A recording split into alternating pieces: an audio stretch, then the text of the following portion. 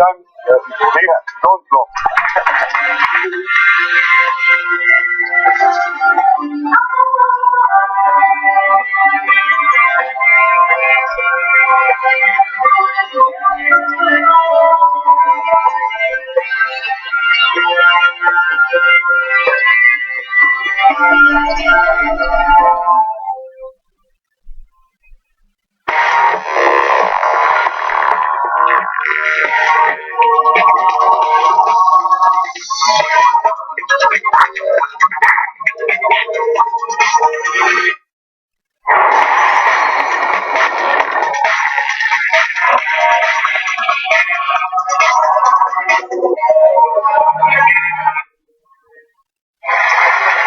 Hello everybody and welcome once again to Dublin for the PokerStars.com EPT main event coming to you from RDS.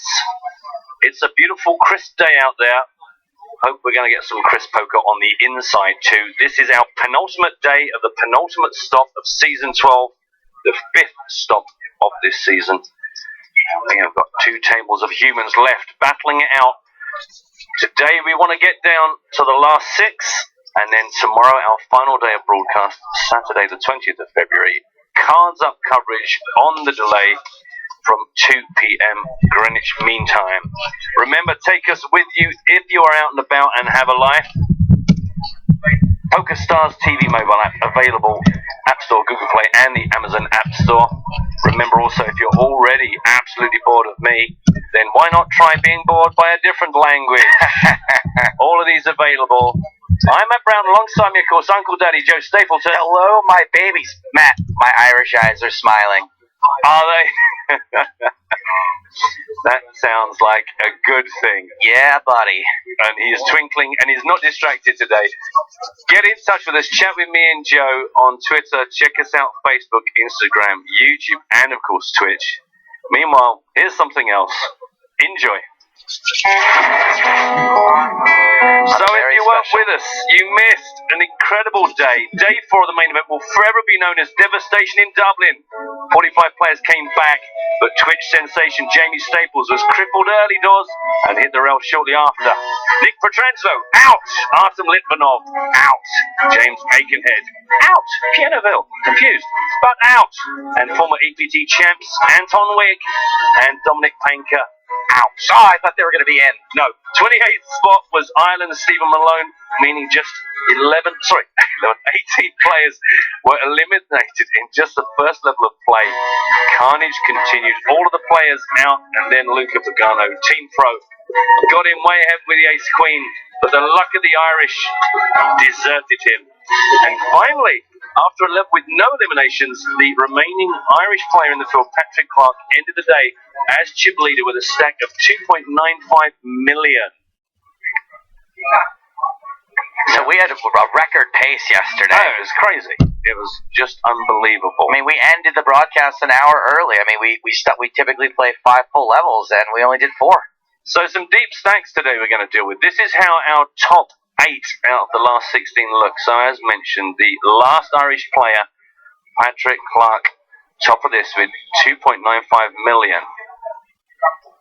The last 16, the shortest stack, Frank Williams, but 275,000. Going to have to make some moves with that. Jaishin Gong, second from the bottom. And Christopher Kruk, who kind of was ruling the roost for so long, now propping up the bottom 3 relegation zone. Chris actually tweeted me this morning, said, if you're looking for someone to keep you company in the commentary booth after my implosion is complete, hit me up later today. Yeah, not a great day. There is the man himself, ready for another day of business. I mean, I'd love to have him in the booth, but hey, hang in there, buddy. Yeah, one of our man buns. Bit of Reese Jones action. Get ready, unbag your chips. And that'll be Alex Golder. That is Alex Golder. Sorry, ahead of myself there. That was Thomas McNamara. That was Mr. McNamara. This is your boy, Alex Golder. I saw some blonde hair. Theodoros Kamatakis. Everybody getting ready for a bit of poker today. This is our feature table we're going to be kicking things off with. coming in at 12,000, 24,000 with a 3K ante. And top of this table is going to be Dmitry Ivanovic. And then, look at that, 5 Union flags all on one table. Cooley Sidhu, Rhys Jones, Alex Golder, Thomas McNamara. They look very similar, 4 and 5. Do look out for that. And of course also Adrian Matthias Ruzzi, and Frank Williams. Everything from 11 bigs to 58. Players coming back for play today. Take my scissors. Oh gosh, To open the bags. that'll be Twitch references right away. Don't forget, if you're watching us on Twitch, join in with the chat. Good luck with that. It's kind of crazy. If you want to talk to us more calmly, hashtag EPT Live on Twitter. Yeah, do it. Remember, if you want to pick up any of the action from yesterday, the PokerStars blog is the place to go. PokerStarsblog.com, or follow at PokerStarsblog on Twitter. As we get things underway here on our feature table. I mean, you can't be yawning. You had an early stop yesterday. Yeah, but it's Dublin, man. You think these guys are all like tucked into bed at 7:30? We weren't. True. Steak. Well, here we go. I mean, we've only got to lose 10 players today before there's going to be a hard stop, because we cannot play beyond 6. We're hoping that 10 players takes about 8 hours, because a super deep final table tomorrow ain't going to be good for anybody. No, we have in more recent times managed to avoid the ridiculousnesses of perhaps some of the season 10 and 11 stops where we would still be bowling away at 5 o'clock in the morning. Coerta Boy on Twitch asks, is this final table? No, we are down to the final 2 tables. There will be a redraw again at 9 for the final seat assignment, even though that is the unofficial final table. And it looks like Rhys Jones, the yawner. He is going to pick up the first hand of the day. Thank you, Matt. It's like we're finishing each other's... I know. Sentences. Sorry, I'm so... I guess we're not really in sync. I was so waiting for you to say something so I could crash over the top of you there, but it didn't really work. Even us getting each other's way isn't working out. Say again? That must go. Oh. Oh man, we could do a whole day like that. That wouldn't be irritating at all. Not for anyone. That's why I have Mark Conway back in the booth. No, I don't mean that. The brilliant thing I kind of missed is he was so easily distracted, and Mark wasn't much of a multitasker. So you go, now don't forget, check out the PokerStarsblog.com for all the information. We got the chip colors on screen. And follow the action. And then he'd immediately go, and don't forget to check out the PokerStars blog. And I go, Mark, I literally just I've done that so many times and too, he goes, though. really? I was just reading something on Twitter. And we would do it at least 6 or 7 times a day, just duplicate announcements. But it's better to be sure. Better to be sure. I did it to James just yesterday. I read some guy's tweet that he had just got done reading.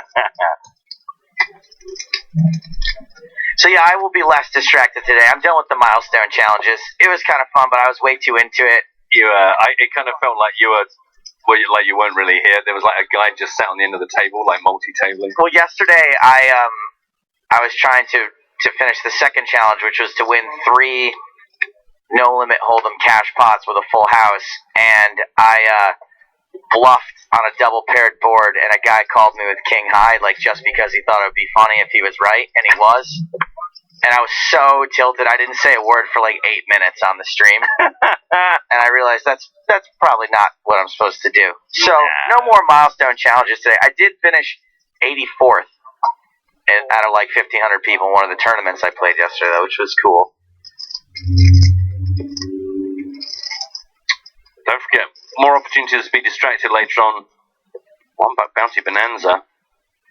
The free roll still happens as well, doesn't it? There's a free roll today. Yeah. We got the $1 Bounty Bonanza today. I'm going to give away 10 tickets to the $1 Bounty Bonanza on Twitter today, and 10 tickets to the $1 Bounty Bonanza on Twitch as well. We're going to do that during the first level.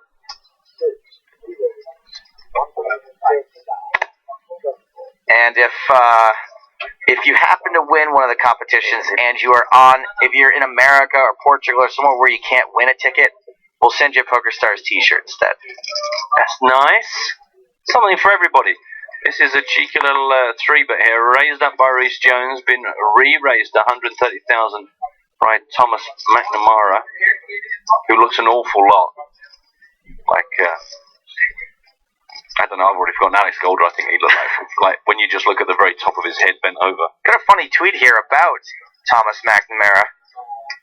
Richard Smith says, I remember when Fionn, a.k.a. Thomas McNamara, nicked the ham and cheese toasty whilst working with me at Costa Coffee. How times have changed. That's from Richard Smith. Oh, whoa. We've got an all-in. Oh, I thought it was an all-in. It's just an all-in on the phone. Sorry about that, everybody. The coffee hasn't quite passed through my metabolism yet, so oh, it's all-in. This time the ham and cheese toasty gets away. Ship it to Reese Jones.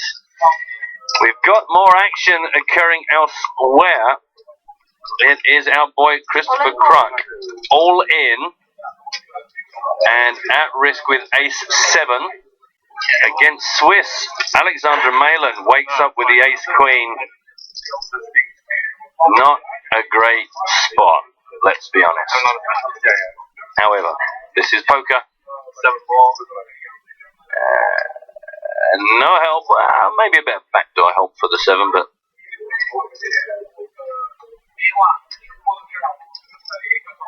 that's not looking good. Ooh, gonna need to be. No, he has whipped it. So your chum. Yikes! Kruk out of there. And we're back in the room. So I guess we're gonna get Christopher Kruk up here. Chris Kruk will make you commentate. I guess there was another way that could have been interpreted, but I was going for commentate. C-O-M. Okay, let's just...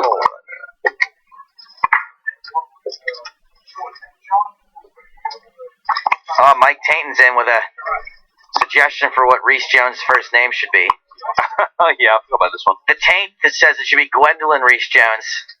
Wow. He says he'll get it tattooed on his face if he wins. I call. We're playing this hand in the dark. Oh, no. No, we're not. We're okay. So he just threw their coat over the camera. Luckily, we've got 2. The second camera. I told you guys that we needed to invest in a second camera. I was going to leave it behind. I thought, I don't know if I can be bothered to bring it. 35,000.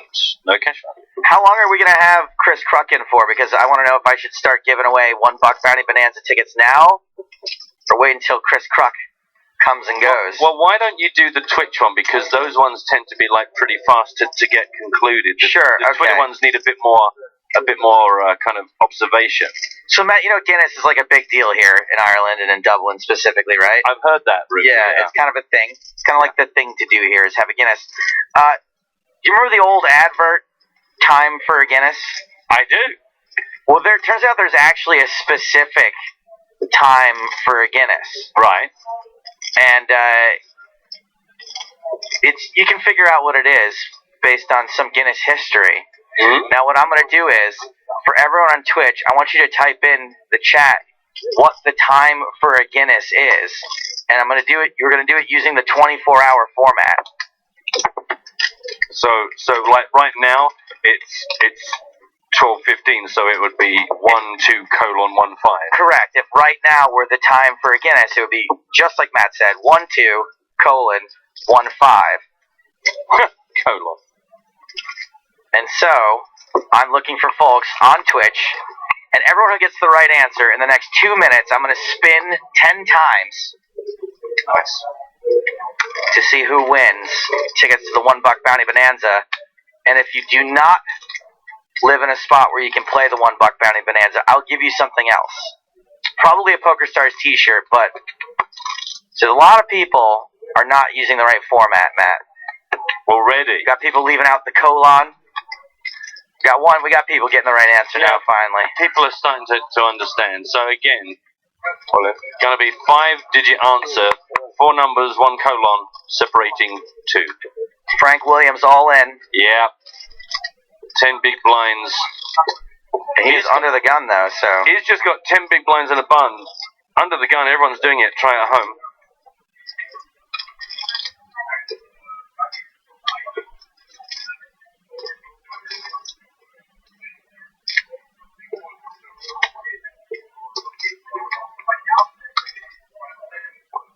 I'm pretty sure if you got a camera close enough, you can actually see Adrian Mates's hair growing.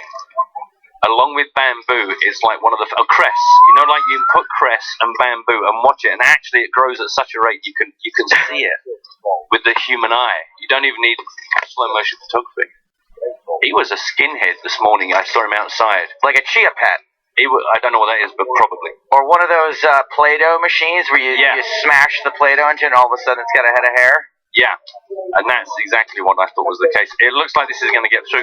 And do you know what? This is like hot off the press, joining us from his recent exit, which is not great news, but kind of good news for us because we're getting in the commentary booth.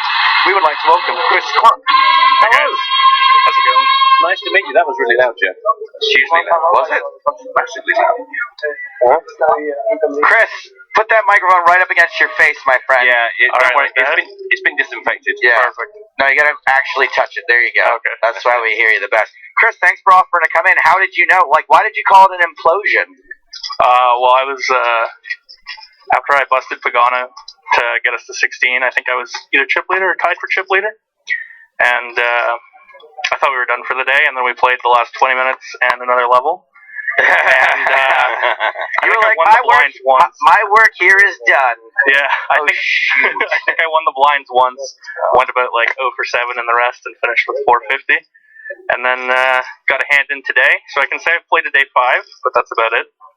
Are you just gutted right now? Are you dejected? Not really. I mean, What'd you make? What was the cash for?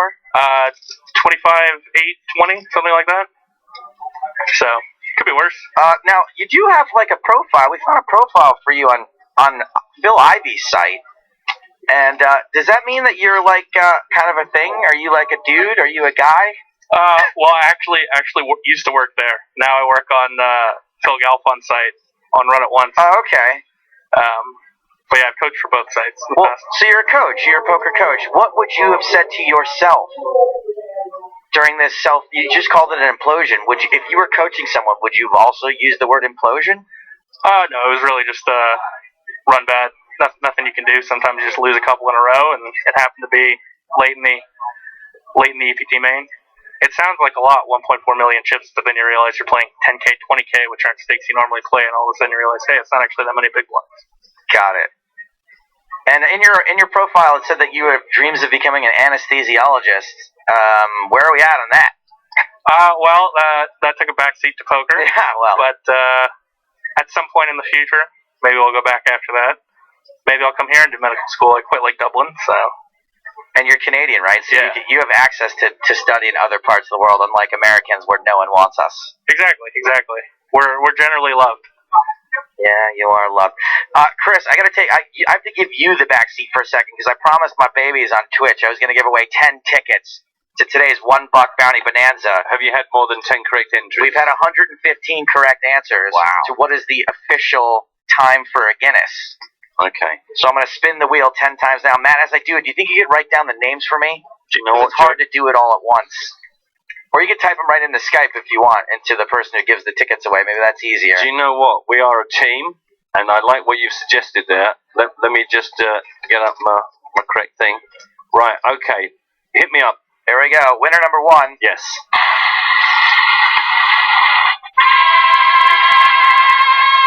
It's take a while, by the way. Sorry. Bosob 4-0 with a lowercase o. Oh, man. VOSOV Yeah. 4. Yeah. Oh, congratulations. I won't do the drum roll for all of them. Here we I was go. going to say that, yeah. We are getting down to 6 players today. Next one here. How do I get rid of this? Don't want to close giveaways. Go back to this. Here we go. Next one. The next one is B. Ramsey, which I'm going to spell this one for you, Matt. Mm-hmm. Lowercase b, capital R, A-H, M-S-I-E. There's going to be a lot of spelling for the next 90 seconds or so. Right, okay. Next one. Formerly known as Turtle. Good lord. Spelled just like it sounds. Formerly known as Turtle. I'm gonna let Chris Kruck announce the next one. Wow. Just to keep Chris involved here. Oh boy. Killa Hassiger. Yeah, sure. Killa, Matt, Killa. Yeah. K-I-L-A-H. L-A-H-A, yeah. S-I-G-E-R. Can I just read that back to you? Yep. K-I-L-A-H-A. 2 L's. I was gonna wait for him to get to the end to see if you got the rest. But yes, it is. K-I-L-L-A-H-A-S-I-G-E-R. Correct. Bingo. How many is that so far? 5? That's 4. That's 4. Do you know what? Wouldn't now be a great time for me to lose my internet connection? Next one. Just aim with 4 eyes in aim. Just enough to hurt your eyes. Yep, just enough to make it real confusing. Next winner. Joey Rocks 99. 2 X's in Rocks. Joey Rocks. 2 X's, okay. We got a 3-bet here. Let's try to plow through the rest of these. This is El Jefe 18. E-L-H-E-F-E 18. We're up to 7. 1, 2, 3, 4, 5, 6, 7. Yes, correct. All right, 3 more. 3 more. Too lazy to think about a name. Just like it sounds. Congratulations, Too Lazy. Ironically, he has the longest one so far. Yeah. And I'm going to let Chris read the last 2. Jones is all in instantly. Hold tight, hold tight. Whoa there, whoa there. Right, so you got to think about this. He's not exactly hugely stacked himself, 415,000 behind. This was actually raised up originally by Alex Golder, re-raised by Matthias Rutzi, and now the shove over the top from Reece Jones. Next winner is Shaw Ting. Just kidding. Not really a winner. They said idiot commentators never heard copy pasta, so I thought I would slow roll them for a second. You didn't win, and even if you did, I would just pretend like you didn't. Next winner, Nico Back, N-I-K-O-B-A-K. Say again slower. N-I-K-O. Yeah. B-A-K. Okay. And I'm going to let Chris do the final one.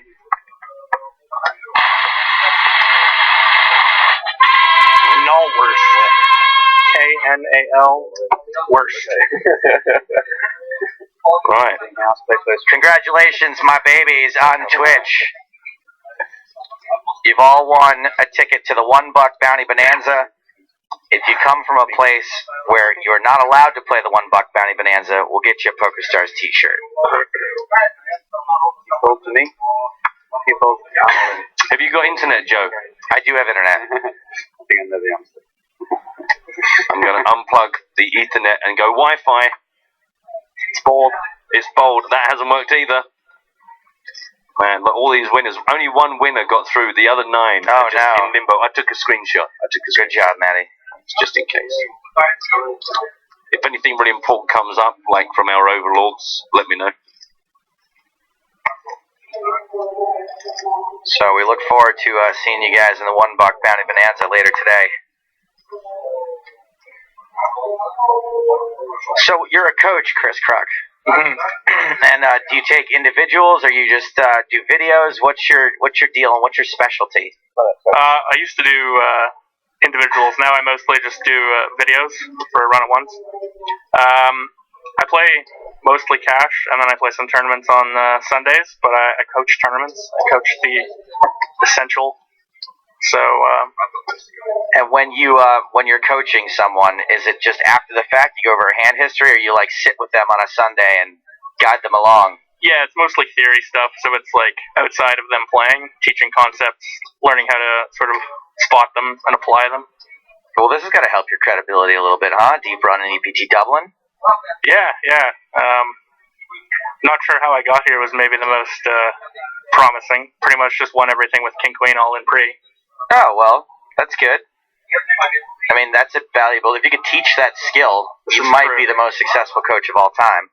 This is true. There's a couple other guys out in this field that might be a little more qualified to do that than me. Sure, but they don't have the kind of time you have. This is true.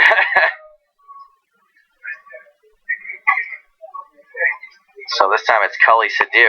Maybe we can get a little if any of the theories that you teach end up coming up here while we're doing commentary, I'd love to hear some of it. And maybe don't give away the keys to the castle, but sure, you could maybe do a little self-promotion and advertising, saying if you want to know more about this, you can hire me as a coach.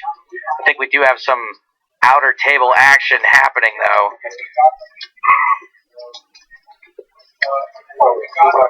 Got Gillis Bernice, Weekend at Bernie's here. 2 aces against the 2 sixes of Yachin John. Oh, man.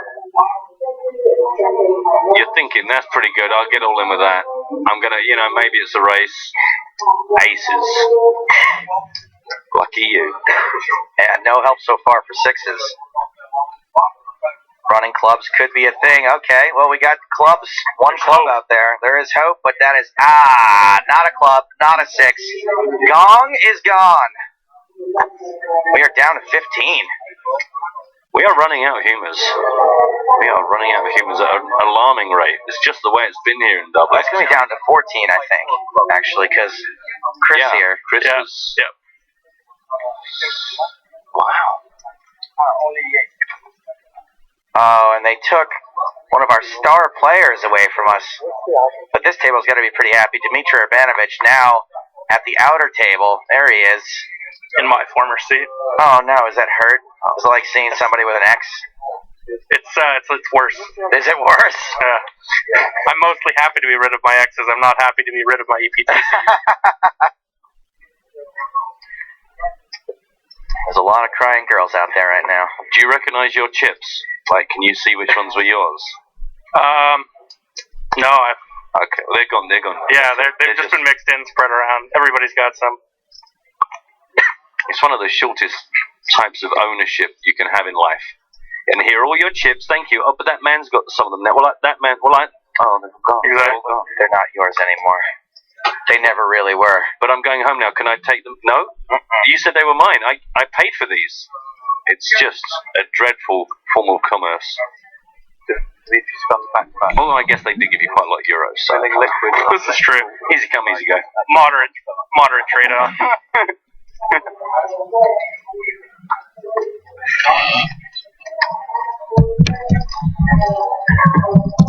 A lot of speculation on Twitch as to whether one of the man buns is going to win.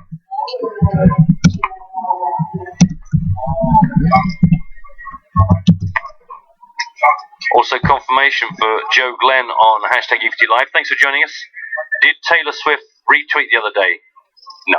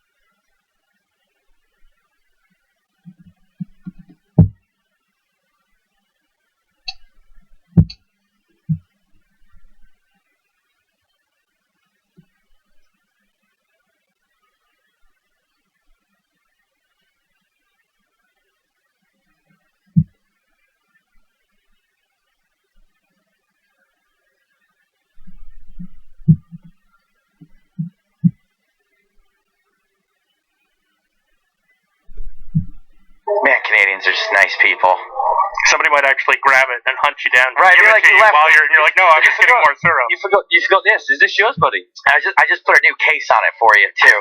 I saw there were some cracks in yours. I saw You seem pretty clumsy, so I OtterBoxed it for you. And the iOS needed updated, so I've done that for you. It's all good to go. Everything's there. Oh, that's great. You just had an offer from Denmark, by the way, on Twitch to buy Greenland because they don't want it anymore. And look, your Gold or McNamara twinsies have just 3-bet each other. I know, it's two worlds collide. Worth pointing out that you might have seen on your screen Coolies to do. Up 500,000 on the day, and considering we've only been going for 10 minutes, that's impressive. That's a lie, but you know what I'm saying. So yeah, it is now top of our table, 1.756 million. Chris, have you ever had this sort of attention before, being on camera so much, being deep in a tournament this size before? No, I mostly just play cash games online, so we go pretty unnoticed. Yeah. Haven't had any deep runs in. Well, what did you think? Will you be back? Or do you want to play more EPTs? Or are you like, nah, but I'm good. I'm going to stay home and play cash games? I try to get to one every year. See the world a little bit at a time. But if you keep breaking them, they get kind of expensive rather quickly. So you don't satellite in. You just win a bunch of money playing cash and buy in. I sometimes satellite in. Just depends if I remember to play them or not. And how I run in those. Usually I make up my mind to go to one, and then I try and satellite in, and if I don't go, or if I don't win, I just go anyway. Yeah. So you pay extra. Yeah, That's so sometimes typically a what I do. 5K buy-in costs me 20K. I've never played a 5K, but sometimes I'll try to satellite into the Sunday Million. I'll try 3 times and then just buy in. So I'm like, great, I gotta finish like 4th now to break even here. That's rough taxes. Where are you paying taxes? 4th and Sunday Million for everywhere I'm supposed to. Fair enough. Is the answer to that question. Yeah, every country that Joe's ever stopped in for more than 3 days, they get him on the books. They got their hand out. Yeah, the Bahamians have been in touch with me. They said, could I give the forwarding address? That's no joke. Can't even deny having been there because you got that picture with the shirt. I remember right. seeing that on the PTA podcast. On my Tinder profile. Because you lost at whatever that game Did you see that? What was we were playing? Tower Defense. What was it? Tower Missile Command? Missile Command. Yeah. Freaking hard again. There it is. There's the picture. I have it on my. Well, that is a good one. I'm so proud of it. There's myself and Hartigan and Joe pretending to be waiters. That was a good shot, actually. I was a little bit. You didn't want to give it back? A little part of me was thinking, do you know what? I might just see if I can keep hold of this, because there's going to be somebody's going to have a Hawaiian party, or someone's going to have some kind of we're all going to dress like crazy people. Birthday might need a clown. Exactly. Matt is a wedding singer in his free time, and I feel like that's a great wedding singer shirt. Do you know I've done a couple with like that where they said, oh, we're having this big hall. Once I got completely trolled by a couple who said we're having like a beach themed party. So me and the boys in the band, we all turned up with like straw hats and Hawaiian shirts and stuff. We were the only people. Oh no! So I don't know if that's what she meant. If she meant we'd like the band to have like a Hawaiian beach theme, or whether they came up with the idea and so many people went, I'm just going to come in a dress. They went, oh, we'll just leave it. Didn't think to tell the band. So we turned up for like a right bunch of wallies. I guess that could have just been like your thing. Yeah, well, I guess that's what people thought was, oh, this band come dressed like they've been going through the charity shops for the last month trying to find a cheap shirt, which is exactly what we were. Alright, so we got Blind on Blind here. Reese Jones, Adrian Mateos. So Jones pretty much has ace high here, mostly. Having not bet on that board. You think he's immediately in cheap showdown mode? Yeah, or he has a deuce, pretty much. Pretty much the board's really dry, and it doesn't hit Mateos' checking back. How do you come to that conclusion that of all the hands in the world, because it's unraised pre-flop, he just checked, that you're like, nah, he's going to have an ace most of the time or a deuce? So pretty much the board doesn't hit the portion of hands that Mateos checks back. And so when Jones has nothing, he has a really profitable spot to just bet small. So he frequently has a hand that wants to get the showdown. So he's going to have a deuce, a 9, ace high, and then occasionally he'll have something like 10 3 queen. And we can discern all that just from the fact that he didn't bet the flop. Yep. And when he bets turn, he mostly has a 9 or 10 3 queens now. Wow. it's like a guessatron that works. Like, Right. there's actually, like, it's not just us shouting out random ideas. Like, It's a guessatron that's actually plugged in. Except when it's wrong, it just blows up in your face. yeah, I guess in your position, when you get there wrong, it's going to be slightly more damaging than when we sit here going, no, turns out he had pocket threes. I mean, well, and also we got a lot of situations like this where we never know, so it's the equivalent of the Magic 8 Ball being like, ask again later. Exactly.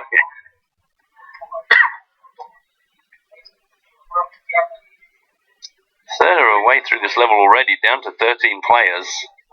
Remind you today, it's hour and a half levels with 20-minute breaks in between. Chris, do you have a least favorite beer? And if you do, don't say it out loud right now, but we're going to run another competition and maybe you can participate in it. Do you have a least favorite beer? Yes, for sure. Okay, write it down on this piece of paper here. Nice improvisation. Perfect. Perfect. So I'm going to get rid of this one. So we just did a competition on Twitch about beer, about Guinness. And it turns out that one of us, either me or Chris or Matt or James, hates Guinness. Like, just can't stand it. It's his least favorite beer. So for Twitter right now, guys, get your hashtags ready. Hashtag EPT Live. I'm going to give away another 10 $1 Bounty Bonanza tickets to whoever can correctly identify the commentator with their least favorite beer. So it's me, Chris, Matt, and James. And the 4 least favorite beers are Guinness, Milwaukee's Best, Busch, and one of us apparently loves every beer.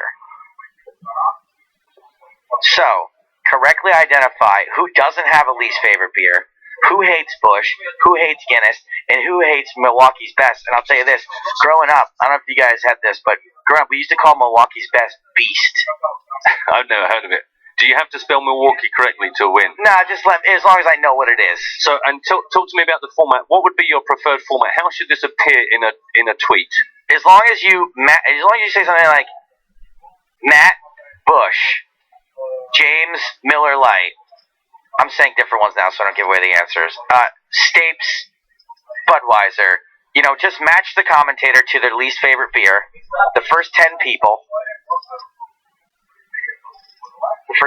who get it right on Twitter using the hashtag EPT Live, I'll give you a ticket to the $1 Bounty Bonanza. And don't forget, Chris is the other person. Chris Kruk. Or just the other guy. Or other guy. I'm not a fan of other guy. Get it right. Get it right.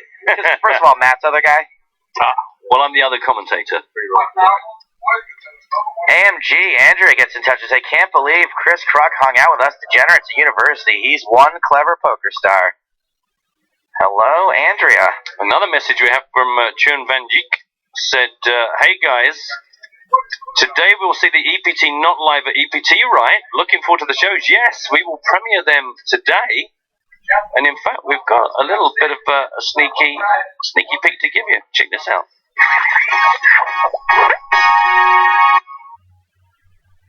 I wrote Twitter and I said, replied to her, I will suck your for a blue check mark. What's the advantage of having a blue check mark? You're basically only celebrities have blue check marks. That's not true. Oh, I see. So that you can't... It's not about celebrities. It's where they're worried about impersonation. Exactly, and who would be worried about impersonation? If you look at all the people who have blue check marks, what percentage of them are celebrities? 90%? 70%. Which is why I said mostly celebrities. It's not how I said mostly celebrities. Journalists. A lot of journalists working for a lot of publications, a lot of TV channels, a lot of radio stations, a lot of my former colleagues who... I'm not saying there aren't journalists. All I'm saying there's mostly celebrities. But the point I'm coming to is...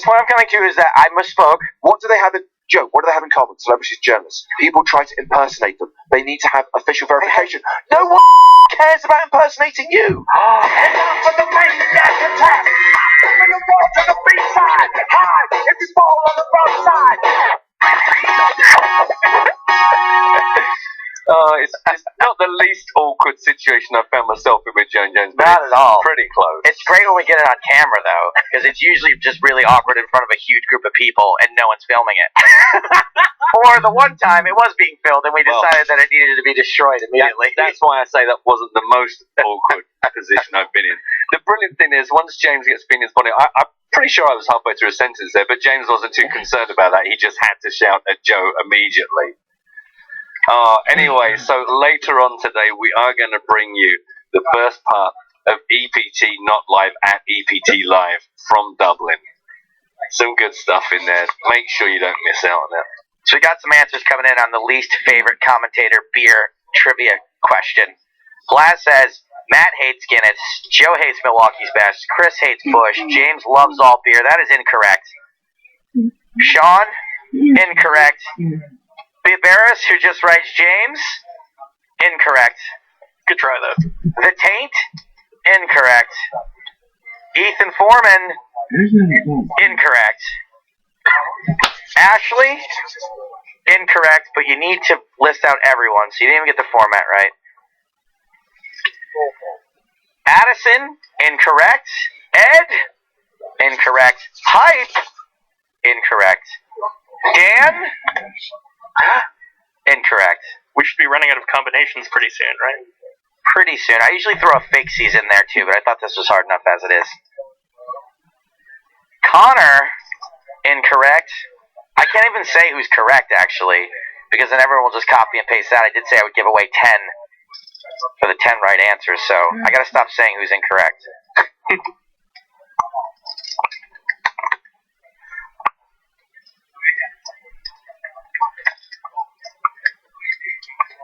This is crazy. A Justin Bieber fan site. What? That has 140,000 followers. Said, shout out to our special Justin Bieber's fans of the day over at EPT Live. P.S. Chris hates Guinness. So they're not even just stealing the hashtag. They're actually They're actually playing. watching. That's awesome. Wow. Aled says James for sure. Don't know what that means. They've clearly slightly simplified the question. Steven says Chris Bush, which is just funny. This one raised up by Mateus, by the way. We've gone heads up to a King 9-4 double spade flop, 190,000 in the middle. A check from Mutsi brought a continuation from Adrian.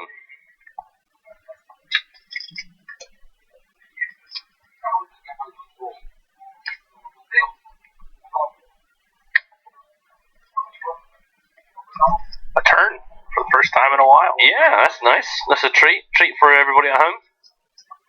250,000 in the pot, double suited, so diamonds and spades may come into play. Or maybe they won't.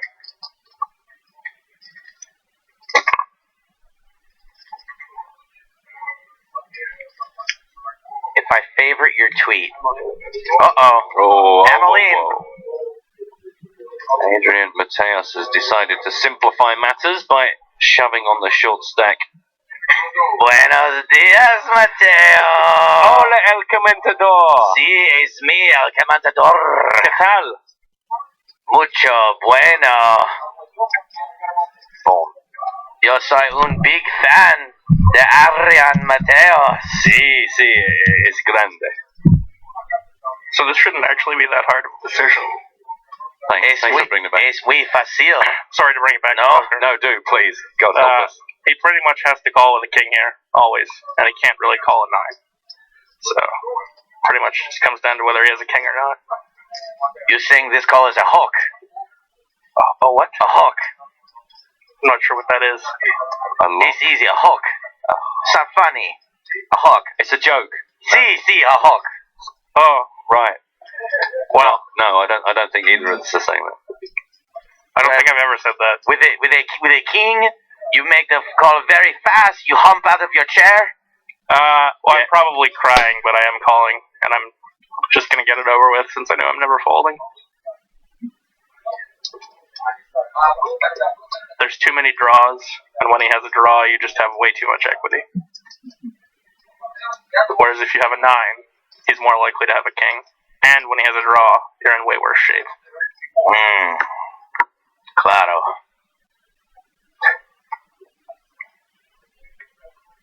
I was in my room, watching my film favorito, Humping Hack Flash. I love Whoopi. Me gusta Whoopi mucho. Have you seen Hump for Hoy? Humping for Hoy? Yeah. See. Me gusta the juxtaposition. You're watching EPT Live. 2 minutes and 15 seconds tanking on this potentially tournament ending or not. What about Reginas?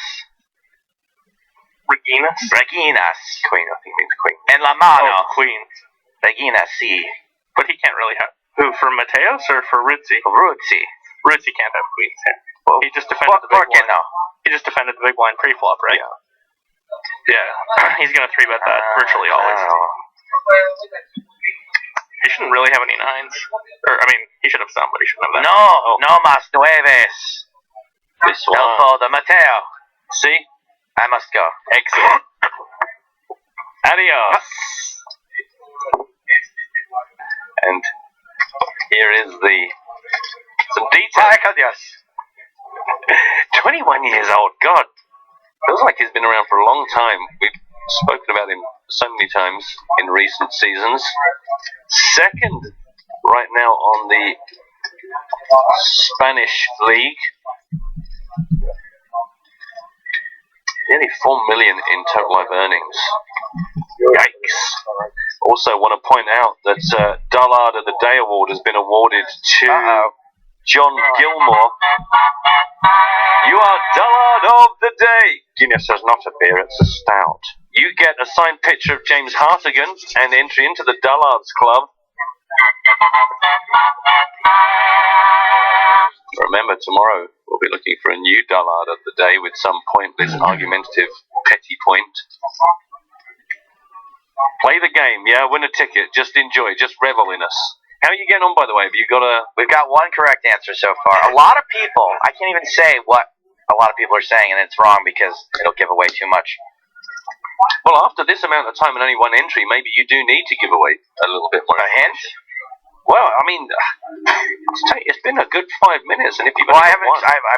I was stepped out because of Yeah, you had to make room for the seats, yeah. And this one, a raise under the gun. Everyone's doing it, trying at home. A re-raise from Cully, and now licking his wounds from the last hand. 10 big blind. I think that's all he had. Yeah, just under. Yeah. Now there's a lot of game theory people out there, right? Smart people out there. The answers to this question should have been fairly obvious, right? Because Chris, we had already planned the Who Doesn't Like Guinness game, and Chris was a late-minute addition. So Chris probably shouldn't be the guy that didn't like Guinness, right? That makes sense. True. So there's one way you can come to the decision, and then also, I asked Chris, "Do you have a beer you don't like?" And he said yes. So one of us loves all beer. So it should be pretty obvious that's also not Chris. So there's 2 ways you shouldn't be getting this wrong. Oh. Buenos dias, Mateo. Hola, ¿qué tal, el montador? ¿Qué es un mano de Mateos? Asas? Oh, sí. Sí, asas. Yeah, this is... Bet he wishes he had his old hand back in the last one. Yeah. Ay, Dios mío. Changed my mind. Ay, mi estómago. I don't think you're allowed to do that. I don't think they'll let you do that at the tables. I don't know if you noticed that. By the way, can I take that hand now? For sure. Es muy malo. El flop. Uy. 2 outs. Yeah. And the guy who 3-bet and folded probably folded an ace. So he's probably drawing to 1 out. Uno as. That is not going to be good. I just found Mateo. Big hand there for Rutzi. Making the, yeah? I must go. Okay, as you are. And of course there, Mateus taking advantage of being in Dublin and enjoying the luck of the Irish.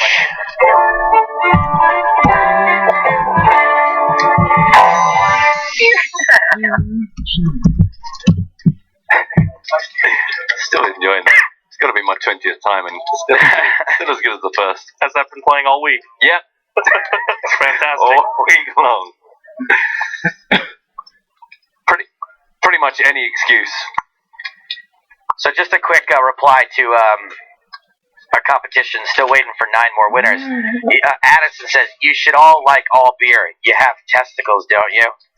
Oh, man, because you're not a man if you don't like something. Yeah, I got... not just... Yeah. Boy, oh boy, because all men have to love beer, otherwise you're not a man. Yeah, obviously lots of inadequacies elsewhere in their lives that they're worried about that. Oh. I mean, our Dullard's been back in touch. He's angry at me. He's using really strong language. Unusually coherent for a Dullard. You know, it makes you not a man if you're, like, polite to people. Yeah. Yeah, you can't joke about people, yeah? Because if you joke about people, then they must be saying you're not a man. So you have to shout and swear. Right. Well done. Always nice having fun. All right, we got another winner here. Okay, 2 so far. Alex Golder. Got a bit of the Andrew Pantling about him. 5 deuce Jack Rainbow. Antonio almost nailed it, but unfortunately he decided that Matt doesn't like Miller. I don't think that was one of the options. I probably confused him when I gave Miller as an example. Alex has decided to just bypass the whole problems of a competition by simply saying, I like wine.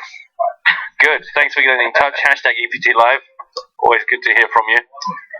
Potential job opportunity if the voice of Ralph Wiggin dies out. He can fill in. Also, we've not really reflected on it, but a huge amount of love coming in for that short teaser trailer for EPT Not Live at EPT Live with James Hartigan being thuggish. Am I allowing 2 entries? Am I allowing multiple entries? Considering how few correct answers you've had in like 10 minutes, I think you're probably going to have to start slightly loosening off.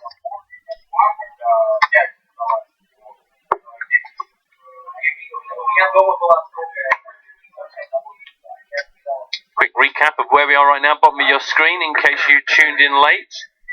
We've got 41 minutes left on this level. Only 13 players. Playing down to 6 today. Hoping kind of that it doesn't happen too quickly, otherwise tomorrow could be a real chew with big stacks. It'd be lovely if these guys play out a bit longer with this many. But there are a couple of short stacks just at our table. Thomas McNamara sitting on about 18 bigs. Adrian Mateus, middle of your screen right now, on 16. It was a weird day, too. We started with 47. We were down to 24 in like an hour. That was crazy. And then the last hour and a half of the day, nobody busted. Yeah. Yeah, that was surprising. I don't make these final 2 tables that often, but I have to feel like that's not normal.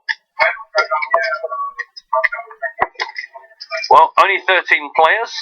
You know the guys in our feature table. Let's just take a wander around. Dimitri, sitting next to Mr. Kamatakis. And Barnich and Gil Berniz have been chip leaders along the way. Next to those guys, we've got our last Irish entry, Patrick Clark. Had nearly 3 million to start things off. Mikhail Petrov was pretty aggro on our feature table yesterday, kept things interesting. And our Swiss Alexandre Mailand, who 2 days ago bounced onto our feature table looking like he was going to be out of the tournament with a short stack, but he has had a tremendous comeback. Now in the last 13, guaranteed a payout of at least 32,870 euros, and the next jump is at 11 when it bumps up to 39,320. I'm pretty suspicious if Mikhail Petrov is a true Denver Broncos fan. That seems unlikely. That seems unlikely. I agree. The funny thing is, I didn't realize, as a Brit, I didn't realize that wearing shirts with teams on it, like, you can't just do that as a fashion thing. It really means. And the first time I travelled to the States, and I'd have like some T-shirt I bought from like Tesco's, like for £7 that had some team on it, and people would go, "Yeah, go Raiders," and I'd be like, "Hello." It's more surprising that you found a Raiders fan who would admit it in public. That's shocking. And who wasn't already lighting a car on fire.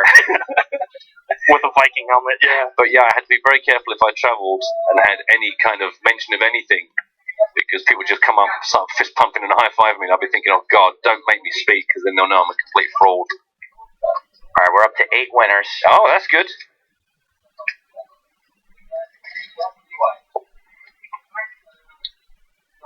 You really make people earn it. We have our fun. It's so fun if people get it like right away. It's just like, the competition's over.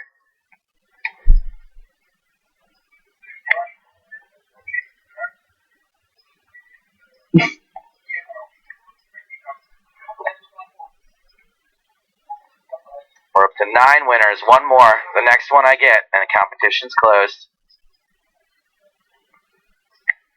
One of the commentators that we had in previous seasons, a guy called Mark that I used to do a lot of work with, he would be up all night creating these really complicated competitions, like how do you get from Dominic Panker to Mike McDonald in 6 different, and he would be going through the databases, and he would literally have just about got the question out of his mouth, about 9 correct entries came up.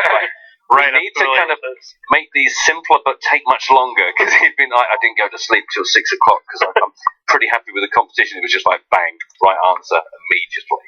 All right, I'm ready to announce the winners. Oh, fantastic. Ready? Everyone on Twitter, are you ready to find out if you're a winner or a wiener?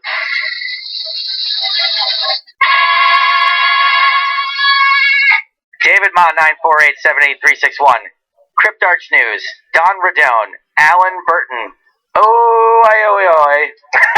Sorry, could you say that one again for me? Matafacat, Gaz Bonus 1, Rafal Miaz Gauk, Glenn Weber, and Rick Jeffrey. You were the first 10 to get the right answers, which were that Chris Kruk does not care for Bush, James Hardigan hates Milwaukee's best, aka Beast, Joe Stapleton loves all beer. I'm serious. I don't love them all, but like I don't have a least favorite. Like I don't care. Literally put it in front of me. I'll drink it and just say the next one. And Matt Broughton does not like Guinness. Suddenly I feel very unsafe. This is the wrong place to say. It's not only does he not like it, like you hate it. No, yeah, He can't even have a sip. And we talk a lot more about that on EPT Not Live, which you guys will be able to see during the breaks today. The production guys have been back in touch with each other, so they caught every single name, but they missed the one between Alan and Mata. What was that one again? That one is It started raining in here. What are the chances of that?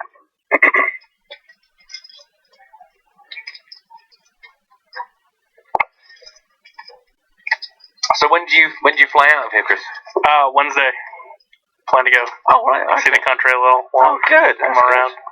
Did you come straight in and play, or did you come in with a bit of leeway at the front? Oh man, I thought I was going to play 1B, so I had an overnight flight booked from Tuesday to Wednesday morning. Got here and realized I was playing day 1A. Oh. To make matters worse, I'm not a huge fan of flying, so I decided I really wanted to fall asleep on the flight. And so the plan was to just not sleep Monday. You took some drugs? No, the plan was to not sleep Monday night, so I would have to fall asleep on the plane. Right. Didn't work. So I played 1A of the UK IPT main on 60 hours no sleep. Went to take a nap on dinner break. Woke up the next morning at 10 a.m. Missed levels 10, 11, and 12. Oops. It's all in the planning, apparently, being a professional poker player.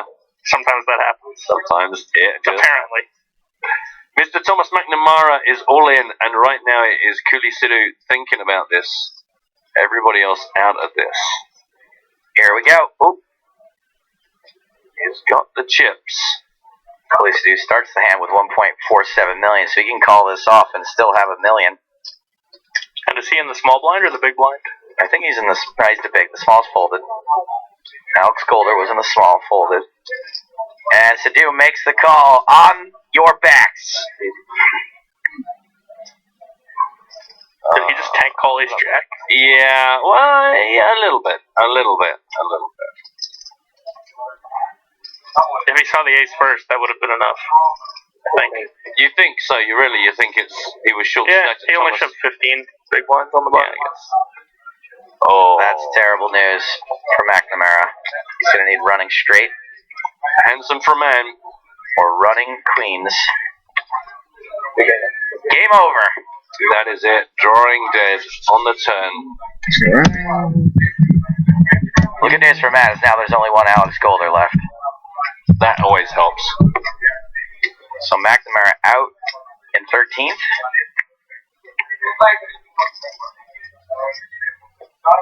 Sorry, at least you're going to get some more, and you get a firm rub down from Greg. That seems overly sad for a 14th place finish and nearly 33 grand. 33 grand. What would you do with 33 grand, Matt? I know Chris is like he's like a smart poker player. He's just going to go back in his bankroll. And actually, let's talk to Chris. How much would you take out of your bankroll? If you of your score here? It's just all going in. It's all going in. Yeah. Just you don't even get to have a pizza party. No, just spin it up. Just spin it Is up. that a thing? A pizza party? I'm joking. At the very least. But do you live the baller lifestyle at all to begin with? I've had a couple poor purchases, mostly watches, but other than that, I keep it under control. He's a watch guy. Yeah. Actually, I have a pretty good story for what would you do with 30 grand if you... Please. Yeah. We love So stories. I was at a Buffalo Bills game with a couple buddies, and they're putting the 50-50 jackpot up on the jumbotron, and it was like $65,000. Jeez. And the guy in the row behind me says, "Man, a week ago at the Sabres game, I nearly won the 50-50 jackpot, and it was 100K, so I would have got 50K. I was off by one number." And his buddies are just super interested. And he says, "Yeah, it was 8. The winning number was like 8712,000, and I had 8713,000. So first of all, he's off by 1,000 or something, or maybe 10,000. 300, I think, is the way you just said it. But So then the conversation then segues into, well, what would you do if you'd won the $50,000? And he looks his friend straight in the eye and says, "Man, I'd go to Canada." And that was just it. That was his whole plan.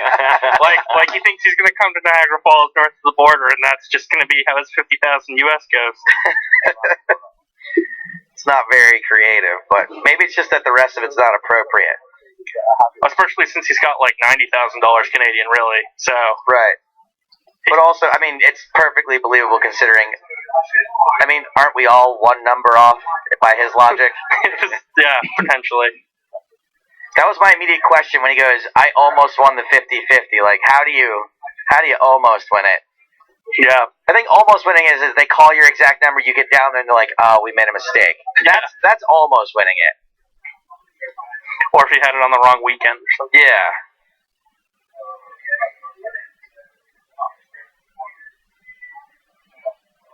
"30 minutes left on this level.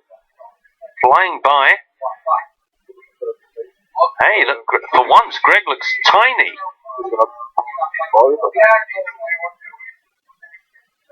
Man, never thought I'd see that kind of perspective. We are getting ready to welcome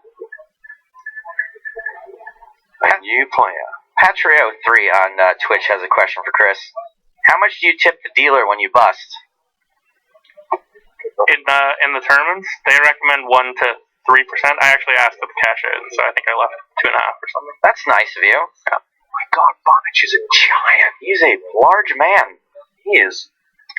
Word on the street, our boy Pete, down on the floor, reckons he's about 6'10".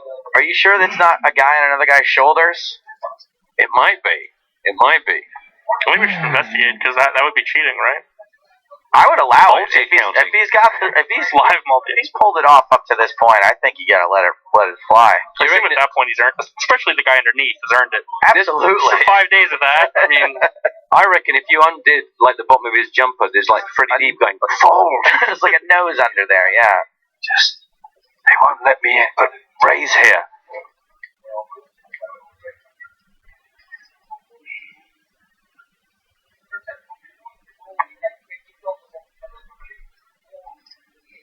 That's a huge bit.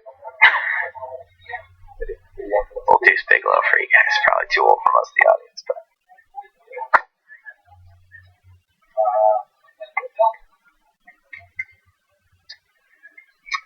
So Reese Jones raised under the gun. Everyone's doing it. Have a go at home. Called in 2 spots. That's a disappointing flop. That's going to kill the action. Everybody's going to be so worried that everybody else has a queen. So far, the story's checking out. Checks around. I've got a question from Simon Baker, not the mentalist. I don't understand. He says, you don't like Guinness. Do you even Ireland, bro? Sorry? He does in Ireland. I don't know what that involves. I have nothing against the people or their drink. I just don't like it. Check after the turn, and now it's kind of going the same way. How did he know? How did Chris Crock know? It's magic. Poker knowledge. So your Guinness, for your hatred for Guinness, does that include Guinness in food, or is that just only drinking it? I assume, yeah, if you're having like a Guinness pie, Matt, you probably wouldn't be able to taste the Guinness in it. Or maybe your distaste of it goes that far. I must admit, if I'm in a pub and there's like a Guinness and something, I'm going to avoid it. So I don't know the answer. There's a chance that maybe in that instance I would be fine. That's where the taste test should be. We were going to, because I knew we were going to maybe do a taste test for Matt on the podcast. Would have been too easy, I think, if he really hates Guinness that much for him to know what it is. But if we did like a bunch of pies and one of them cooked with Guinness, that would be interested to see. The thing is, I feel like this is the opportunity because when, a lot of people have been saying, when you have Guinness in Dublin, it's just so much different, so much better. And part of me feels like I need to try it because here I am, and who knows when we'll be back, having been 7 years since the last time we were in Dublin. But I also don't want to blow a good taste test opportunity. So I'm kind of torn. So Sadhu's sort of repping like Jack 10 or Jack 9 here, and he has probably 8s or 9s for Jones, would be my guess. Well, we're going to get to see him. Got an He has ace king high, that seems to make sense. Ace 6, 8, 9. And Sadhu was repping what Chris said, but just didn't happen to have it. That seems like a strange rep from Sadhu. It doesn't feel like there's a huge amount of value in that rep there, particularly. Can we get a pat on the back here for Reese Jones for calling there too, by the way, with a hand that couldn't beat 8s, 9s, or a jack. Because when no one shows any interest in a hand that far down, do you go, well, I guess I can win this with a bet? Oh, hold tight on this. We've got an all-in. Kamatakis is got the triangular death in front of him for 1.2 million. The decision on Gil Bernies. This is a huge pot if he calls. It's very expensive for Ilios to bust in the small blind here because of how much his stack is worth with all the other short stacks around. So he should be quite strong. Well, that's some theory, right? Yeah. That's I guess that's called ICM. It stands for Independent Chip Model. And Ilias does play in Stream Online. Do you think he's aware of that? Yeah, I've heard he plays a lot of satellites and stuff, and so that's one of the prevalent concepts that applies to satellites because you're frequently playing for pay jumps, and that's where it mostly applies.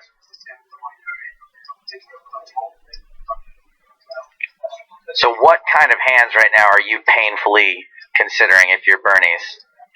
So he has 1.2 million, so it's 50 bigs. So I assume he opened and then Bernies 3-bet, and now he's just shoving. So the thing is, it's a good spot for Bernies to be light pre-flop because he could put a lot of pressure on Ilios. So it sort of depends how he thinks Ilios will react, but he probably has to call 9s and ace queen, I would say. And nothing worse? Potentially like 10s and ace queen. Ilios made a pretty tight fold yesterday, and if that's, he said he did. Whether he may have been stalling to just try and get the data in, but if that's the case, then maybe you call a little tighter. Z on Twitch says Ilias is a nit whale. He has aces plus here. So aces and double suited aces. That's it. Yeah. He's already got quad aces. He's just slow playing them. Well, then I'd probably just call 5 of a kind, I guess. I love the fact that our on-screen description of the other table. The other table. Went through the looking glass. Feel the burn. If he's tanking, he probably folds ace queen. And he shows, what is it, a 4? Then he bet 3 bet 4s. Oh, if only we knew. So he's A 5. It was a 5. A 5. So then he's bet 3 betting 5s. And he wants a fold there, obviously. Yeah, for sure. He's just banking on Bernice just being too wide. Another all-in back on our feature table. Reece Jones. It was a raise from Matthias Rutzi. In fact, Adrian Mateus is going to isolate here. He's coming back over the top. And we are 5s versus queens. The queens for Mateus ahead, but he is the player at risk. Buenos dias, Mateo. Hola! Hermano es Reginas. See, your man has queens. Reginas es bueno. On el flop. See? He's invoking some witchcraft there. What's he mumbling? Just 2 outs on the river for a million-sized pot. We just have to He needs joy to El Rio. channel his inner Phil lock and put the 5s on either end of where the river cards come. See? Now he missed because he didn't Yeah, do that. he missed a trick there. So, ouch! Mateo, See? you're so happy. I can see that. We happy. Muy happy. Mateo, See? I must go. Bye-bye. Ay, que Dios.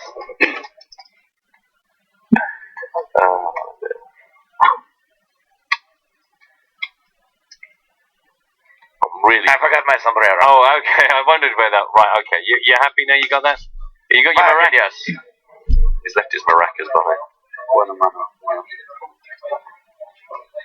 Any minute now. Lots of peer pressure on Twitter. Thank you about drinking Guinness. All right, I'll try it one day. I promise. I'll try it here. A few people vaguely telling me, isn't it acquired taste? Nothing convinces people to try something like yelling at them on the internet. Never a true word spoken. If only it worked for anti-vaxxers. Right? Cooley's top of our feature table, 1.8 million. Reece Jones, 1.3. Good news for Adrian after that double up. Over $1 million now. Shortest stack, Matthias Rutzi. 21 big blinds. 20 minutes left on the level.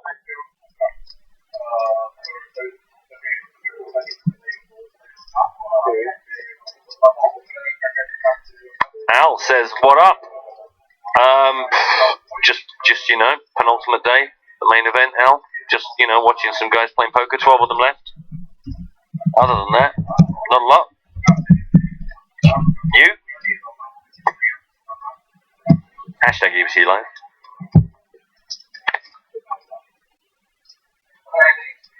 A raise from basketball sensation Ivan Barnich.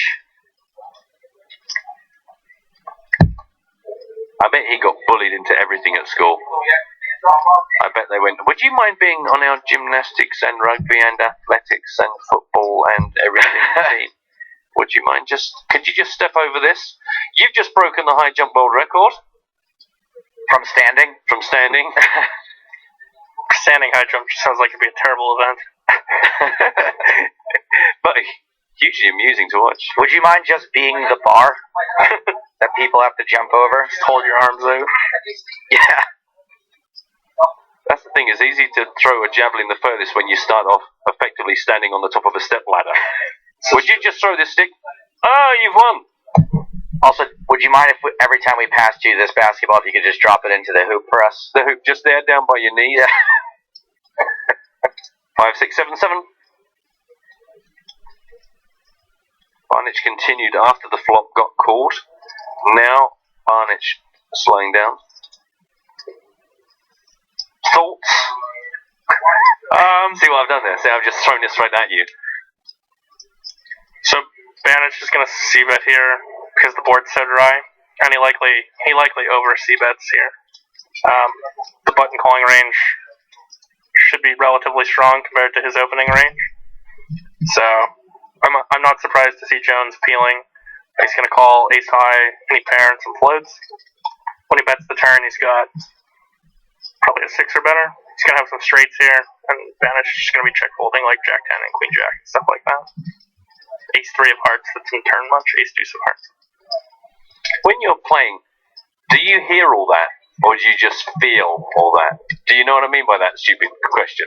Like, do you do any of that? Do you kind of walk it through, or do you just know where you are and sense when you're good, you're strong, you're drawing? Sort of depends how familiar the spot is. Right. You know, there's some spots where you just go, oh, yeah, I've played this spot like a million times, so just do this. And you've sort of forgotten why you do what you do, because it's just second nature now. But the spots that are more uncommon, you sit there and you think, okay, hold on, now what's going on here? And then you have do to the really full piece it together. commentary run through in your head. Yeah. Or against a weird opponent. Like, I think we can count on both of those guys to be playing roughly similar strategies, because they're both pros and they're both tournament pros, and obviously they're going to have, you know, nuances to their individual games, but they're probably playing close to the same strategy. Yeah. Whereas somebody like,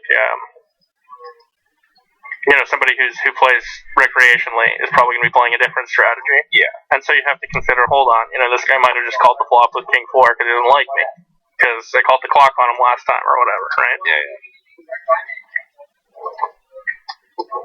Those are the spots I find more interesting.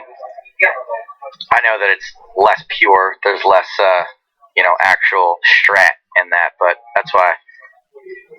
Yeah, they're definitely weirder, and it makes them more fun, I think. Yeah. I think Hold'em's sort of simple enough, especially at short stacks, that it can get kind of boring. You know, you have 18 big blinds and you have 7s. You pretty much just have to hold or get there. Right. Depending on what the other guy has, there's not really too much room for outmaneuvering anybody. Or outthinking. Yeah, exactly. Mikey Doherty, 96, says, so if it goes to 9, does the delay start? We start seeing hole cards. No, sir. We only do hole cards on the final day, which is tomorrow. And we will play down to 6 today, more than likely. We're at 12 right now. Final redraw will be at 9.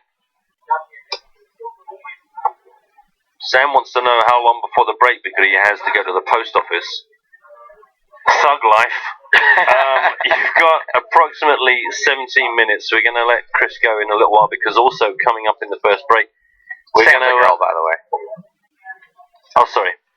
Whatever. How would you know that? You looked at the picture. Sam's a regular viewer.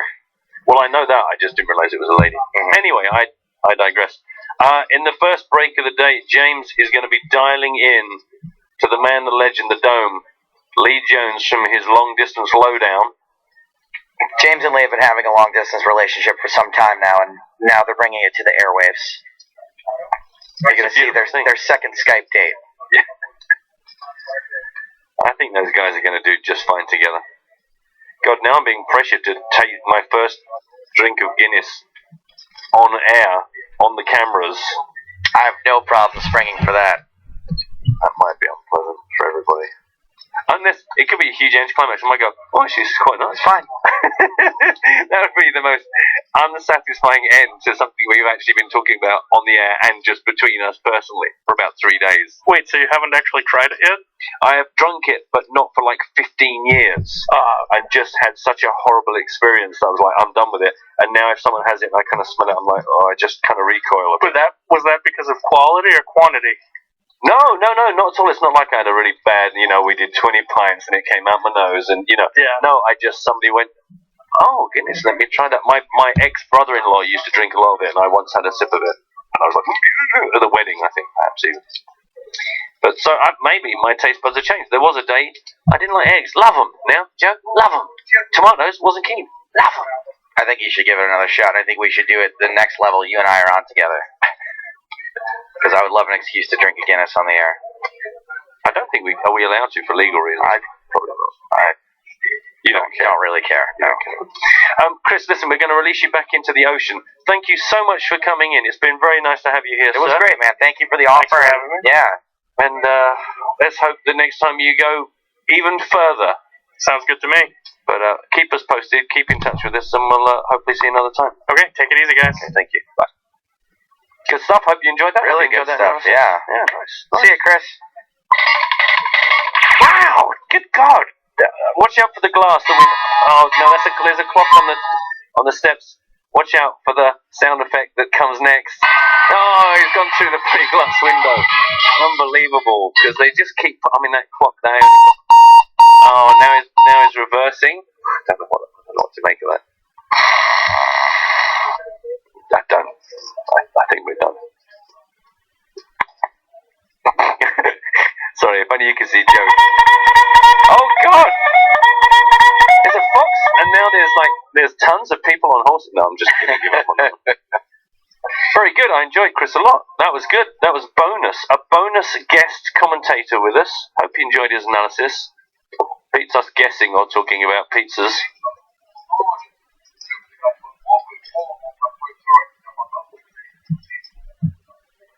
A couple of people asking for specifics across the two tables. Don't forget the PokerStars blog is still out there. Obviously, now that we've just got two tables left, 12 players, way more of the chip updates coming through more often.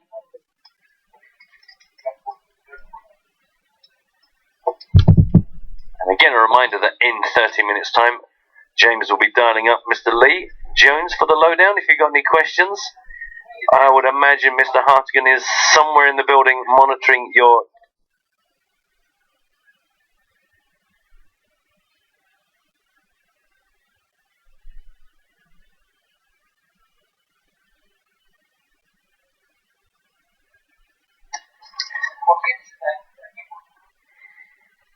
Peter 182 saying, Chris who? That was Chris Kruk, who was finished, I believe, in 16th place, if memory serves. He appeared on our feature table a number of times in the last couple of days. Massive chip leader at various points of the tournament. Indeed.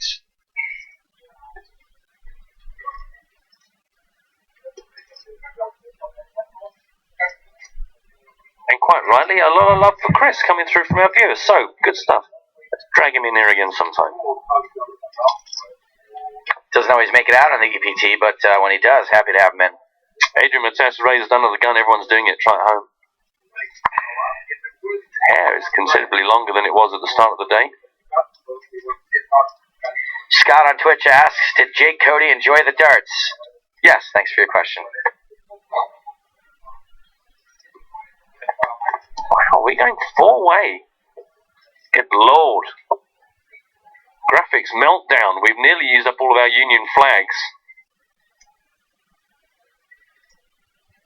9 high flop, 9, 3, 6, 2 clubs. And C-bet from the pre-flop aggressor.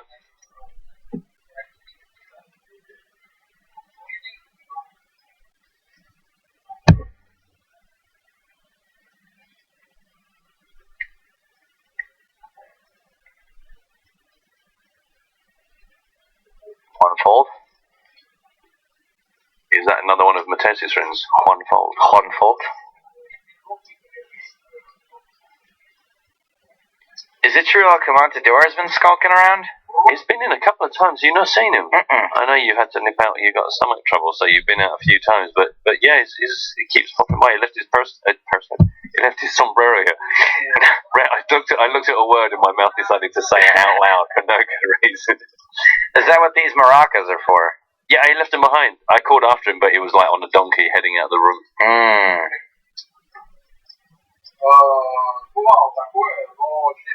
He was on his pet burro, Sebastian.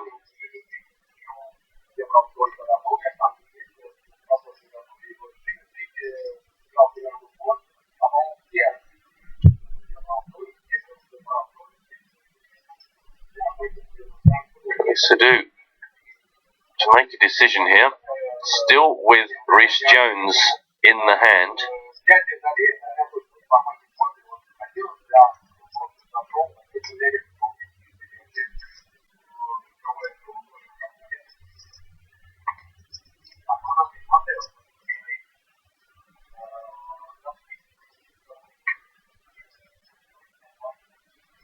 While we take This brief pause for Sidhu's action, being asked by Paolo, have we already had the challenge for today's chance to get a Sunday Million ticket? No. It's a rollover. So we will be coming to you a bit later on with details of how you can pick up one of 4 tickets today. Stay tuned. In the break, James talking to Lee Jones, and then more poker action from our last 12 players, and more opportunities to pick up some prizes, and the aforementioned Sunday Million tickets. At least.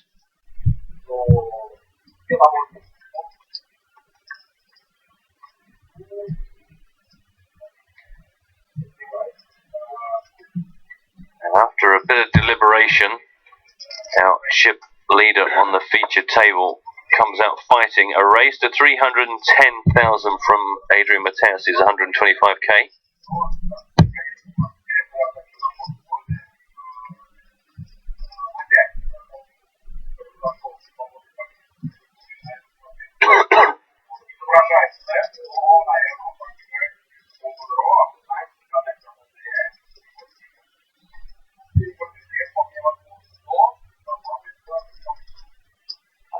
He is not asleep in there, because that would be really embarrassing. That would be. He's back.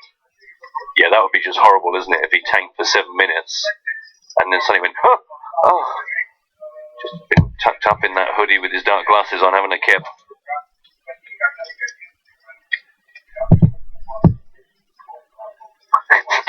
James Hoskin just put a chair on my foot. That was unpleasant. Just thought you needed to wake up a little bit.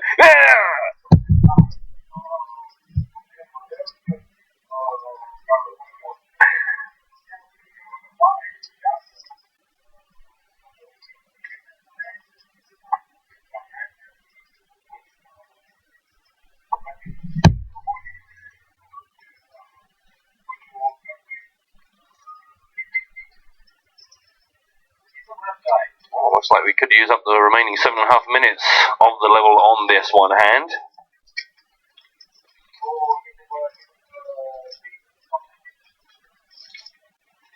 Being asked if I owned a unicorn, what I'd call it.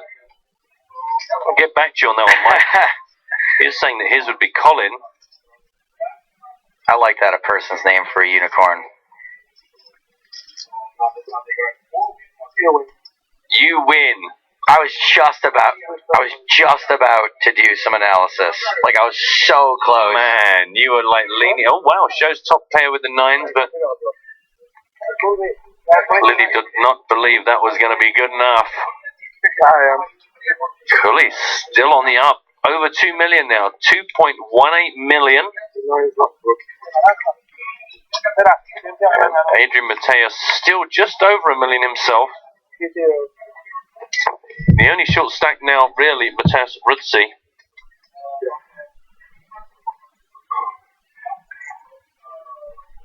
As you see, with only 6 minutes left on this level, when we come back after the break featuring Lee's Lowdown, we'll be at 15,000, 30,000 with the 4K ante.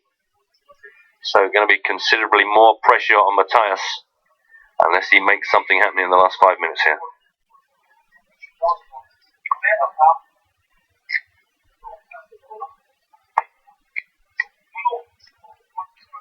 So I was just like, all right, let's break this down. Yeah, I was like, and then you win. He ruined it.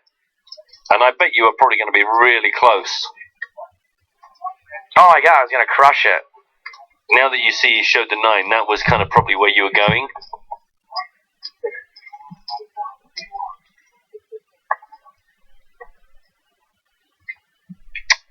Four clubs down on the table. The man with the big hair versus the man with the big everything. Just everything.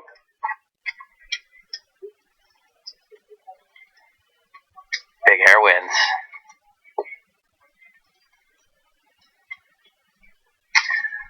Well, we just brought you a review of the chip stacks on this our feature table. Don't forget there is the other table. Dmitry Abanovich got moved down there to balance. He's got 1.1 million. Theodoros Kamatakis with 1.8 million. But here's the big one. Yeah, the man with all the chips has got 3.2 million. And that is one of our man buns, Mr. Gil Bernies. A decent and handsome stack. The last remaining Irishman, not to be forgotten, also on the other table, and that is, of course, Mr. Patrick Clark. He's got 2.8 million right there.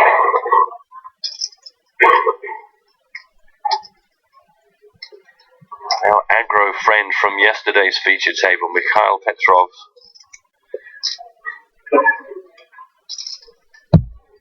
He's got 800,000, so the shortest stack there, not across all of the players, but I think probably second from the bottom as it stands right now. And then the last player, Alexandra Malin with 1.35. Lovely comeback for him in the last couple of days, and now finds himself in the last dozen. Wow. I mean, it was going to come out sounding so disingenuous, but we're down to the final 12 here at EPT Dublin. That's incredible. Yeah. What a sick spot to be in. Like, I get excited. You know, I play online occasionally. Last night, I made it the top 100 of 1,500, you know? Yeah. And I was like, oh, man, I only have to beat, like, 99 other people. These guys, you only have to beat 11 more people at this point. Yeah. To be an EPT champion. Really, anyone still at this point can do it.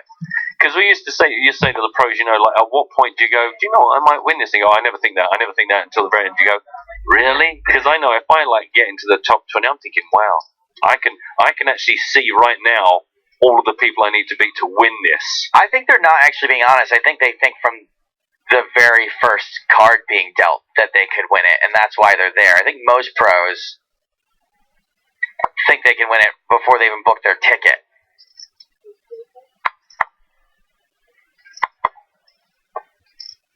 To say they never think it is complete. It's a complete lock of balls.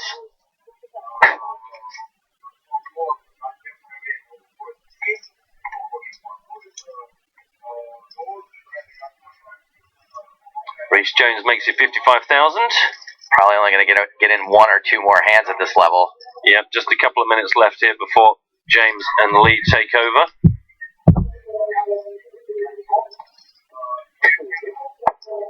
No, Winchester. Winchester. It's like a city, an hour south of London. You live in London? Yes. I believe he lives in the Glory House. Casa del Glory. So Paolo writes in to say, do we already have the challenge for today's chance to get Sunday Million tickets? No, we do not. We have not announced that yet today. Or have we? No, but that's the tweet I read out. Oh, you just did it. No, I'm only looking at you because we spoke about it. I told you I'd do it. I know. It's all good, because if it was good to say once, it's good to say twice.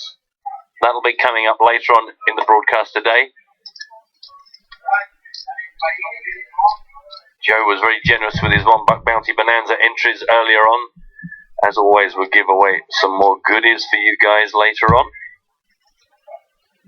And of course, later on tonight, as well as the $1 Bounty Bonanza, we have our free roll, 8:15 GMT. A raise from Reece Jones into Adrian Mateus. 55,000 being raised up by Adrian to 135k.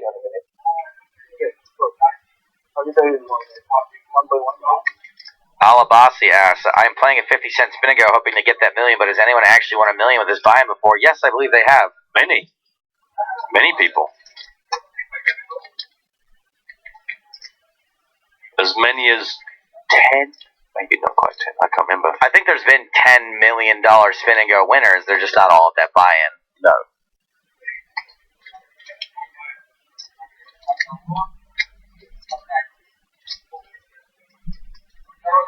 Well, if this takes more than 18 seconds, this is definitely going to be the last hand of our level. I'd say, regardless of that. Yeah, there's not really much time now for anything else. Scott points out that the next big blind is 30,000. That represents somebody's starting stack, somebody's hopes and dreams in a big blind. It seemed like such a huge amount of chips at one point, and now just the price of sitting down.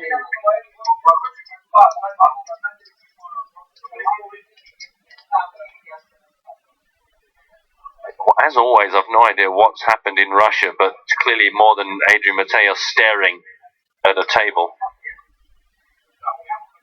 I think we might see a 4-bet.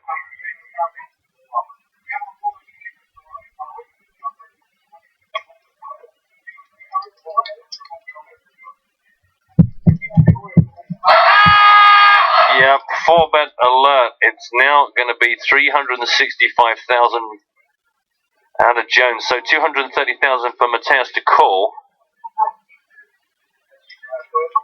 with 949,000 left behind to play with.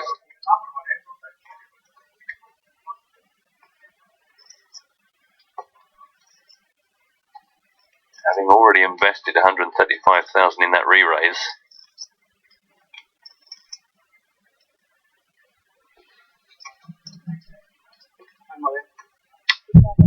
He is all in. Oh, and a fast fold out of Reece Jones, and that is going to wrap it up for this first level of the day, our penultimate day of coverage, as we have already got down to 12 and we continue to play down. We've got it at the right time. Something else is happening on the other table, though.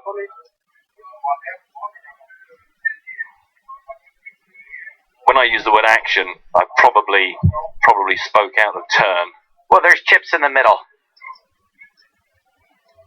There's some thoughtful and slow poker occurring. This is three-way. Bernies versus Clark versus Petrov. All three have got down to the turn.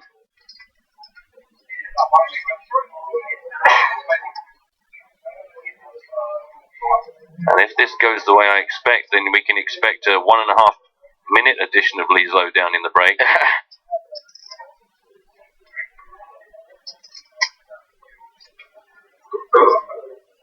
There we go. It's almost break time. Yeah.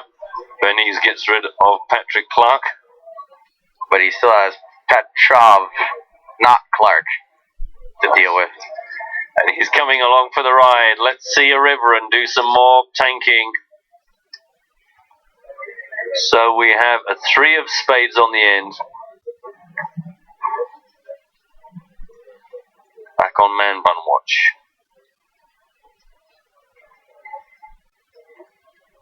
Fresh off the slopes, Mikhail Petrov. He looks like he slept outside last night and he just can't get his core temperature back up. He's actually got a bowl of warm water under the table. He's got his feet in there. That'll help.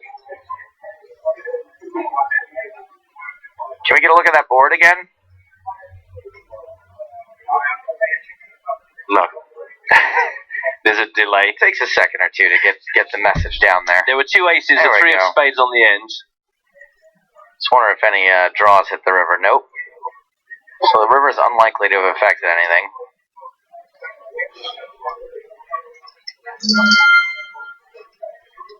There are some busted draws out there.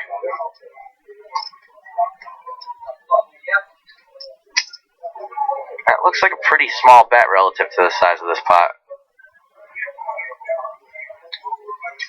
And He's going to do the job. Bet fold. So more chips for the big chips. As we see Bernies take another one down there of Petrov on the other table. As we head into the remaining break, 15 minutes. Remind you, stick around because James is going to be chatting with Lee Jones for Lee Jones's long distance lowdown. And of course we will continue to play down from our last 12 players as we head off our goal today to get down to the last 6 before we come back tomorrow. Is remember to keep your questions coming in on EPT Live. Meanwhile, we are going to hand you over to Mr. James Hartigan and Lee Jones for the lowdown here on EPT Live.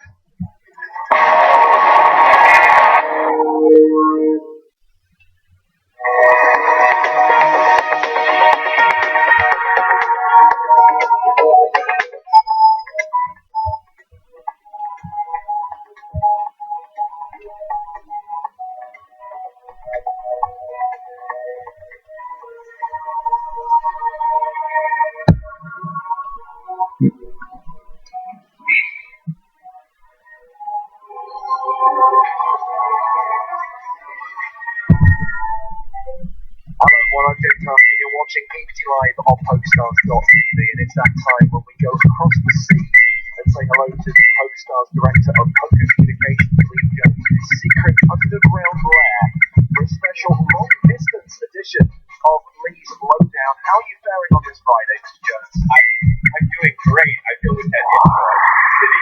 Ready? Well, right now you actually got your full surgery, or at the very least take someone's heartbeat. I want to talk about the big news story of the week, Lee. Here in Dublin, we are down to the final 12, we're down to the final 2 tables, playing down to the final 6 today. And obviously, most of the chat is on Twitch and on the timeline, hashtag EPT Live. The good about this tournament, there is one story which a lot of people asking questions. The news this week, PokerStars and Full Tilt Poker are merged. Now, Lee, I'm hoping you can just give us a general overview of the facts of what exactly is happening here, because from the headline, a lot of people are drawing conclusions. Right. So there's a fair amount of confusion on people's part, and it's really not as dramatic as what it is. Basically, what we're doing is we're combining software. And so what that means is that people playing on Full Tilt and PokerStars will be playing on the same player pool. And obviously, the big win for that is it means a bigger player pool. It means everyone has skill choice. It will be bigger in prize pools and shorter wait time. First question, when you talk about combining the software, does that mean Full Tilt will now look a bit like PokerStars, PokerStars will look a bit like Full Tilt? Like, There will still be Full Tilt software, and there will still be PokerStars software. So you can choice, for example, Full Tilt software. If people enjoy the aesthetic look of those tables, the way that the functionality of that software, they're still going to have that. yes, they will still be able to run that. But what we will see, basically, what is happening under the covers with that and obviously that's quite different. What does that do for the player?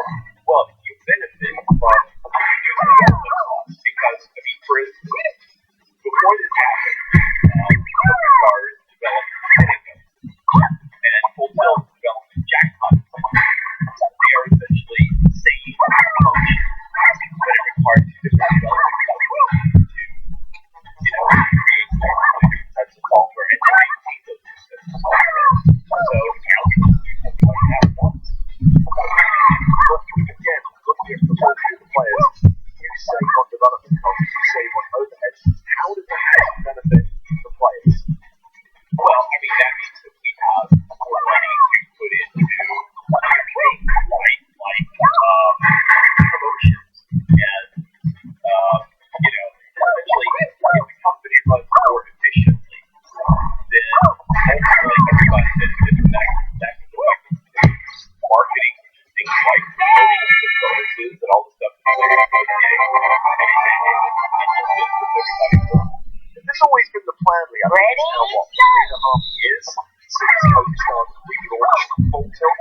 Was it always the intention that one day they'd combine and be one and the same site? I don't think that was necessarily true, James. I mean, so, 3.5 years since that fairly exciting event, and you and I were after that event, and there were an awful lot of unknowns. So, what we relaunched in November of 2012. I'm pretty sure that in November of 2012, nobody really knew where we were going to be in, the late winter and early spring of 2013. Just to summarize, if I had a PokerStars account, that is now going to be my account. PokerStars, Full Tilt, all the other associated sites as well. Exactly. That is one thing that is going to players certainly see, is that they will have a single account, single wallet, if you will, but a single account for PokerStars, for Full Tilt, Duel, for BitStars, so, and I think that's something that people will see, and there is an FAQ, and I will tweet that, the EPT Live hashtag, just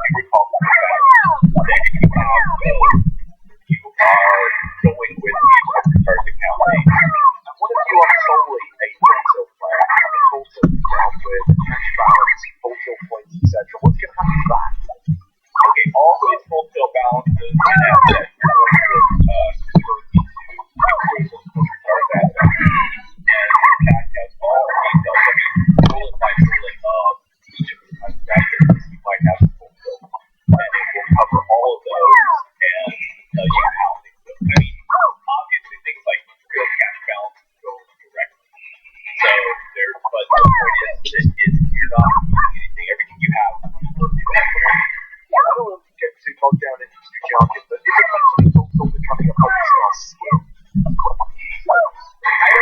I mean, you can look at that, and some people have said that it's really not quite the same because there is a significant difference. If you go to most networks and you look at the skin software, so where everybody can clear out the vocabulary, the skin is generally a term for multiple software, different software running against a single player.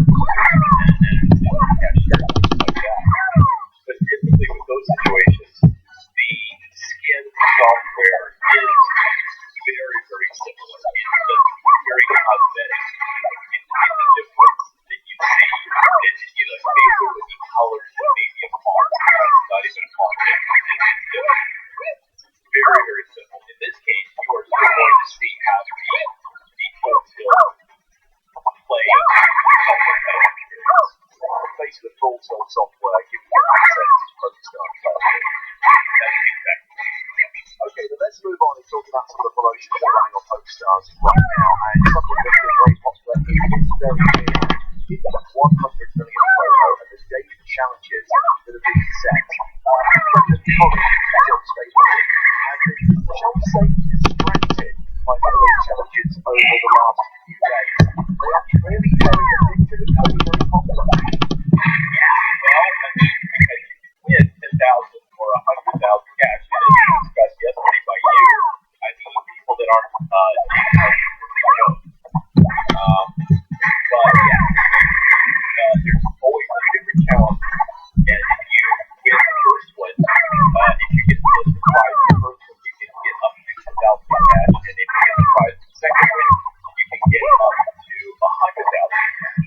And today is actually going to something else we talked about, which is Sunday Million, the big anniversary Sunday Million. But if you play 3 Sunday Million satellites today, the 19th, you are qualified to win 1,000 cash. And win a Sunday Million satellite, so Joe, you actually have to play well. And win a Sunday Million satellite, then you can win up to 100,000 in cash. And just to be clear, if you're a phenomenally good satellite player and you're aiming for this challenge, but on the very first attempt you win a Sunday Million ticket, you can still play 2 more satellites and win the equivalent in T-money? Oh yeah, absolutely. Well, Yes. that's good to know. So there's a lot of people that spend all their time playing satellites and then converting them into T-dollars. So it's a fun way to go, and like I said, a lot of people just play satellites and get the tickets and then turn them into T-dollars.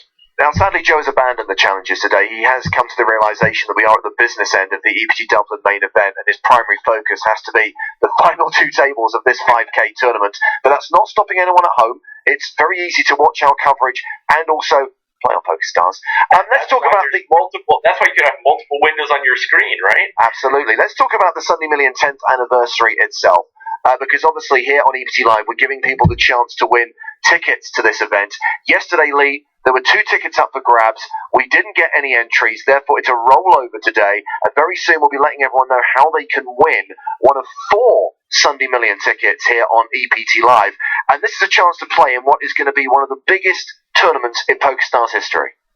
You know what? It's a rollover Friday at EPT Live, but yeah, this is definitely one of the big. This could easily end up being the biggest Sunday Million ever, and it's got a $10 million guarantee, and it's got a $1 million first prize. You have to do it with the little finger, Lee. Do it with the pinky. $1 million first prize guarantee. Yeah, that just happened, everyone. Now, this event, with a $1 million first prize, $10 million in the prize pool, it is, however, $215 to play. Now, obviously, we're giving people the chance to win tickets, but there'll be a lot of people who may want to buy in directly or be thinking about buying in directly. $215, I'm a bankroll net. That's a lot for me to play for a single multi-table tournament. Basically, I'm going to ask you the question, are there satellites? of course there are satellites. This is PokerStars. There are satellites. And that was what the whole point of the challenge was. Is today's challenge is about Sunday Million satellites. Now, you don't have to play a satellite to the March 20th Sunday Million, but you can, for the March 20th satellite, yes, we have March 20th Sunday Million. We have tons of satellites. In fact, we're giving 200 free seats each week to the event. So, and again, I will tweet a link to the information about that, where you can get free seats to get your chance at a piece of a $10 million prize pool. But James, this is going to be huge. And as a matter of fact, I'd like to let you know that I'm going to be reprising my role as host of the final table. Excellent. That was obviously on the cards when we last spoke on Tuesday, but good to know that that's now been confirmed. I'm excited to do it, because I used to tell people I'm just sitting here with my legs dangling over the rail watching the action. And this is going to be crazy, right? I mean, there's going to be, the whole poker world is going to be watching that final table on Sunday, March 20th. Yes, that is the date, the 20th of March, when the Sunday Million 10th anniversary, this $10 million guaranteed tournament takes place. So just to clarify, satellites running, plus you've got the 100 million promo, which is encouraging you to play satellites for those events today. Plus, of course, we've got the competition that we're going to be running here on EPT Live, and we'll give you the details on that probably during the next level, your chance to win a free ticket to that event. And this is another opportunity, Lee, for me to shamelessly promote the EPT Live home game, which we're really excited about. This is going to be happening on Thursday, the 10th of March. Lee, I don't know if you're available, but we'd love you to play, and we'd love to put a bounty on your head if you were able to take part.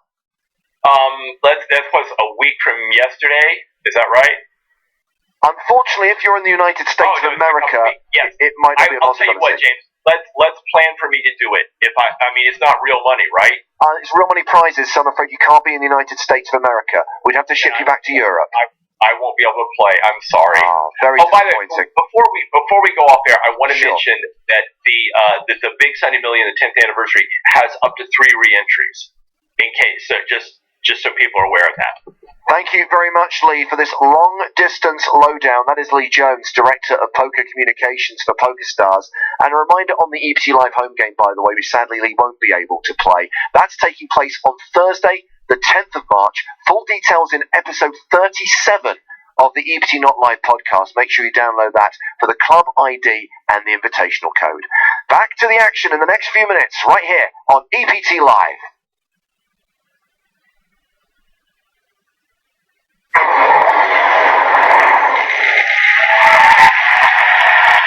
Blind raised again, as you can see, 15,000, small blind 7,500. Now every player at the table pre-flop must put in 1,500 chips before even seeing the cards. Steve Pomeroy in seat 1. Englishman playing it cool so far. I'm going to assume he got those glasses in an Elvis novelty shop, but they're covering up the eyes. Maybe that's his tail. Another 45,000, 60,000 in total. Ace-9 offsuit. A more powerful hand, of course, with less players at the table, but still, it's still not great at this stage. Just check the button. Looks like Joe's certainly thinking of calling at least. Yeah, he's called. Pocket sixes.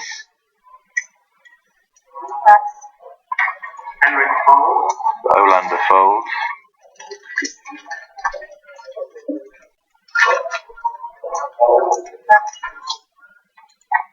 Two players. Let's see how the flop works out. Well, Rafferty set his trips. Let's see how he plays this, John. Pomeroy could see a serious dent to that chip stack if he throws too many in at the moment. Wow, he's in really, really bad shape here. Oh, he's no way back, really. I mean, unless he hits 2 nines or 2 aces in the turn and the river. Well, if he bets, looks like he's thinking of betting a large amount here. In fact, I am struggling to see where he has any chance, because if he hits running trips, if he hits the turn in the river, Rafferty's going to have a full house, so that's not going to do him any good either. Well, Joe's moving all in here, quite rightly. Should be the end of the hand. Pomeroy simply can't live with that. No, you can't call. I mean, he's got about, I don't know how much he's got left. I'm just trying to work it out. Looks like he's got about 20, 40. He's got over got over 100,000 left, Pomeroy. It doesn't matter if he has 50,000 left. He knows he can't compete in this hand. It doesn't matter what the pot value is to him to put it in. No, I agree, but He's on nothing. He's got nothing.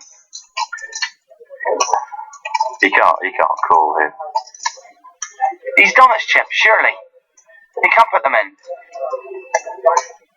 Everyone close their eyes, I can't pass. Oh! Steve Pomeroy has called this. We're going to lose him. He knows we're going to lose him. The glasses come off. A 5% chance. Oh, now, hello. It's not going to happen. A 5 or a 10 now. That's why they want a 5 or... It's a 10 for the straight! And Rafferty can't believe his luck! He's only came down the road from Belfast, but he feels like he's been sold up the river. Pomeroy blindly throws his chips in, John.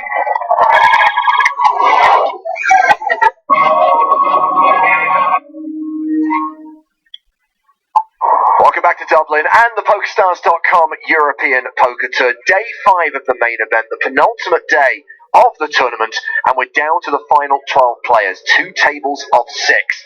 It was Patrick Clark, the last remaining Irishman, who started the day as chip leader. He's currently second on the leaderboard with 2.8 million. Gilles Berniers is the current boss with 3.4 million. Our table chip leader on the main stage is the guy who's third in chips, Cully Sadu, a former EPT finalist, with a stack of 2.1 million. As we kick off level 25 with blinds at 15,000, 30,000 and a 4,000 ante.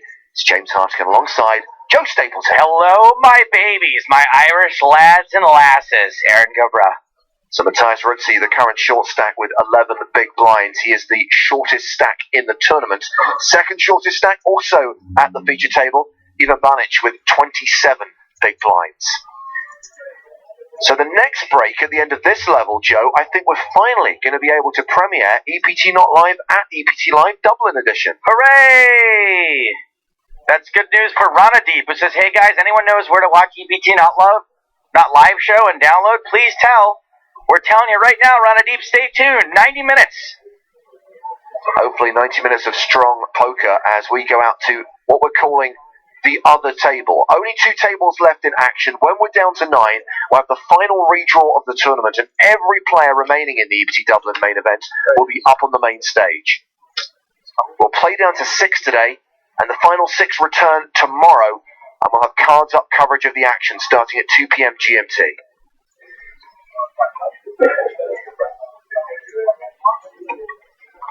Steve O'Dwyer Jr. drinks Diet Coke. The choice of all Steve O'Dwyer lookalikes. So we mentioned that Gilles is the current chip leader and that Patrick Clark is second in chips. Among the other players remaining, we have Adrian Mateos looking for his second EPT title. He took down the grand final at the conclusion of season 11. Rhys Jones, very well respected UK pro. Dmitry Ivanovic, the Polish sensation, who's won so many tournaments in the last 12 months. Alex Golder, another top UK pro. And during this level, a treat for the Twitch fans, Jamie Staples, who sadly busted the main event yesterday. He's going to be back in the booth. Staples in.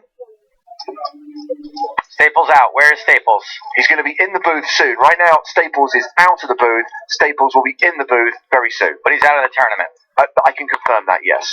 Craig Christian on Twitch says, yo, tell Hardigan he did a good job grilling Lee. It wasn't so much grilling. I was just asking the questions that I know many people have. And thanks to Lee for tweeting a link to the FAQs about the forthcoming software merger of Full Tilt and PokerStars. I appreciate that you may have other questions which maybe I didn't get round to asking, but I'm sure Lee will be happy to answer those questions if you tweet at Lee H. Jones. Ooh, that was a contender for not so great flop of the year.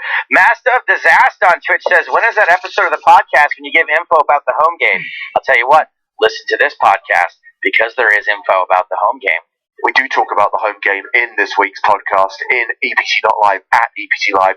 If this gentleman or lady is after the invitation code and the club ID, good shout, that will be the podcast in 2 weeks' time. It's going to be the episode that comes out on the 3rd of March, episode 37. Well, I was going to tell people to listen to this podcast so they could hear that it's actually in the next podcast, but I guess you can just skip this one. They're going to see it anyway. They kind of don't have a choice. mean, it's not like they're going to switch off their computers during the break, right? But by God, he is the most famous. A little I don't think mouse they switch packs off their an entire computers, ever. thunderstorm in its cheek. This pot goes to Cully Sadu. Still got over 2 million in chips. Average spend right now 1.5 million, so it's playing a 50 big blind average with 12 players remaining. He even got his own game due to popularity. So you thought that flop dealing was He may not not be the particularly stellar, Joe? but he's strong No, enough but Christina's to take good. down Look, the everybody dragon. messes up from And time to time. he left his James, impact even on the I characters. occasionally make mistakes. How about this for a bad flop? Did you enjoy our list? Your favorite Pokemon of all time? Do you know what, no matter how many times I see it, it never gets old. And just when I think the dealer's got control of it, it goes wrong again. I think, and it looks like a lady's hand, so forgive me, but it looks like she doesn't know how to best attack fixing it. Oh no! And instead of just going for it, she's like, maybe I'll sometimes you gotta just Nothing noble about you! figure it out and go for it. Lee confirms that if anyone has specific questions that are not in the FAQ, he'll be happy to answer them if he can. Lee currently monitoring the timeline. Hashtag EPT Live. A lot of people on Twitch are saying that they don't know how to turn off their computers. What is off? Uh-oh, sunglasses on. Reese Jones in. Completing in the small blind. Adrian Mateos raises from the big blind and gets a fold. Seems like a waste of putting your sunglasses on, honestly. Those two have tangled a bit so far today, as you would expect, sitting next to each other. Mateos around average right now, spot on 50 bigs. Reese Jones less than average, 35 big blinds.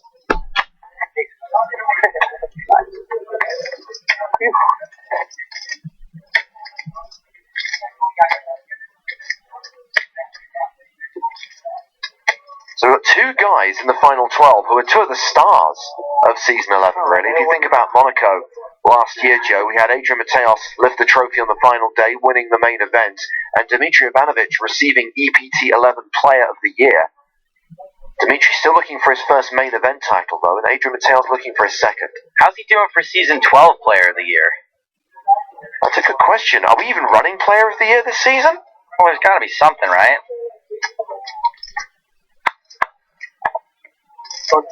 Luke Mason says the last time the EPT was in Britain, Cully Sadu final table. This time he's going to take it down. I think it was the time before that. He does know we're not in Britain also, right? Yes. But he's basically saying that the last time we were in... Oh, I'm not sure about that actually. Yeah, look, we're not in Britain right now, we're in Ireland. But, yes, the last time we were in Britain was in London, but I don't think it was the time that Cully final tabled. It was the time before that. The year of Ludovic Geilich. Yeah, when we were first exposed Leo McLean to Angus McWiener Schnitzel. I think that was the year that Robin Ulatello won it. The following year, EPT 11 London, when we had Jake Cody and Kevin McPhee at the final table, and Sebastian Paoli won. That was the last time that there was a British EPT. Just been advised that Jamie Staples is stuck in traffic. Will be here in 10 minutes' time. I guess it's probably one of the least embarrassing things you can be stuck in.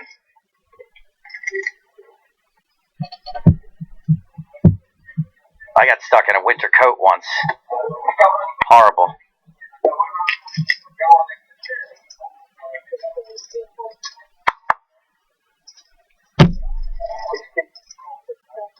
So Luke Mason succeeded in sending the same geographically inaccurate tweet twice. Oh, well, you know. If you're going to be wrong hard. That's what I like to do.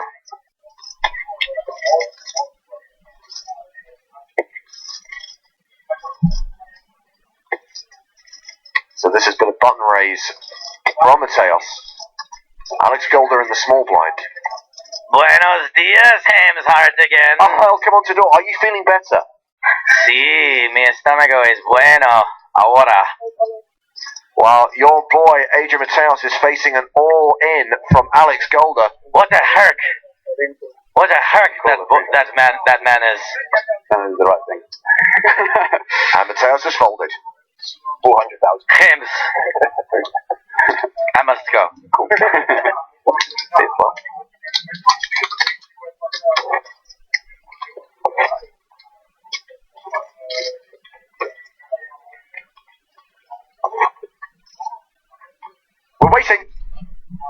I must go. Cállate, Dios.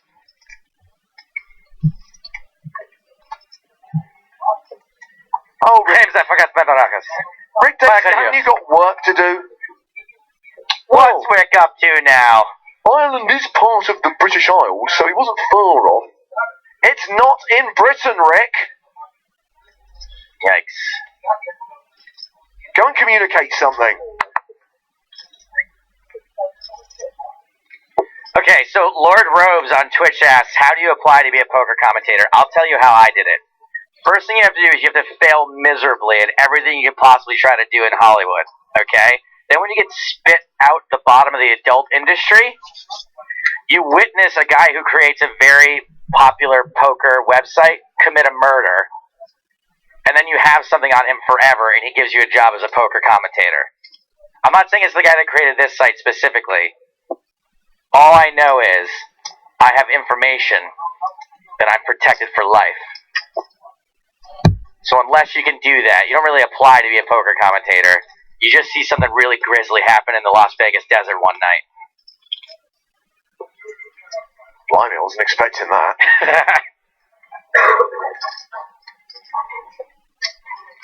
Over to the other table. 7-4-3 on the flop with 2 hearts, and it's Mikhail Petrov. It's bet this, Patrick Clark with the decision.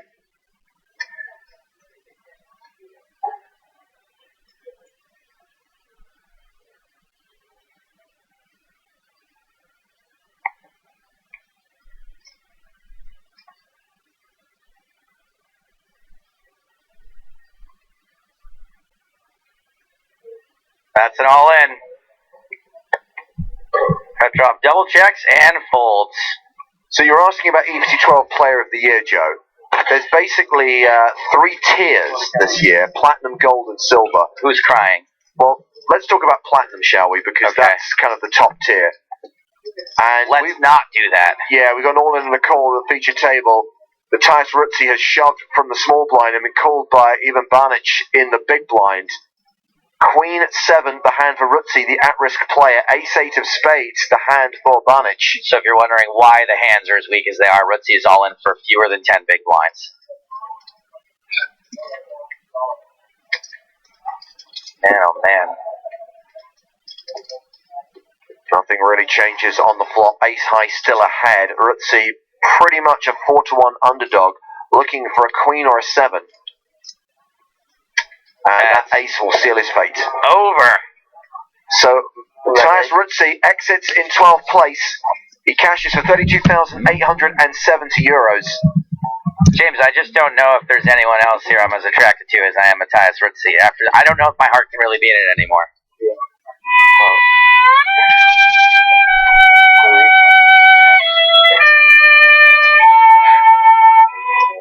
Oh man, I wish that was me.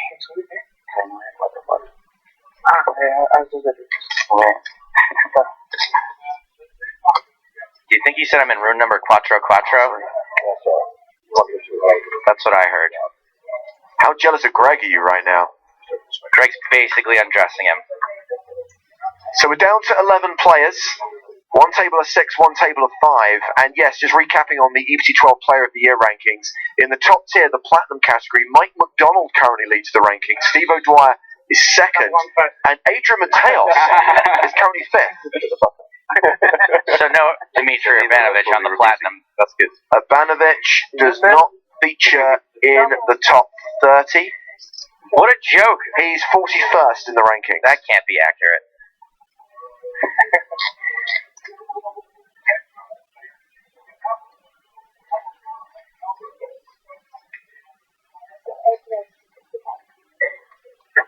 That's right, Ed Kilworth. The Stapes bromance has ended. I'll pick a new favorite, don't worry. Mike Tainton asks, do you guys plan on playing any UK IPT Series events at the Hippodrome again this year? The Tate? Possibly. No, I'd love to. It depends when they are, because I have kind of a busy calendar and it's fitting them in. So much time spent talking about poker, don't have time to actually play it. It also depends when they are for me, because I'm not always in England anymore, but I will say something. Oh, you know what? Never mind. I can't say that. Let me just check the dates on the UK IPT London Festival, because David Curtis and I did have a preliminary chat about the London Cup.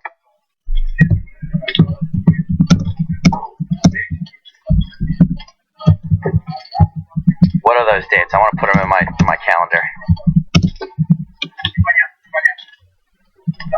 Next event, London. Where are the details?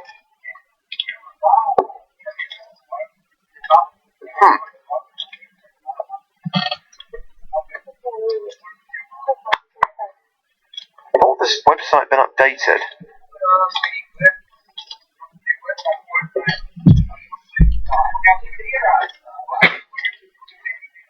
So do 3 betting the opening race from Alex Golder.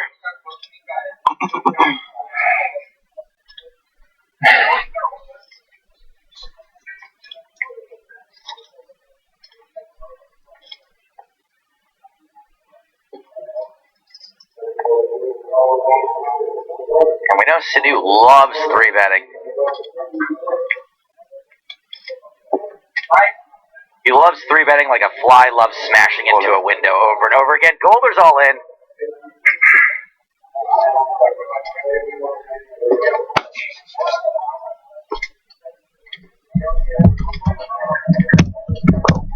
And Kalisanu calls. Alrighty. Golder a little bit worried here. And looks like we have got a race on our hands. Ace King against Jacks. Classic race.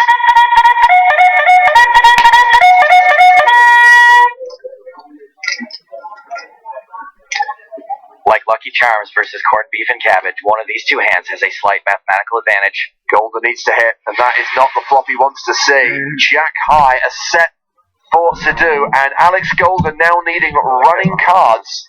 A diamond would be real nice for him on the turn. Queen of diamonds, 10 of diamonds. Those are the ultimate sweat cards. No. Alex Golder drawing dead on the turn, and we're down to 10 as Golder exits in 11th, cashing for €39,320. Good luck all. So what happens now? Do we play 1 table of 10, 1 table of 6, 1 table of 4, 1 table of 7, 1 table of 3? 2 tables of 5. Boring. And Kelly Sadu's up to 3.3 million. He's closing in on the chip lead, challenging Gilles Bernier for the top spot.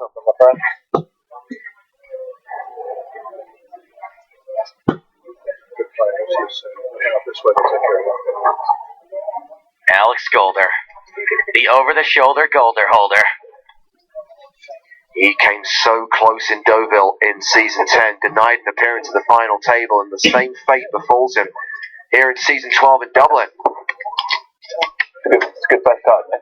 Yeah, I just see that straight away. Oh my God. And it looks like we are balancing tables by bringing Mikhail Petrov to the main feature table. Well, Petrov was the short stack at the other table. He's going to be the short stack on the main stage. We're not playing hand to hand. It's like almost like the guy there. Don't tell Petrov there's no hand for hand. We're going to see some of the most epic stalling ever. Oh my goodness. I mean, he might just stall walking over there. I mean, there is a money jump here. 10th place is going to get the same as 11th, 39k. There's almost a 10 grand difference because 9th gets 47,830.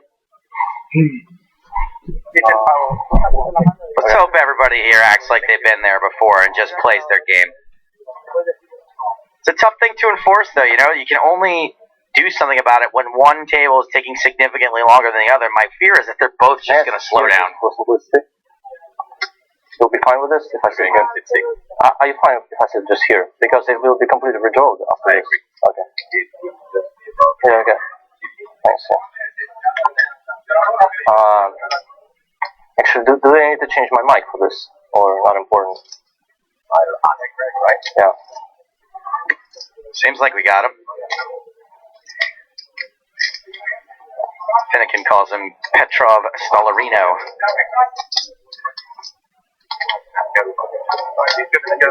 Petrov, 644,000, so around 20 big blinds.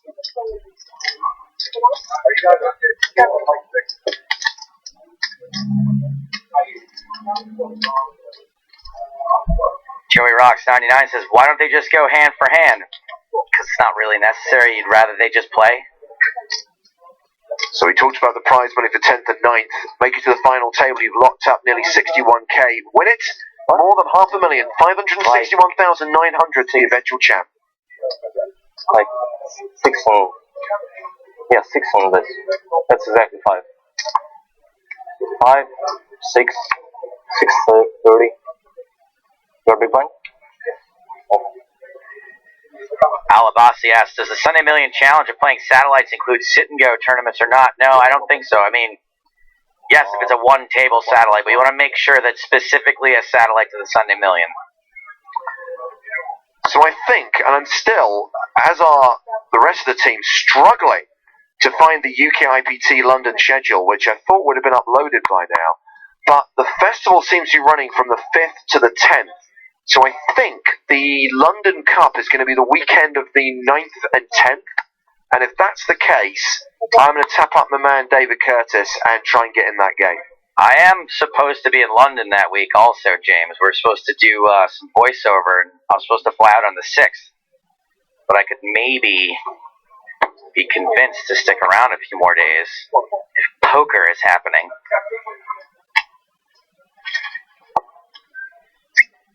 Anyway, Reese Jones wins a pot.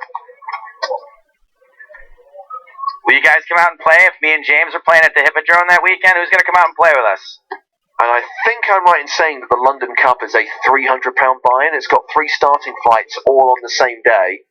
And you can re-enter, say you bus flight 1A, you can then re-enter for flight 1B.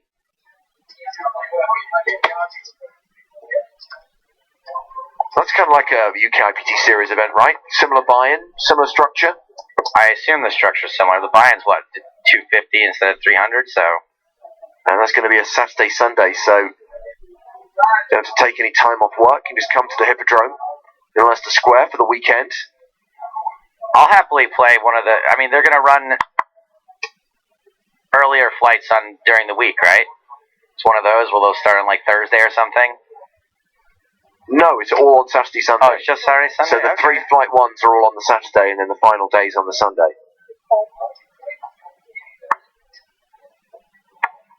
Anthony89 says, just won the Sunday Million satellite for $1.65 buy-in.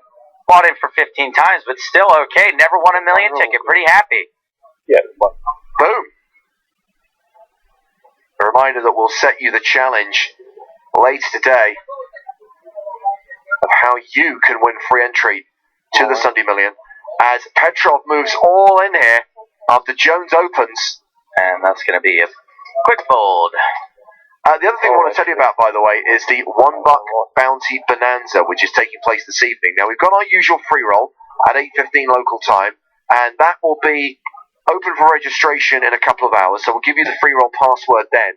But before that, at 7 p.m. local time, 7 p.m. GMT, that's 8 p.m. CET, there is a tournament that costs $1.10 to play. Registration is open for this now. And there is added money in the prize pool. PokerStars puts an extra $700 in, $600 directly into the prize pool, and $50 bounties on Joe and myself. And there are additional prizes for finishing in the top 20. There's a league table that runs throughout the season. How come Matt doesn't have to have a bounty? Well, this is the thing. We were talking about this the other day, and I suddenly realised that we really should have sorted this out. So, maybe for Monaco, I can get someone to part with $50 additional. But right here, right now, that's a big ask. I mean, I don't even want... It's not like I want him to be included. I just feel like it's rude that he doesn't get to have a bounty on him, therefore has a chance of winning the tournament. Like, there's just no chance you can ever win if there's a bounty on you.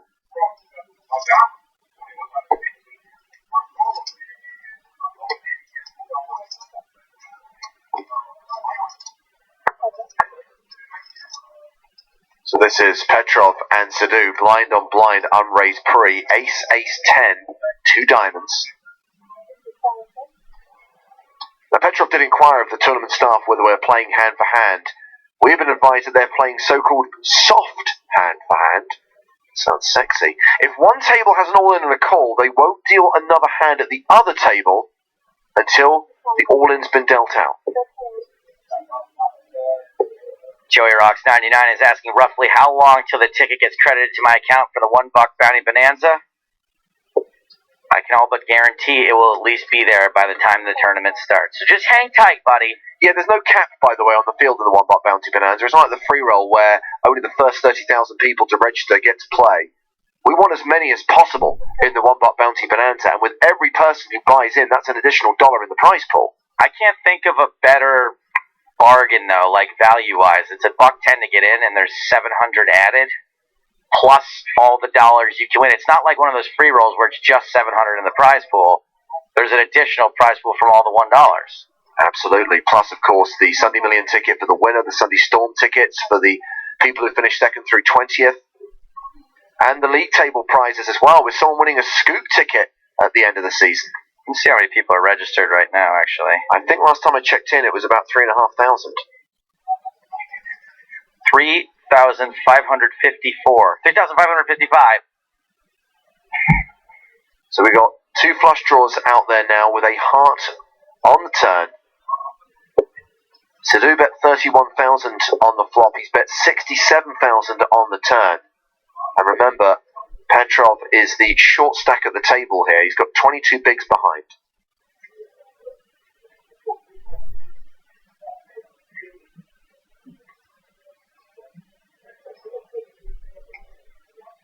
Fish Paste Buddy says having a bounty on your head is plus EV if you play it right. So it's minus EV for you, Stapes. That wasn't very nice. No. Queen of Diamonds on the river, so a few draws get there. I think it's only very specific situations that can be plus EV for you too. Petrov announces King High. Pair of 10s for Cully Sadu, and he wins another pot, and I think that's going to give him the tournament chip lead with 3.45 million, a 115 big blind stack. Well, let's bring into the booth a man who played against Cully Sadu on day 2 of the main event. Sadly, he's a man who busted the main event at the start of day 4, but the bonus is we get him in the booth. Please welcome Jamie Staples from Team PokerStars Pro Online. Hello, hello. What's up, guys? And Jamie, let's give you an opportunity to wave to your fans on Twitch. There they are. What's up, guys? How's it going? Great to have you back. Sorry to hear you got stuck in traffic. It's crazy out there today. What's going on? I don't know. Is there a sporting event we don't know about? I think it's just Dublin. Dublin's hopping all the time. Pete, the producer, said the traffic here in Dublin was the worst he's ever seen in a city, so maybe that's just part of the deal. Yeah, I guess so. And the public transit thing isn't the best either in my experience. I don't know. I haven't heard of much public transportation going. It seems like there's plenty of cabs around, but that doesn't do much to help you with traffic, does it? Yeah. So, Jamie, let's just get up to speed on where we are. Obviously, yesterday, as you well know, it was lightning fast, getting down from 45 to 24 and then down to 16. Play then slowed down towards the end of the day. During the last level, we didn't lose a single player. So we came back today, still with 16, 2 full tables, now down to 10, which means we are on the bubble of the unofficial final table. Some short-handed play. So I imagine we're seeing some aggression here from the big stacks. Yes. Well, I mean, they've been aggressive all day today that's anyway. The thing. I mean, Cully Sadu is a 3-betting machine, whether he's a big stack, a medium stack, or a relatively low stack.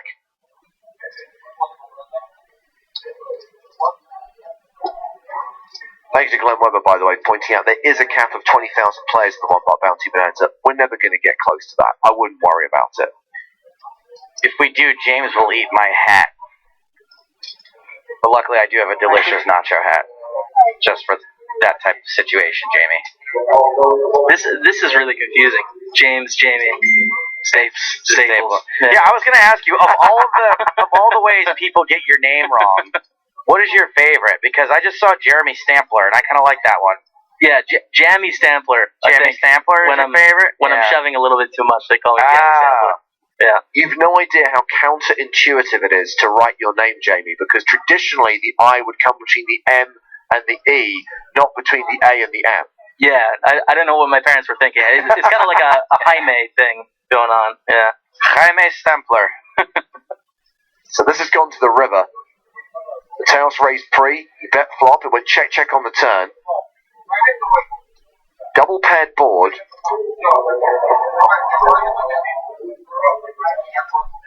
Daniel Lewis claims the traffic in Dublin is so bad because the trams are striking. The drivers want a 53% rise. Good luck with that. Oh, wow. Nikita chimed in with the same thing. 53% seems like a big ask.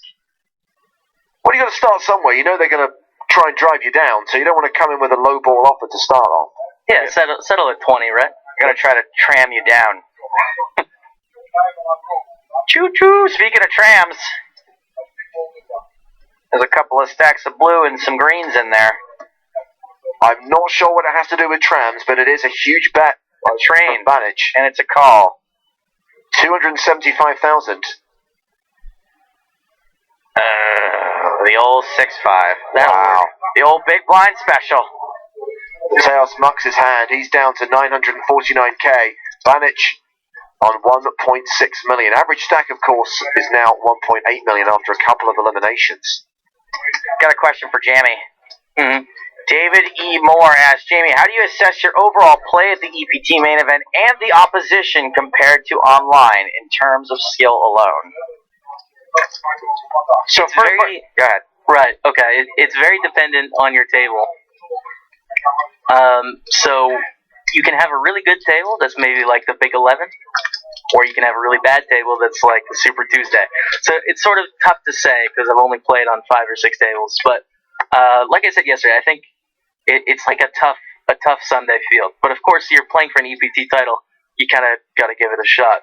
But it's not impossible. You're not No. like just totally, and not you personally, but a person if they can wouldn't be like totally outclassed every single time unless they got really unlucky, right? No, definitely not. Definitely not. I mean, it's still poker at the end of the day. Isn't that what people say, right?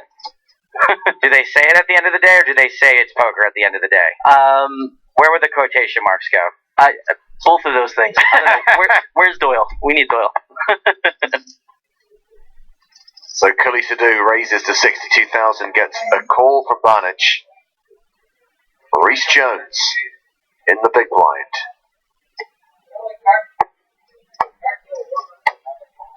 He calls as well. Sunglasses are on. We're going to the flop.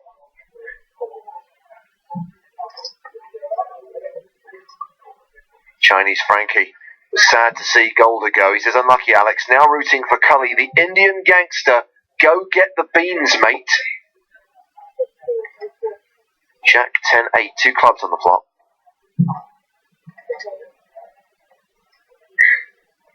Checks around quickly there. That's an action sort of flop. I guess I would guess some pot controlling going on here. I think we can still see some strong 2-pair type hands. So 3 of hearts on the turn. And it looks like Barnage will lead at this. I didn't quite realise until today how tall this guy is. Yeah. Pretty crazy. You can see him everywhere. Yeah, you walk into the room and you see him.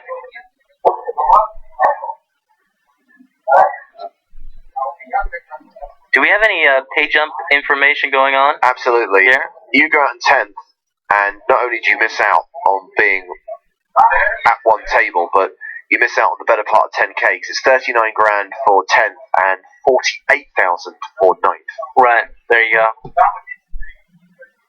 that's one of the reasons why Mikhail Petrov, who's just been moved to the main stage, was a bit narky about the fact that there's no hand-for-hand play right now. Is it? Okay.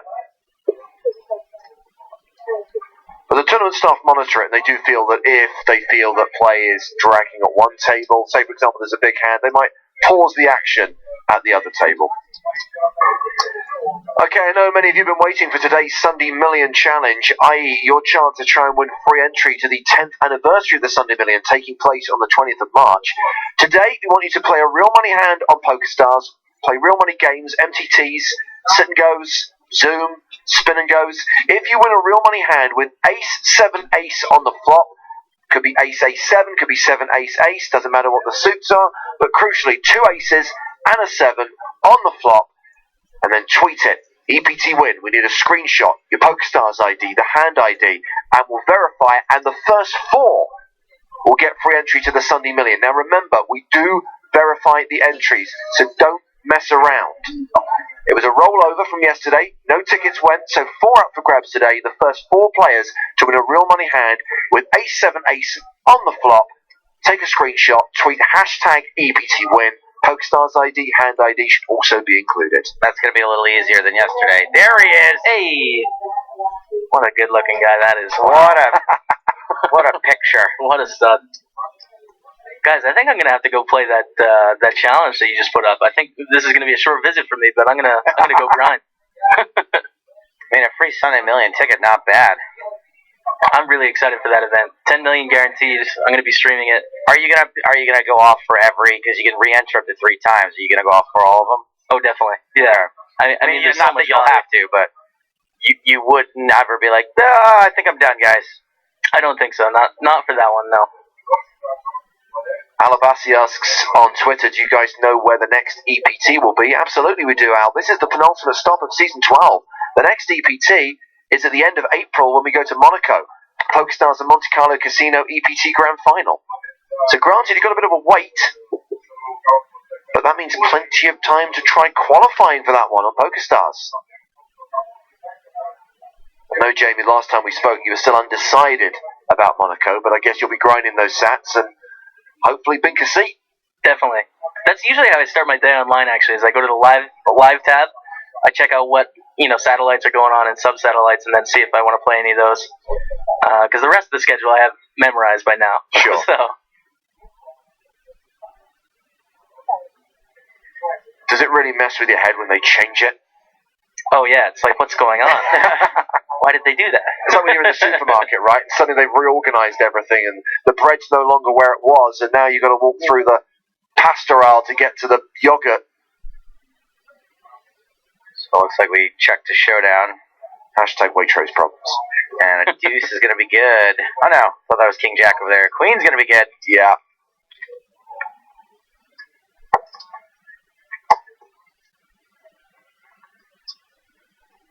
Petrov slowly shedding his clothing. Maybe he'll take the hat off at some point. Well, seeing as his haircut was mocked on yesterday's stream, do you think that's why he's covering up with the Broncos hat today? I think he gives exactly 0 Fs about what we say about him on our stream. That's an interesting choice, the Broncos hat from Russia.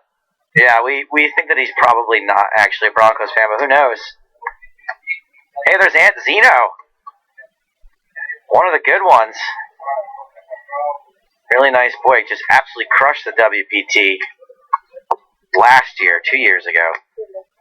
See, I will always assume, and I know you guys had this chat during the last level, but if I see someone wearing a piece of sporting memorabilia, I will automatically assume they are a fan of that team. I don't ever think people is wearing that because they like the colours or it looks good. Yeah, I don't think so. No.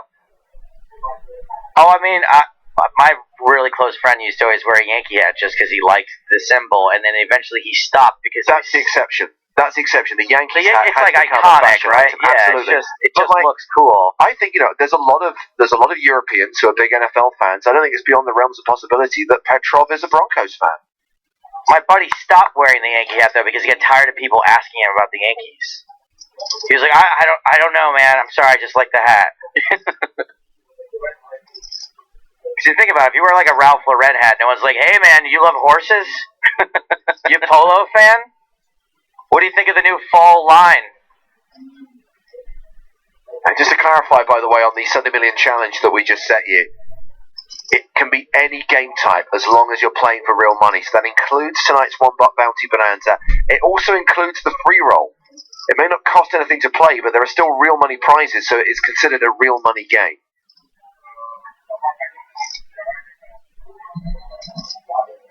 So Gully Sadu is raised under the gun. Banich is flatted from the cutoff. Reece Jones on the button.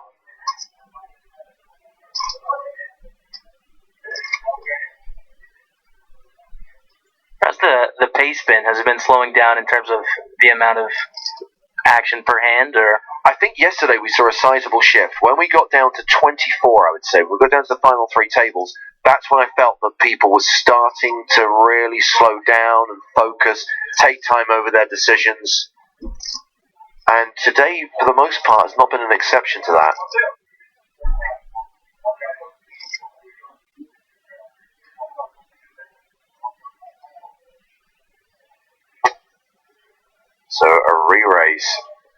Reese Jones on the button.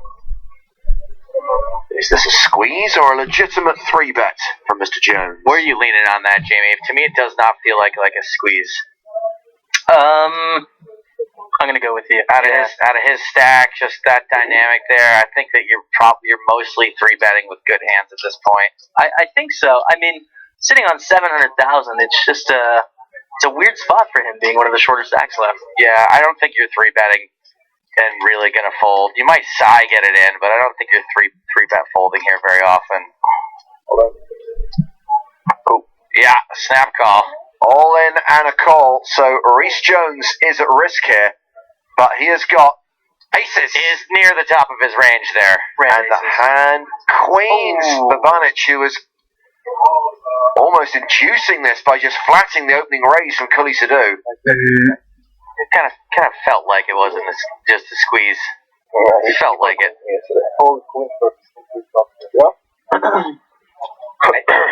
So great spot for Reese Jones to double up and get above the tournament average. Of course, roughly 20% of the time, something nasty is going to happen. Oh boy.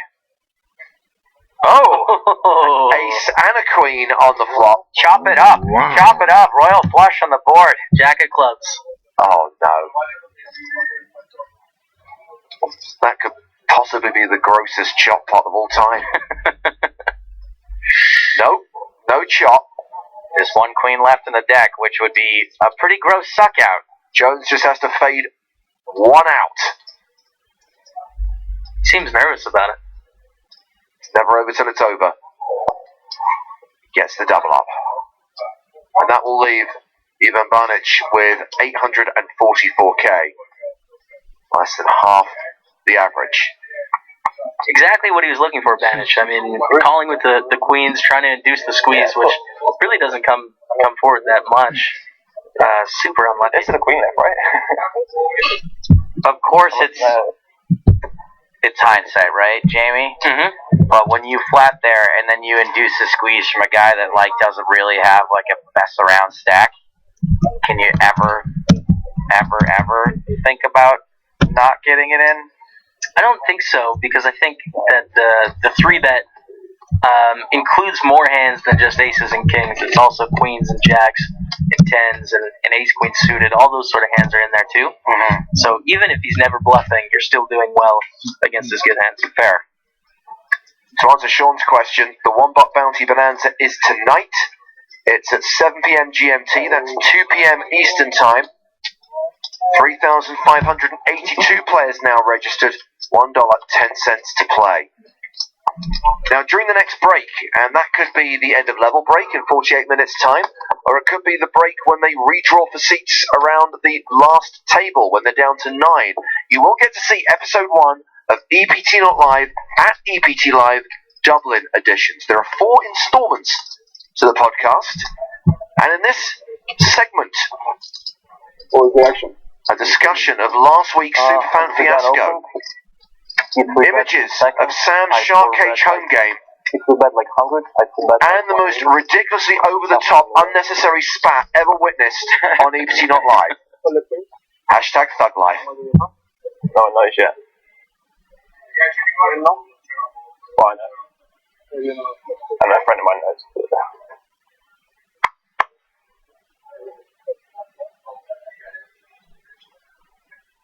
So yeah, if they have to redraw at 9, we will take a short break. If we're still 10-handed in 45 minutes' time, it'll be the scheduled break. I would bet on it being down to 9 here in the next 45. Well, whatever happens today, whatever the pace of play, we are going to play down to 6. Do you guys have any marathon day 5 playing down to 6 stories? Yeah, I mean, it's never gone super late on day 5.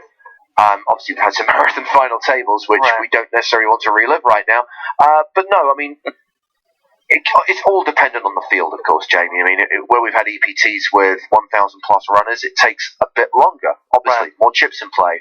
With a field of 600, I don't think it should take us that long. I would think that we'll probably get there 7 o'clock, 8 o'clock this evening. It's also kind of flexible in that, if we have to come back tomorrow with 8, we can.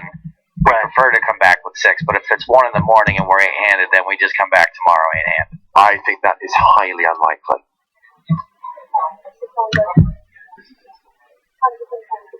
I think that's a good schedule for Dublin. A lot of people having pints in the evening, you know, so get that finish in relatively early. 8 or 9 o'clock is perfect for everyone, I think. Yeah. The real problem, Jamie, is that we don't want things to be over like in the next 45 minutes, because then the final table takes a long time tomorrow. We really want players to be well rested, be able to play their A games, and most importantly, to be able to celebrate the winner without a bunch of people sweeping up around them. Right, makes sense. I do remember watching the tail end of one of your guys' heads up commentaries. It was like 18 hours, 16 hours, something like that. Yeah. And by the end, everyone's like kind of too tired to make the big deal about it that should really be made. Yeah. Craig Christian asked Joe Stapes, how many people have bounties on them in the Bonanza? Just 2. Just me and James. $50 though. You win 50 times your buy-in for knocking out one of us.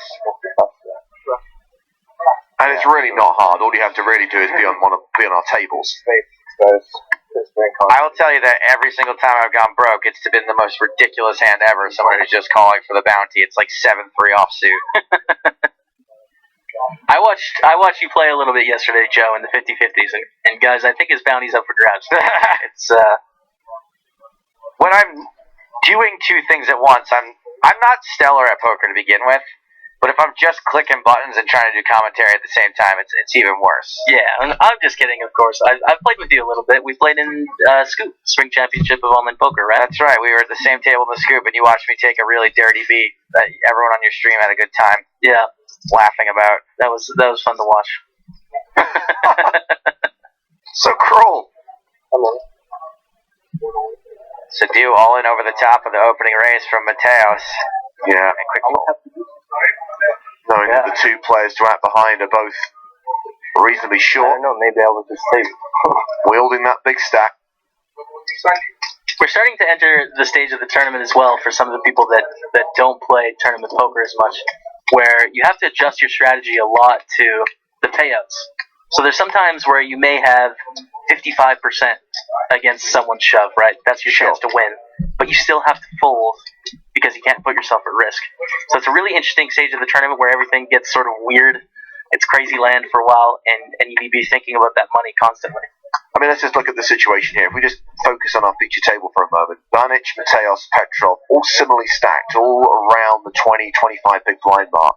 So in their heads, there's that hope, that possibility that someone else is going to go out in 10th, securing them a seat at the unofficial final table and laddering up $9 grand. Absolutely. Yep. El Chig wants to know, do Magic the Gathering players convert to poker reasonably? Or do they do it very unreasonably? They're like, I'm going to convert to poker now! I don't know anything about Magic the Gathering, to be honest. I missed that boat. El Chig, I would say that it does seem like that there's a pretty strong correlation between being able to play one card game and being able to play another.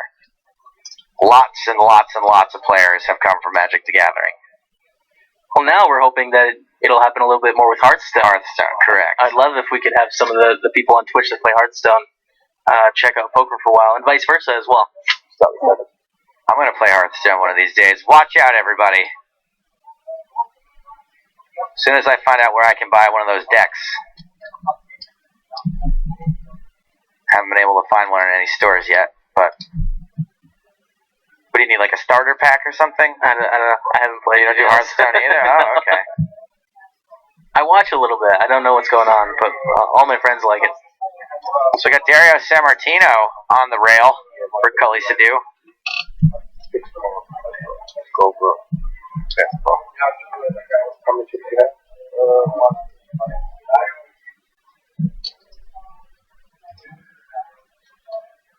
Pretty shelled up there. Yeah. All in. Oh, and a quick call from the Ed Billaband lookalike. And when someone snaps you off that fast, it can't be good. Set of sevens. Oh, Again, wow. a top pair and a straight draw. Mateos by no means safe. Despite flopping a set, 5s and 10s working for Rhys Jones. There are some turns that would have Jones trying dead, though. No additional outs. So 10s and 5s, the cards that Adrian Mateos has to fade to survive and keep those two-time dreams alive.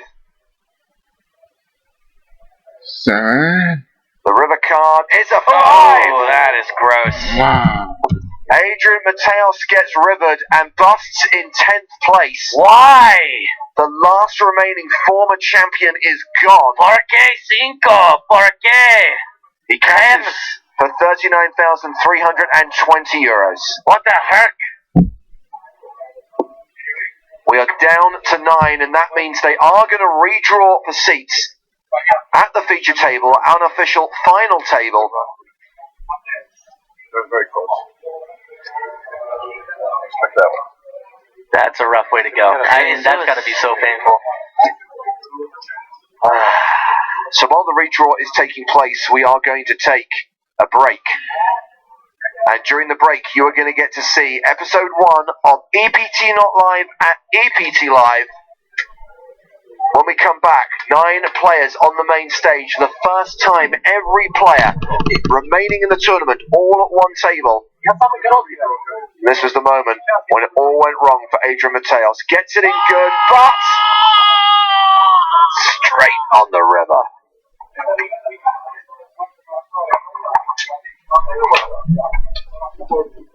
What a run. So whoever goes out next bubbles the final table. We'll then be down to 8. We'll continue to play to 8 until we get down to 6. But right now it is time for the redraw break.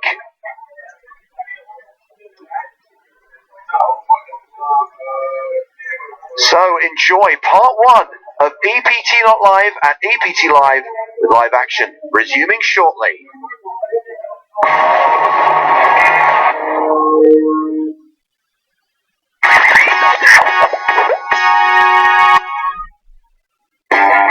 On TV, online, and on your face, in your face, in your face.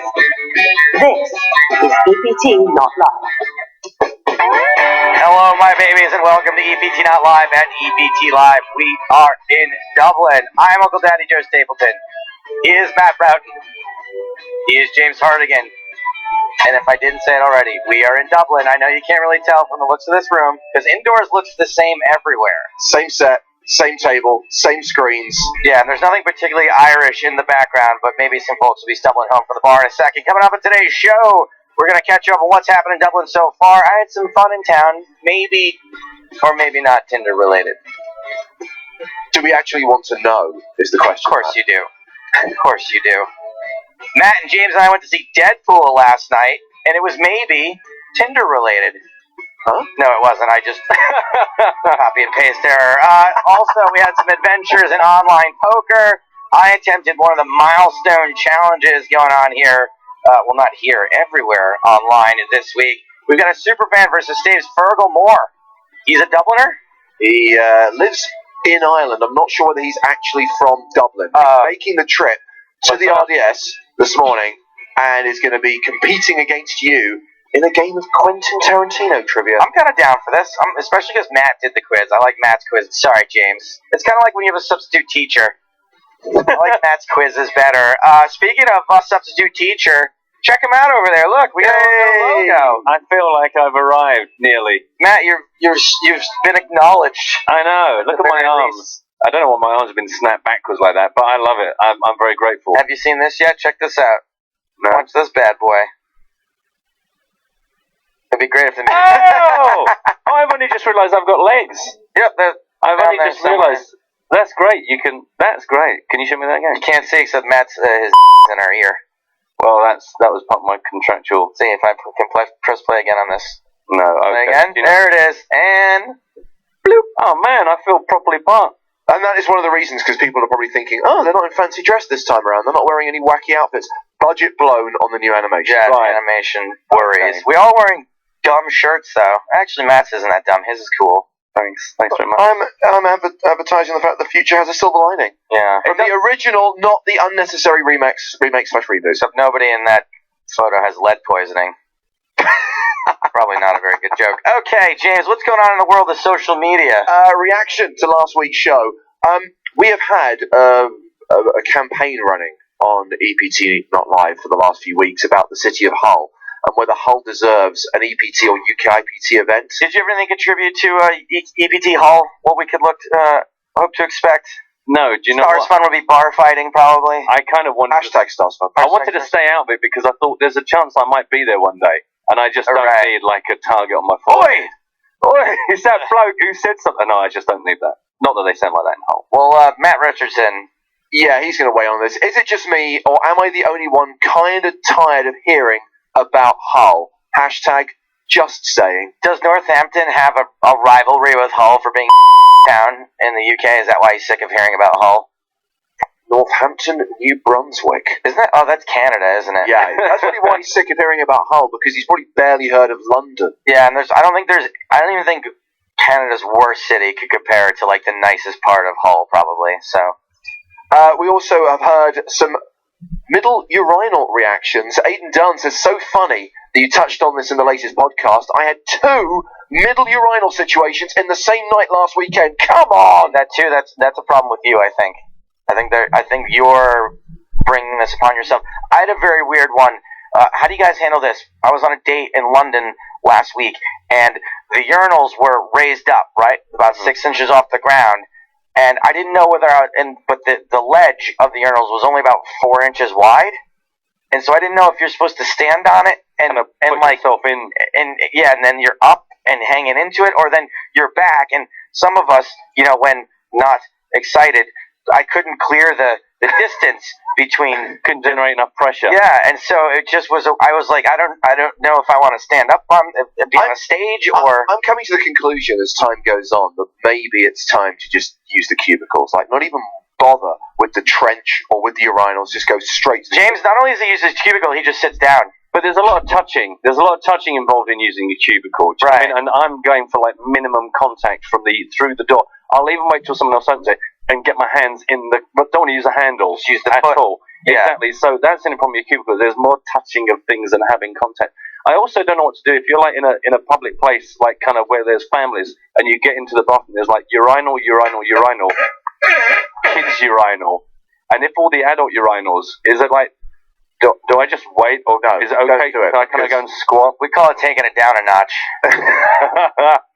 Yeah, I kind of feel awkward there. I feel like everyone's going to look at me in a funny way, like, especially if the guys that were occupying the 3 urinals leave.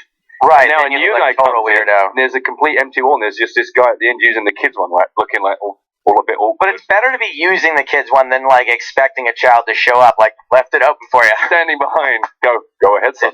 It's right there for you, little buddy. Several suggestions for branding of the superfans. If we feel that people who listen to the podcast or watch EPT Live should have a specific name. Pete Blow suggests the $1 Beauties, because we have the $1 Bounty Bonanza on EPT Live, or the Spinnin' Goons. Those are both very good, but the thing is that Pete Blow sometimes says mean. He's just basically out of the competition. Unlucky. More suggestions from Scott Campbell. He says, I got it! We shall forever be known as the Not Live Lifers.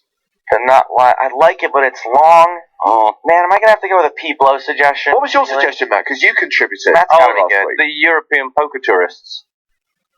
Oh, that's pretty good. Thanks. Pretty good. I just like thought that. I couldn't believe someone hadn't used the word tourists, because it's kind of what they are. They come with us around the world. Our little tourists, yeah. Someone can make up a better version using the word tourist. Can I just check that even though you've added the word European, that we're not going to get sued by Azif because he has trademarked poker tourist? Oh, that is true, but I don't know.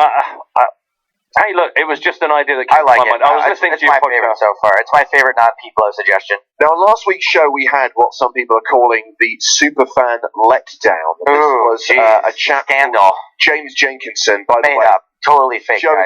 No way it's a real person. He totally did this whole thing just to mess with us. We did hear from James Jenkinson, by the way. He did get in touch to say that he'd received some bad news and his head wasn't in the right place and he forgot about it. I think that should have just been, I forgot. Yeah. I'm so sorry. I just forgot. I just totally forgot. What bad news do you think it was? I don't want to speculate. Maybe it was real, but... well, Gareth Taylor says, what an idiot the superfan was, applying to be on a show that don't answer when they call you. Hashtag disrespect. That idiot getting bad news that day. I'm going to say I think you probably ended up with a better end result, though. I thoroughly enjoyed it. I thought it was fun. I had to fight so hard with James to like not cut out the parts where he didn't answer the phone, and it's like it's so unprofessional. Like this is going in the show. Gold. It was thoroughly enjoyable. And I'd like to point out that Paul, the TV producer, has been proudly wearing his Everyone Loves a Chop Pot t-shirt on location here in Dublin. He really has. It looks weird on him. I don't know why. We should have done a photo for that, but we didn't. Okay, what else we got? We have got a great tweet from Sam. This was the guy, by the way, who listened to the podcast while he was playing the UK IPT Series event at the Hippodrome. And won or something, right? He finished day 1A as chip leader, and he cashed in around 25th place. I had our monthly home game to the style of Shark Cage last night and managed to avoid the cage. They went to a lot of effort. Look at that. I mean, are we going to sue? Not at all. Oh. Take us through the photos, Joe, because look at this. He's got the Surrey Poker Shark Cage logo. They made their own value and bluff cards and their own time bank chips, those little silver tokens. How do they get their hands on those chips, though? Well, the EPT ones. Those are very reasonable facsimiles of the real chips we use. I think those are old ones, which were probably sold in a chip set somewhere. And then, my personal favourite, they constructed their own shark cage. Wow. Whoops. That is something I would have... Good effort. I mean, you can use that after the fact, I think, even, right? I mean, there's a lot of fun that can be had. Even when you're not playing Shark Cage, yeah. The good news, by the way, is that loads of people have been applying in the last week to be on Superfan versus Stapes. Had some good specialist subjects. There is now a waiting list because I'm booking people in several weeks in advance. I did forget about a guy over in the US, a guy called Sean, who applied some time ago, and he dropped off the list. I'm going to put him back on the list because he got in touch this morning to say, last try on the Superfan Challenge, SNES games. So you didn't know what that was? No idea. What did you guys call Super Nintendo here? SNES. But it says SNES right there. Yeah. So I wasn't into that. Oh, you just... No, don't forget, James was like probably in a library, or I don't know. I was watching Truffaut movies, Joe. Oh, got it, okay. Bonus bribe, and I think this is firmly directed at State. Oh, yeah. I'll tell you how to get the blue check mark. This dude claims that he can show me how to be verified on Twitter, which is something that I've wanted. Like, I wrote Twitter and I said, I reply to Twitter, I will suck your for a blue check mark. Like, what's the advantage of having a blue check mark? You're basically only celebrities have blue check marks. That's not true. Oh, I see. So that you it's can't... not. It's not. It's not about celebrities. It's where they're worried about impersonation. Exactly, and who would be worried about impersonation? If you look at all the people who have blue check marks, what percentage of them are celebrities? 90%? 50%. Which is why I said mostly celebrities. It's not how I said mostly celebrities. Journalists. A lot of journalists working for a lot of publications, a lot of TV channels, a lot of radio stations, a lot of my former colleagues who... I'm not saying there aren't journalists. All I'm saying there's mostly celebrities. But the point I'm coming to is... The point I'm coming to is that I misspoke. What do they have in... Joe, what do they have in common? Celebrities and journalists. People try to impersonate them. They need to have official verification. No one cares about impersonating you. That's why you don't need to be verified. There is only one you. That is not true. There have been many parody accounts of me on Twitter. And of characters you've created. And of characters I've created on Twitter. But also, my whole point is what the result of it is. Not what the cause of it is. The result is that when people see that blue check mark, they assume you're a celebrity and they follow you for no good reason. So basically, you just need the ego boost. It's not the ego boost. I want the followers, which then leads to the ego boost. At least you're honest.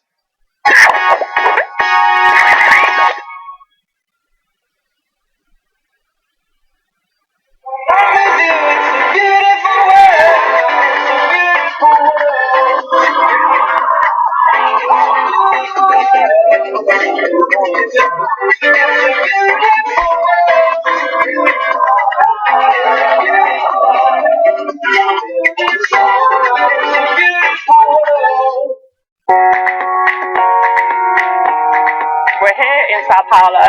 We have got a big event planned today to raise lots of money for charity. I think for the people in Brazil and also for all the players here, it's a massive event and we're just thrilled to be part of it.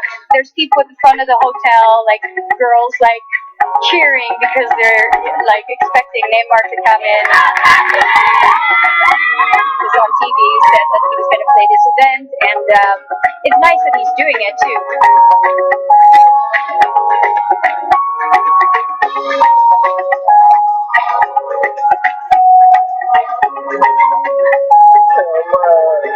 Haciendo grandes eventos, grandes torneos, ojalá que tú lo vienes.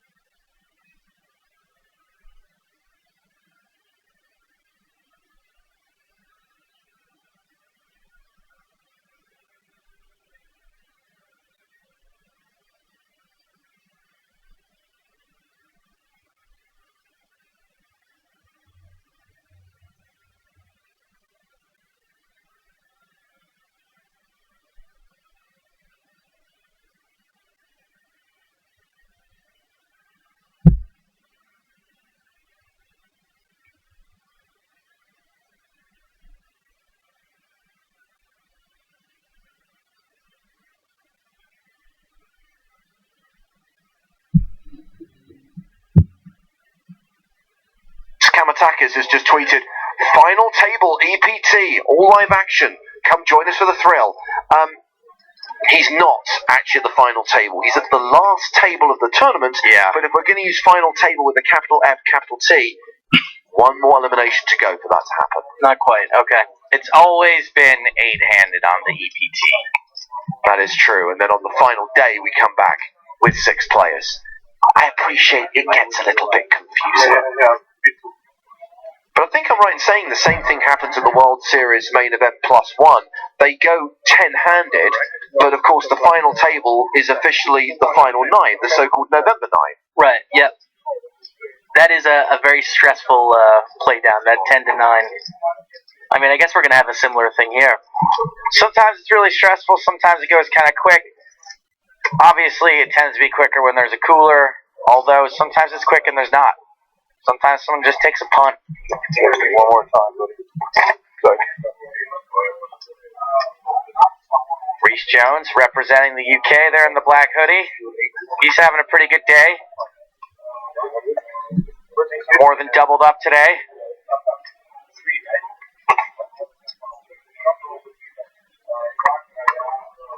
No Canadians or North Americans. I'm kind of disappointed. That should have been me. This is the European poker tour, and Patrick Clark is the last remaining Irishman, the last remaining local, and he is among the big stacks. He's third in chips, 3.2 million. He's going to have a tough situation with Sidhu on his direct left, sitting on just a few more chips than him, 3.3 million, so that'll be a battle, I imagine. Sidhu, of course, an ancient word meaning free better. Okay, three bets quite a bit.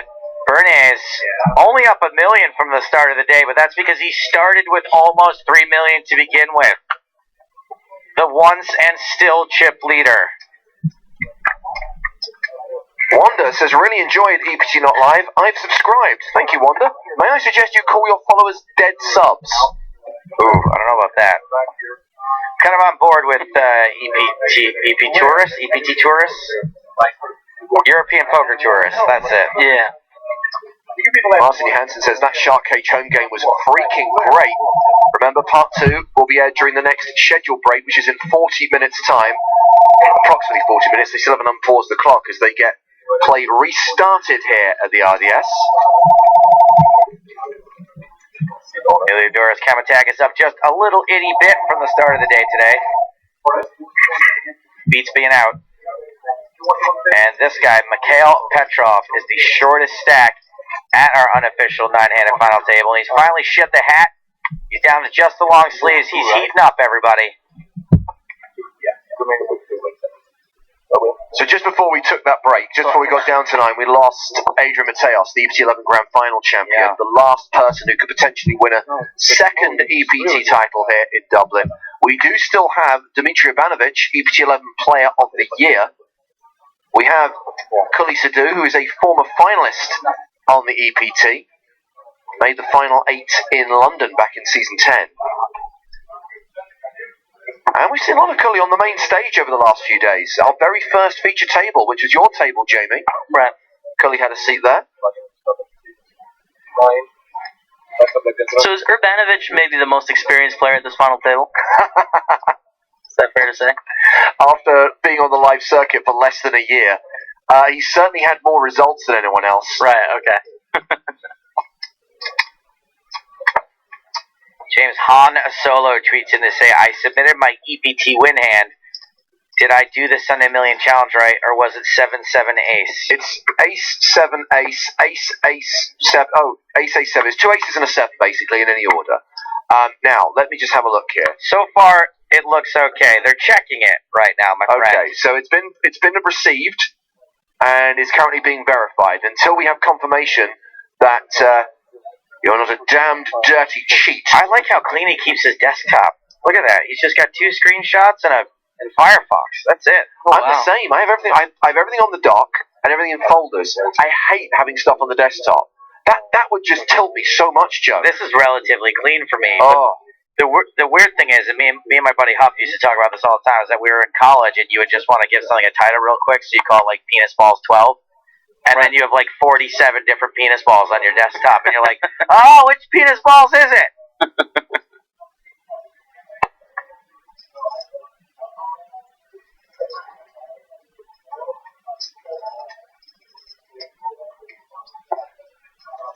So here we go. Action has restarted. Kuli Sadu has raised to 65,000 and been called by Dmitry Abanovich. He's defended his big blind. The flop is King Jack 5 with 2 clubs. It's kind of board that can hit both opponents. There we go, King Jack 5, I believe, 2 clubs. Is that correct? Yeah.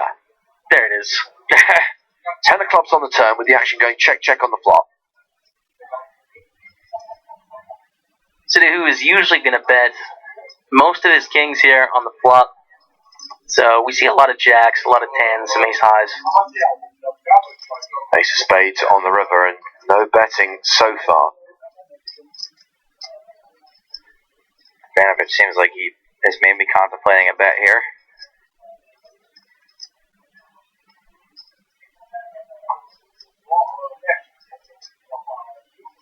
It's tough to say what Urbanovich can have. I mean, he's calling in the big blind, and that's something good players are doing a lot nowadays. So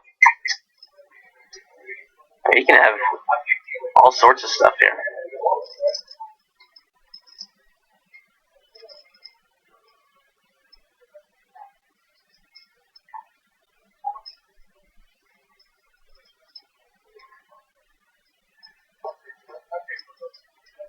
And the bet is good enough.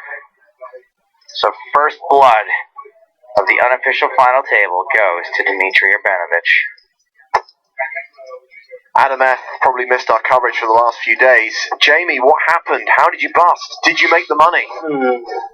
Well, I got it in with 9s into kings, but I did make the money. It was a good run, so I'm not too upset.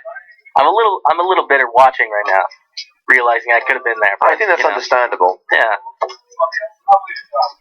At least I have my first flag on Hendon Mob, the Irish flag, the international flag. So made it.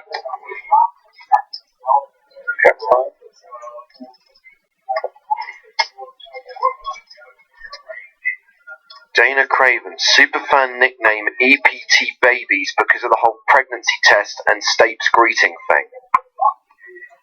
I mean, it's clever when you spell it out like that. No. I get the hello my babies pregnancy test. I tried to make this joke on the show a long time ago, and it got overruled. But there's a product in the States called the early pregnancy test. Oh, I see. The EPT. Yes.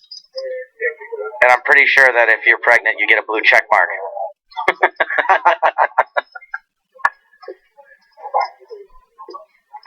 Yeah, it's not the best hashtag to use in the world, actually. EPT.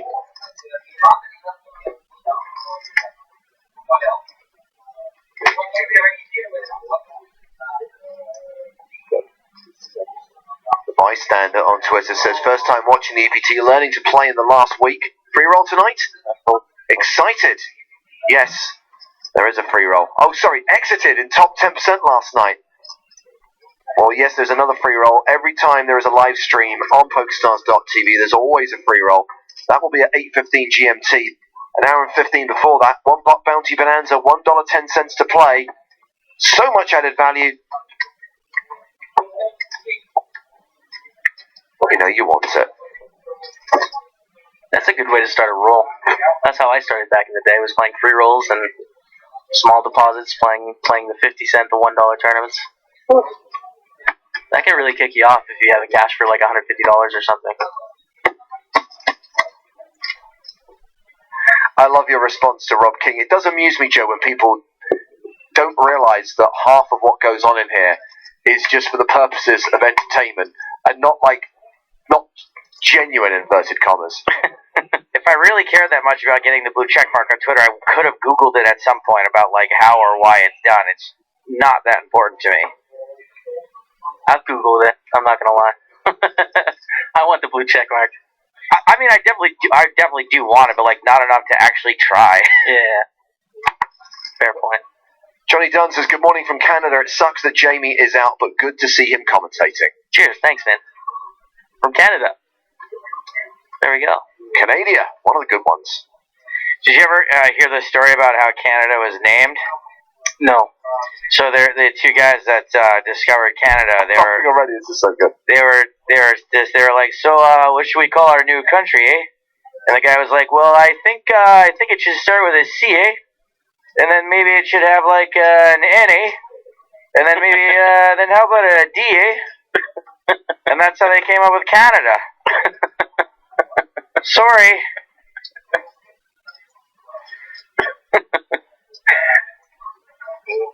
I don't know why that tickles me so much. Ivanovic raises to 65,000 from the button. Patrick Clark defends his big blind. Ace 5 deuce on the flop.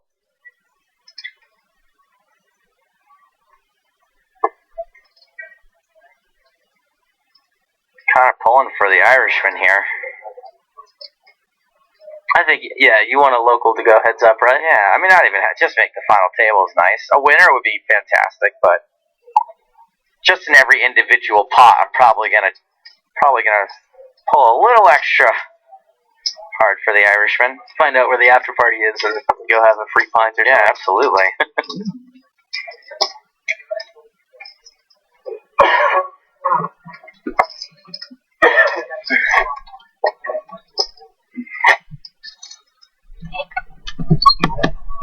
It's kind of boring without any outer tables to look at. We just gotta wait for this one guy to shuffle again.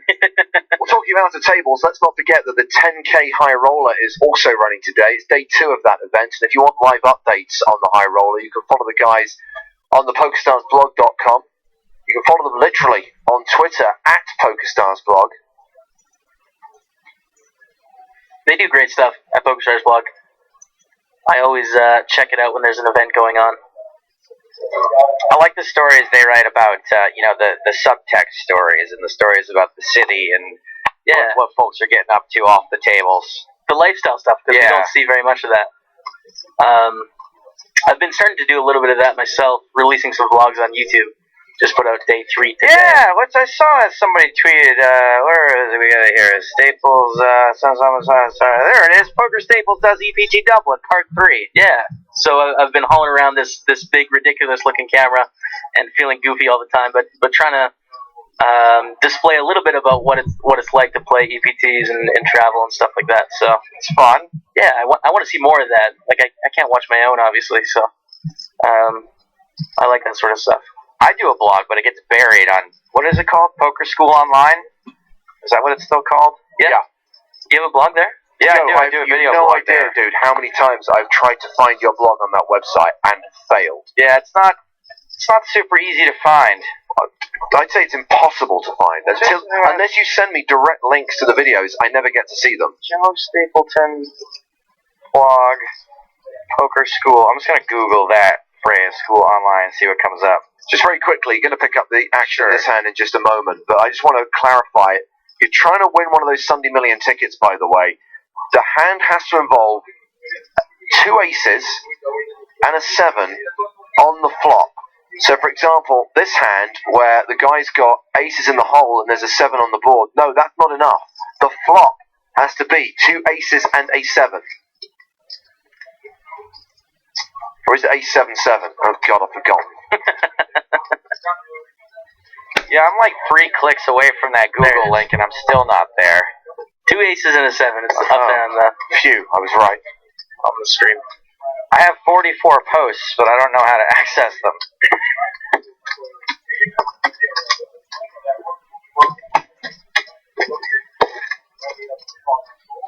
I think they've just been posting them on their page and not updating my blog.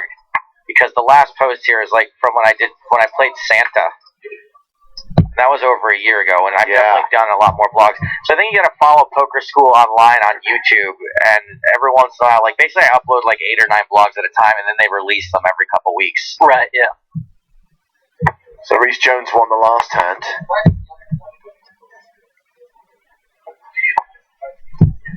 I've owned JoeStapleton.com for like the last 10 years, and it's like literally just parked because I don't know how to make a website. And eventually I'll have like links to all my blogs on it. I'm in the same spot right now too. Yeah. It's a complicated thing. I also couldn't get Stapes.com, so I bought Stapes.com.com. Really? Yeah. So now, if I just want to tell people, you got to go to stapes.com.com. That's perfect. Are you thinking of legally changing your name to Stapes.com? Stapes.com. I'm going to change my name to Blue Checkmark. Three-way action here with Abanovich getting called by both blinds. Jack 5-5, 2 hearts. And this flop has been checked to Abanovich. He's very intimidating when I watch him. Oh, yeah. He's like very cold.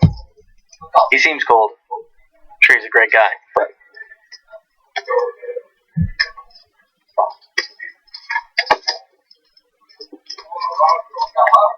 and it works. So Abanovich currently playing 1.25 million. Worth pointing out that the average stack right now is 2 million. So roughly half the table is above average, half the table below average. Petrov, the low man with 20 bigs. Shield Bernie's the chip leader with 123 big blinds.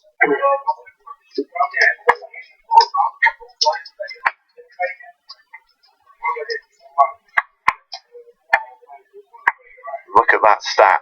Dmitry Abanovich's total live earnings, and let's not forget, this is from the last 9 months, 4.2 million. And the rest of the table combined, the other 8 players added together, less than 3.5 million. Just for the 2 people that are interested, Poker School Online tweeted a link of my very own playlist on the YouTube channel, and I've retweeted it. So you can follow them at PokerStars PSO. You can follow me at Stapes. And there's a bunch of videos on there. Some of them are good.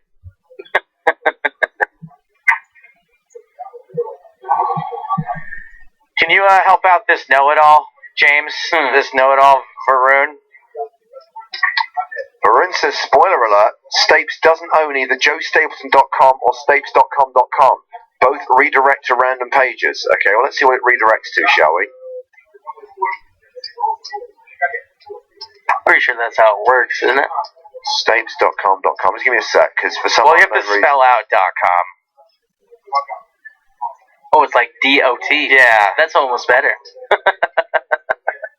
What about Joe Stapleton? Do you own that one? I do. I own both joestapleton.com and Stapes. Okay, well, let's go to Joe Stapleton. Sorry this is taking a while. For some reason, the internet's gone really flaky. Well, no, when you go to these sites that are just parked, no one spends any money to make sure they connect quickly. Why would you presume that you don't own them when you've just said that you own loads of URLs but haven't had the time or inclination to build a website yet? You know, there's like a lot of people out there that just like to, I think they like to hear their names read on the air, to be honest. It's Illuminati confirmed. Illuminati confirmed. Yeah. No, I just think it's a classic case that if you're going to be a know-it-all, be right. That's the one. That is the one. Mike Tayson points out that Dmitry Keith Abanovich is a country music superstar in Eastern Europe. I like it. I'd love it if his middle name actually was Keith. That's the funniest name ever for a Russian dude, Keith.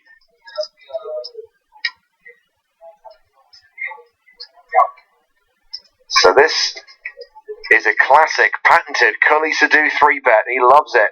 Jones opens to 67k, and Cully says, have some of that, re-raising to 235,000. Reece Jones folds.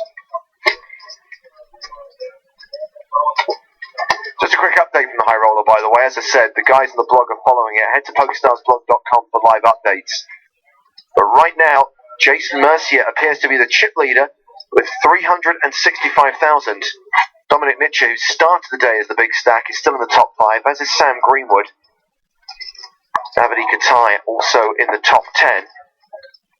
Of course Jason is the chip leader, right? Ships the 5k hyper. Chip leader the 10k. The guy's alright. Andra said, I played with Abanovich a few years ago, and I've never seen anyone look more disinterested and bored when playing live. We had this conversation yesterday when Mickey Peterson was in the booth, because Mickey finds it weird whenever Neil Stoddart takes a picture of him at the table, and he looks like, is that what I look like when I'm playing poker? And I guess you're not necessarily concentrating on what you look like to the outside world. You're very focused on what you're doing, and sometimes you may look tired, bored, grumpy, when actually you're just focused. Yeah, absolutely. So he may look, what I'm saying is he may look disinterested, but maybe that's just his concentrating face. Yeah, I feel like I'm trying to give off as little as I can at the poker table as well, so you have your resting face going on. So it doesn't have to be flattering, for sure. I mean, there's some utility to it. I mean, I can guarantee that most people at this table are very excited. They have some adrenaline going. It's just like they don't want to give away that they haven't been there, you know? Now, here's an interesting question. I don't actually think that this is a question of tournament rules. This is more a question of etiquette and of morality. The bystander says, is it legal to look into a player's sunglasses to see the reflection of their cards? So, for example, when someone looks down at their hole cards and they're wearing reflective sunglasses, Exhibit A, the card Petrov. If you were able to see their whole cards reflected, if they were peeling quite high, is that legal? Well, the answer is, strictly speaking, yes, because it's their duty to reflect their hand. I do think, and maybe my trust in humanity is misplaced, that most players would point out to them that this is an issue. It's called being a decent human being. I mean, we see a similar situation where if someone's peeling too high and not protecting their hand, Jamie, and the player next to them catches a peek of their cards, and they'll often say, guys, protect your hand, be careful, I can see your cards. Right. But generally, most people will actually warn the player rather than taking advantage. I think that's the general rule that happens, at least in Canada, where you give someone a warning, like, hey, you're lifting your cards high, I can see them. If it continues to happen, I think you've done your due diligence. That would be the same thing here for me with the sunglasses. But, you know, I realize running the Twitch stream that there's so many different pockets of, like, poker culture and poker norms that what I think about ethics or rules may be completely different than what some other people think about it. So that's my approach, but I don't think it's a be-all, end-all for that situation. So, good question, though. I can't answer questions about how to be a great poker player, but I can answer questions about how to be a decent human being. There you go. That's what you're an expert One of the few things I'm good at.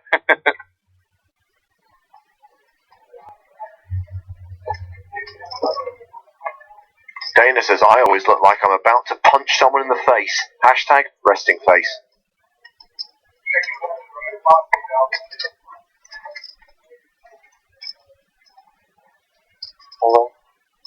Here we go. Shortest stack is all in over the top of the Irishman. It's got plenty of chips. Patrick Clark open for 65k. Petrov Chavez for 568k.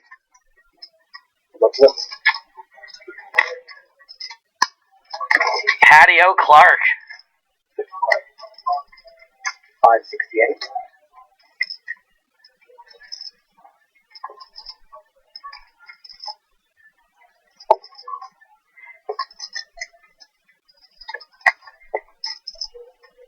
What's the worst hand you're calling with here, Jamie? Eights? Sevens? We're at 1530, so this is a shove for 19 big blinds. Quite big. I think I'm calling sevens, though. That's 503,000 to call. Yeah, I'm definitely calling sevens. I think that's the line. Ace-jack suited? That seems to be the line most of the time. Yeah, ace-jack suited. I guess I call sixes. Both fives, though. No. I mean, as I say that, I do need to consider payouts a little bit more here, and not just think about it in a vacuum. Right.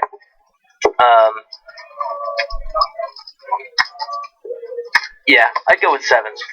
That's my final answer. Nailed it. Got it.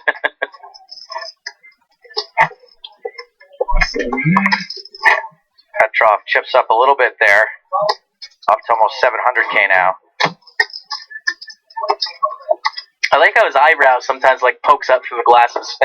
When he shoved it, it happened last time. Take a look next time, you guys.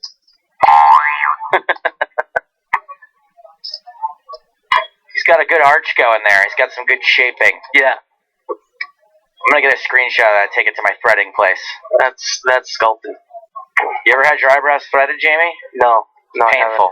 Really? Yeah. I don't know what that means. So what they do is they take a couple of strings I'm flipping over. and they crisscross them, Like boring. and the crisscrossing of the string pulls your hairs out. Oh, A couple at a time. what? Just for volume reasons? Yeah, like because I've had it done a few times in my life. Right. And the problem is when you walk out, you look like you just had your eyebrows done. That's the real issue. But Right. for people like me who are hirsute, sometimes you gotta do a little extra grooming. Well, it is painful. I need to up my my eyebrow game then. Yeah, I'm get gonna on check it. that out.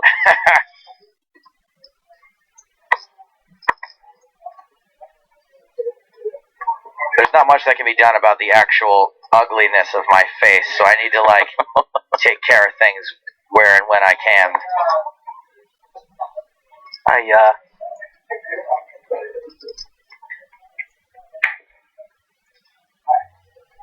Doc Ober says, still no love for the classic racers for the EPT Live fans? What now?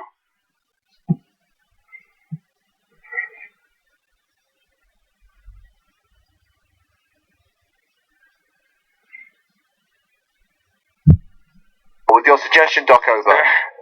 He wasn't the only one. Someone else said that too. Oh, really? A little while ago. Okay. It's just like, it just doesn't have the ring to it. Like if you don't have the inside knowledge, like State Stable, you know what it is. The Maria Homies, you know what it is. The Dirty. It's just like the classic racers. People are like, what is that? What is the classic racers? I agree, it's clever. But possibly too clever, and certainly, what the hell's going on here? It's freaking me out. A flop? It's the rather vibrant camera moves that were distressing me. I don't like to be distressed. Some deep breaths from Bernice.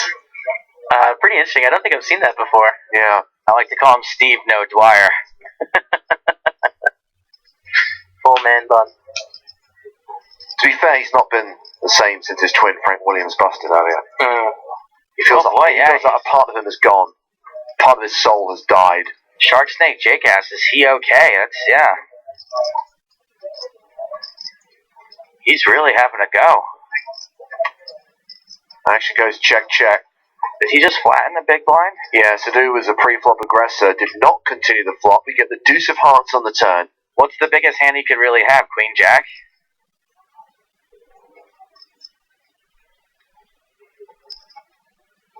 I'm somewhat concerned for him. Yeah, I don't know what to make of this. Unless he's... Is it... This is People often, do reverse tells anymore? This is often what I will do if I have hiccups and I'm trying to stop them. Okay, alright, maybe he has hiccups. I'm gonna call them the Queen Jack-ups, probably.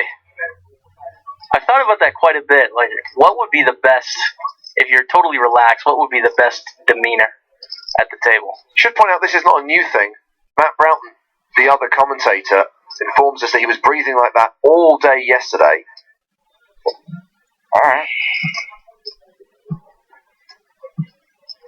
Couple legends on the rail there. Yeah. Pratt Strat.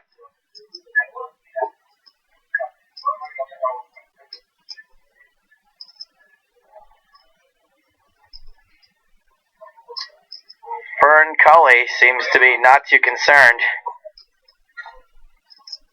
over the belabored breathing of Steve No Dwyer.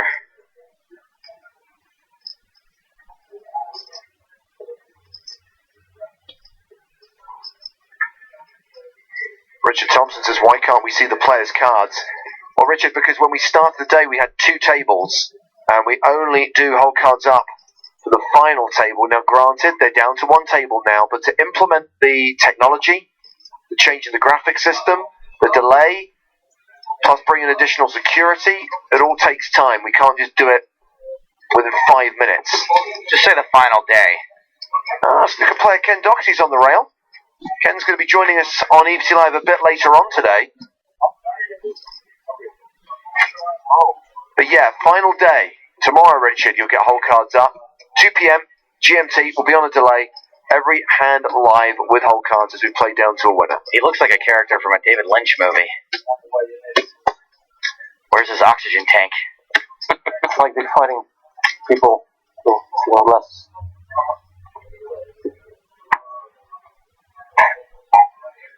It's actually like really good idea. Making all ships like similar, and no one sits in glasses. You know what it is? His hair's probably too tight. Think about it. If your hair was all tied up that super tight, you would have a hard time breathing too. It's like pulling you up. It's just pulling his head up like that. Yeah. It's like a head corset.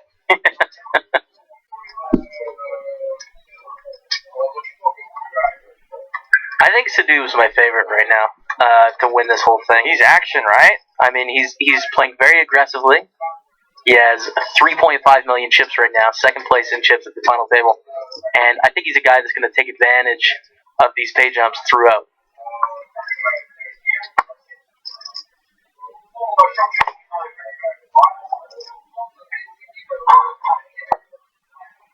Yeah, look at that. I mean, that's got to put a stress on the lungs.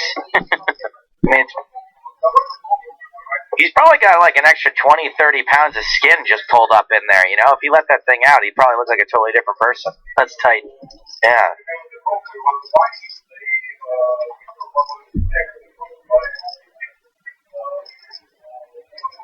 So calling the big blind here from Urbanovic. Kamatak is the pre-flop raiser. Urbanovic can have a lot of this flop, and it's sort of a troublesome flop for Kamatakis. If you have a hand like aces, kings, queens, ace, jack, and you get check raised, things are kind of difficult.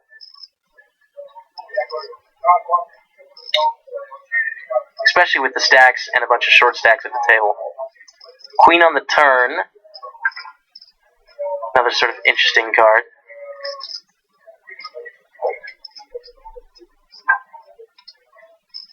Most of the time, when Kamatakis checks back the flop, he's going to have something. He's going to have an ace high, he's going to have a king high, he's going to have a pair, because he would usually just bluff with his hands that missed. So, it's going to be, does he believe Urbanovic is stronger?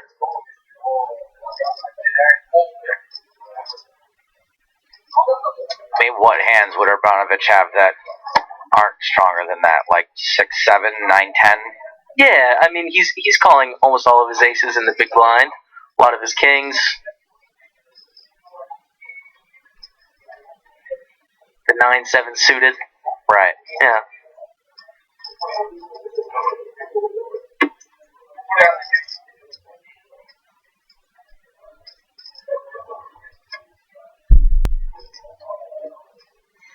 And it goes bet call. Kamatakis.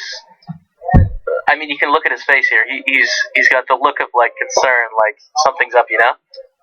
Which is definitely tell, by the way. And when Urbanovic all of a sudden leads, you'd assume it's for value. For 175 into 320.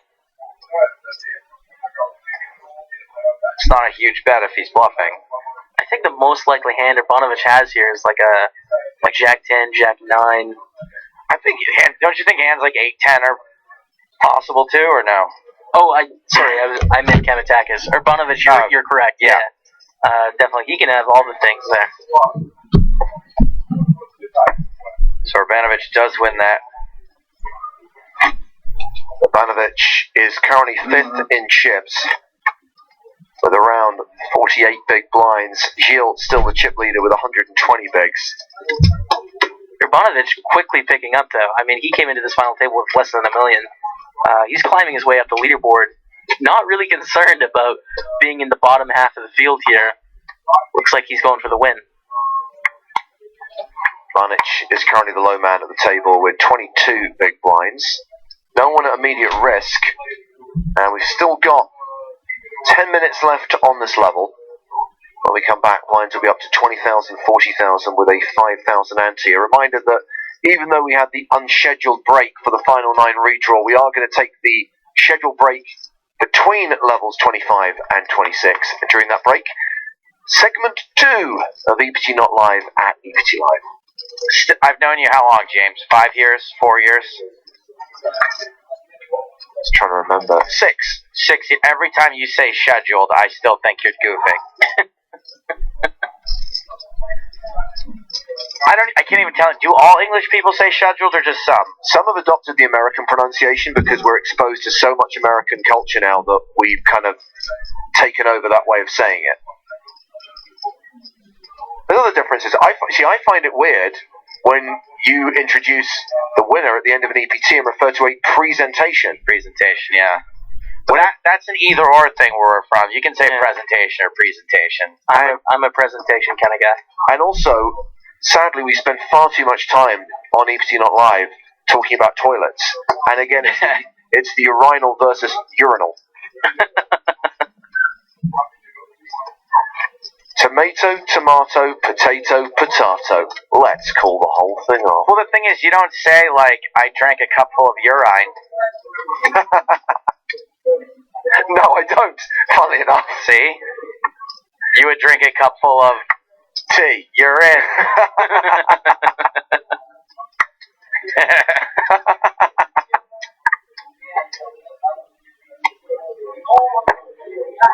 By the way, if you want to know what's coming up in part 2 of EPT Not Live at EPT Live Dublin edition, the premiere of the Stapleton sex tape and jeez, I forgot about that. Matt Broughton's first world problems.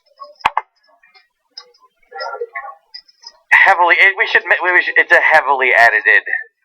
Jamie, I don't know if you know the backstory on this, but not yet. The last episode of the show, I talked about how I was moving out of my place in New Jersey, and as I was leaving, my neighbor complained that there were a lot of noises coming from my apartment, and they were of a particular act. And my roommate tried to talk her out of filing an official complaint because I was leaving, but she did anyway. And the thing is, they didn't believe her that it was loud, so she actually recorded it from her side of the wall. And I said, look, if you're going to record it, I should have a right to be able to see that, to hear that tape. Right. And so I got it, and I'm playing it. Oh my on EPT Not Live. So it's heavily edited, but you can't leave now. I mean, that's the dream. You got to stick around. No. Well, I mean, I already know it, but the audience should stick around. I think they're sticking around anyway. We are getting to the business end now. All about making the final table and being in contention for the top prize and the trophy and title. This is the dream. I mean, all of these guys have a real shot at winning an EPT title. Macca says, can I bet on the final table at all? Can't seem to find it on BetStars. There should be betting yard, dog. Can't help you out where that would be. I'm going to give it a go. But yeah, we had Ian Marmion on earlier this week talking about the UK IPT final table.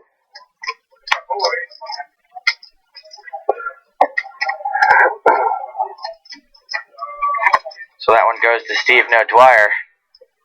Still chip leader. 3.7 million. Quick reminder of the blinds for the next 5.5 minutes. 15,000, 30,000 with a 4K ante, as Jason Somerville would say. That big blind is a starting stack. Also wrong. Also Dirty Basement Kids. Dirty Basement Kids. There's probably a few out there.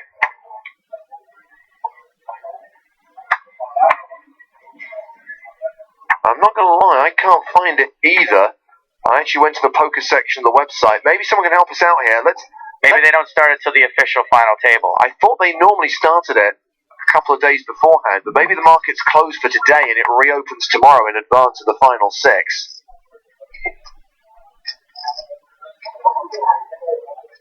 Basically, I was going to Lee Jones it. So if anyone from BetStars is watching right now and can help us out, hashtag EPT Live.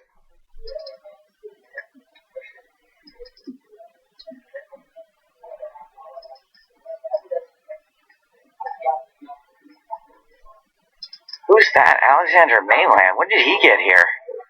He's been here all along, the Swiss dude, right? There's always one. There's always one, like Glitch in the Matrix guy who just shows up, like that parasite from Rick and Morty, when they act like they've been friends. You're like, no, I've been here the whole time. I'm Mr. Poopy Bottom. Like we've been friends forever. To be fair, and clearly he's just a forgettable guy because he has been on the feature table before. I don't know. He's It's like suspect. it's just a parasite in your brain. Come to think of it, I don't have any bad memories of Jamie Staples either. What do you think, Ghost in a Jar? Curious.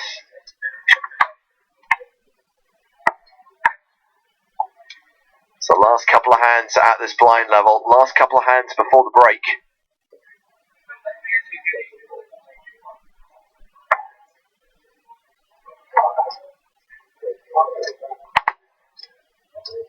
Fold it around to the chip leader. Now on Dmitry Ivanovich. Starts the hand with 1.4 million. Don't expect much folding here. Seems ready to gamble. Richard asking about the free roll password. We haven't revealed it yet, Richard, but then again, the free roll isn't open for registration yet. Calm down, Richard. I imagine in the next level, we'll give you the information.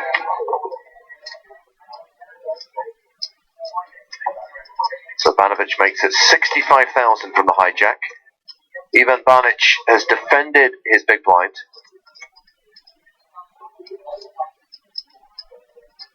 10-5 deuce on the flop. So this is happening a lot more nowadays in poker, where Ivanovich raises, and the big blind's calling a lot more than they used to. So Bonic, being a fairly good player, he can have a lot of 10s and 5s and 2s. Now, of course, he can't have the aces, kings, and queens, but only being 580,000 chips deep, I mean, that's not a bad thing. So it's a new sort of dynamic that has been emerging, and it puts Urbanovich in a tough spot. I mean, he can't have a 10, a 5, or a deuce. This almost is a better thing for Banic, but he just folds, and still works sometimes, of course. Now I'm going to go for Dmitry and Ivan because there are too many itches at this table right now. I got really confused midway through. Dmitry, Karl, Urban.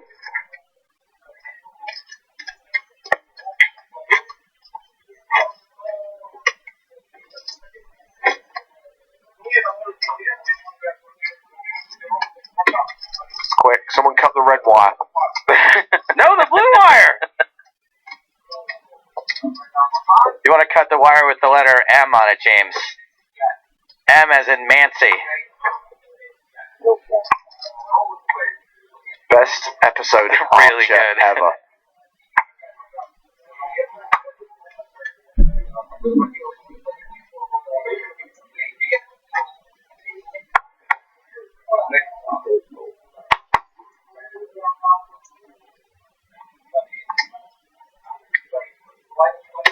This is likely to be the last hand of the level, last hand before the break, which means part 2 of EPT Not Live and EPT Live Dublin is coming up. Rhys Jones opens to 67,000.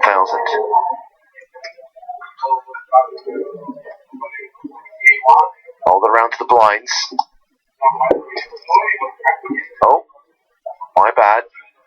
Not do on the button. yet. I forgot. We've got to give Cully to do the chance to 3-bet someone. I think he did fold already. I think you were right. There we go. See ya. Eliodorus Kamatakis. Not on my watch.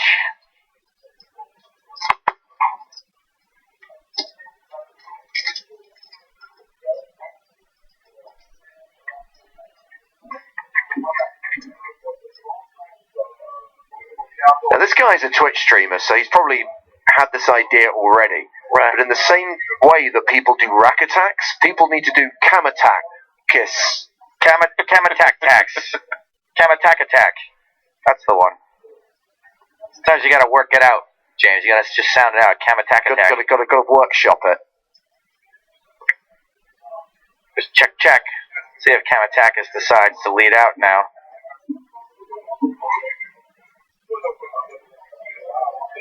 If I was Kamatakis, I'd probably be betting a lot of hands here. Yeah. You saw he glanced at his thinking. chips quickly. I think that usually means. Well, this hits his range pretty hard. Yep, definitely. A lot of queens, a lot of jacks, some 10-9s, some king 10s, all that stuff. Oh, Mikhail Korotkik must have just won a hand.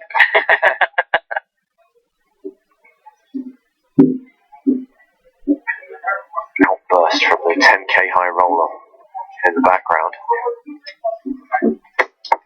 Oh, Jones ain't going though. Calls the 80k, taking this hand to the river. Interesting. Jones usually doesn't have a queen here, but he can definitely have some jacks. Maybe 10s, 9s, 8s. So you say he's not going to have a queen because he didn't bet the flop? Not very often. Right. I mean, sometimes maybe a really bad queen, but most of the time he's going to bet with that hand. Or just, the one and few times he does it just for some balance or whatever, right? Just to mix things up. Right. But generally, you're going to bet top pair on the flop. And Kamatakis, again, I think can rep something pretty good here because there's lots of 2 pairs he can rep. There's draws he possibly just made. Yeah, that king completes a lot of 2-pair hands, like you said. Completes a couple straights as well.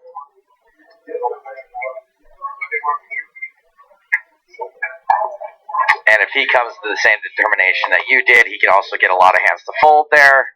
Yep. If he doesn't think Reese Jones has very many queens. So he wins that pot with the river bet. Bringing us to the end of the level and taking us to the next break. So when we come back, the next level will be 20,000, 40,000 blinds, the 5,000 ante, playing a 50 big blind average at our 9-handed unofficial final table. At this point, we are going to say goodbye, and thanks once again to Jamie Staples from Team PokerStars Pro Online. Thanks again for having me on, guys. I appreciate it. I think I'm coming back tomorrow, right, Excellent. for a little bit. Great. So that should be fun. And obviously we'll be whole cards up tomorrow when we watch 6 of these 9 players play down to a winner. But more action to come after EPT Not Live and EPT Live Part 2.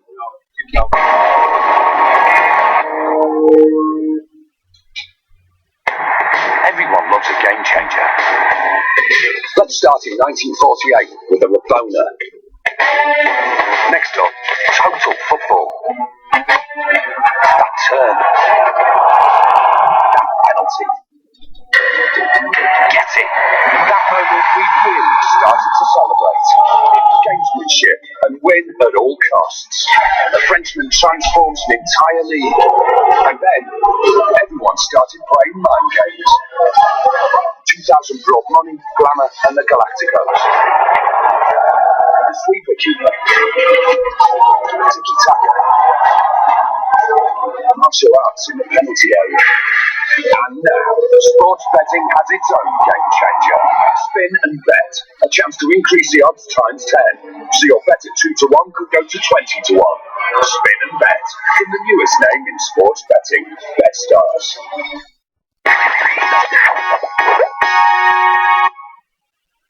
I'm going to go ahead and fire up the social media beef music.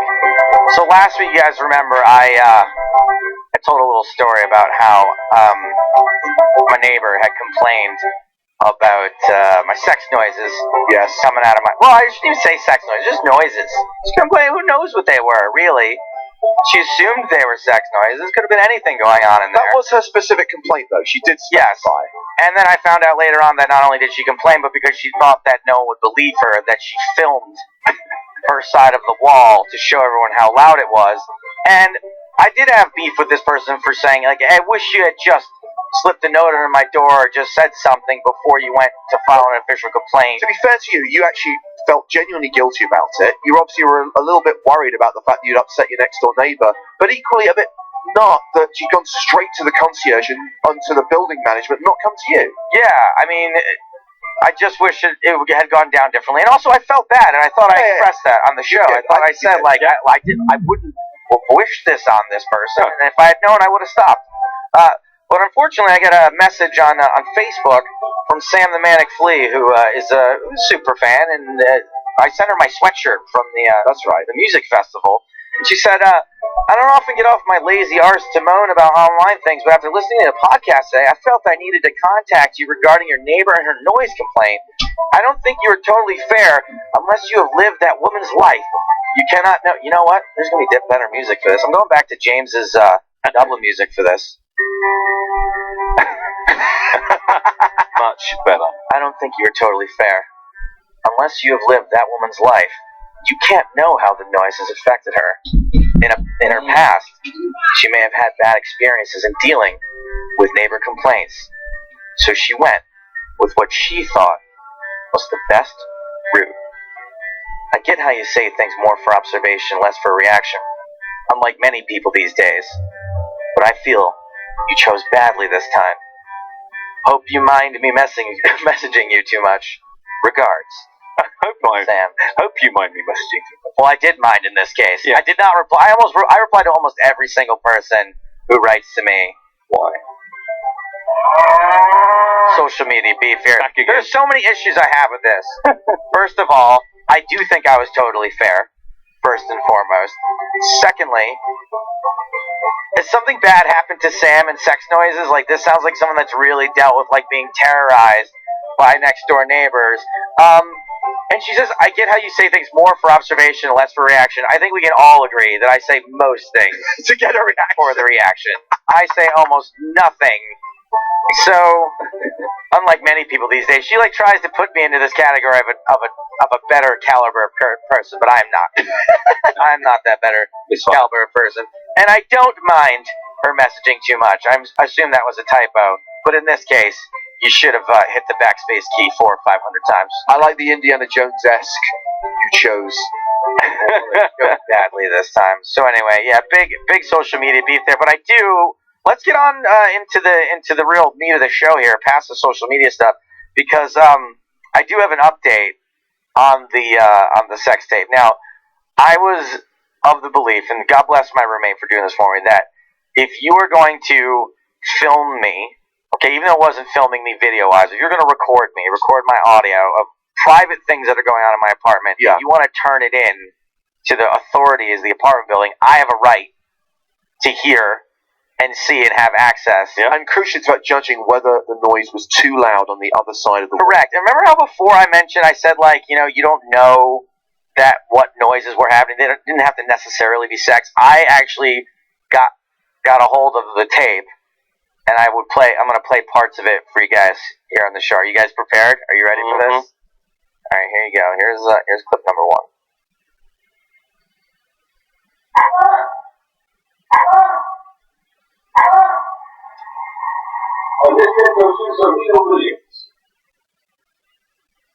See, that was tennis. I was watching tennis late at night. You always watch tennis. I mean, it was on. It was just Australian Open. Loves the sport. Yeah, loves the sport. The Aussie Open or whatever. So that was. I can see how that would be confused for sex, because it did. Serena Williams does often make those grunting noises. Yeah. So there's one thrown out as far as I'm concerned. That should have no place. No problem. No problem. Yeah. Exhibit B.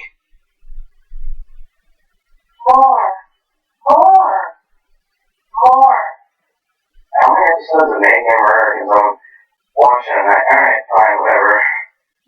See, that's just Netflix and chilling. That's just binge watching. I can see how you hear them more and more. You think that there's sex happening, but it's not. So there's 2 pieces of evidence gone. Exhibit C. Dad! Daddy! Dad! That's great news! Where's the new puppy? See, she's just on the phone with her dad that time. It wasn't even, literally nothing going on in this apartment. Entirely innocent. Just completely, and there's just one thing left. And this one actually is pretty incriminating, and this one involves me. So if you guys don't want to hear, well, I'll just play it.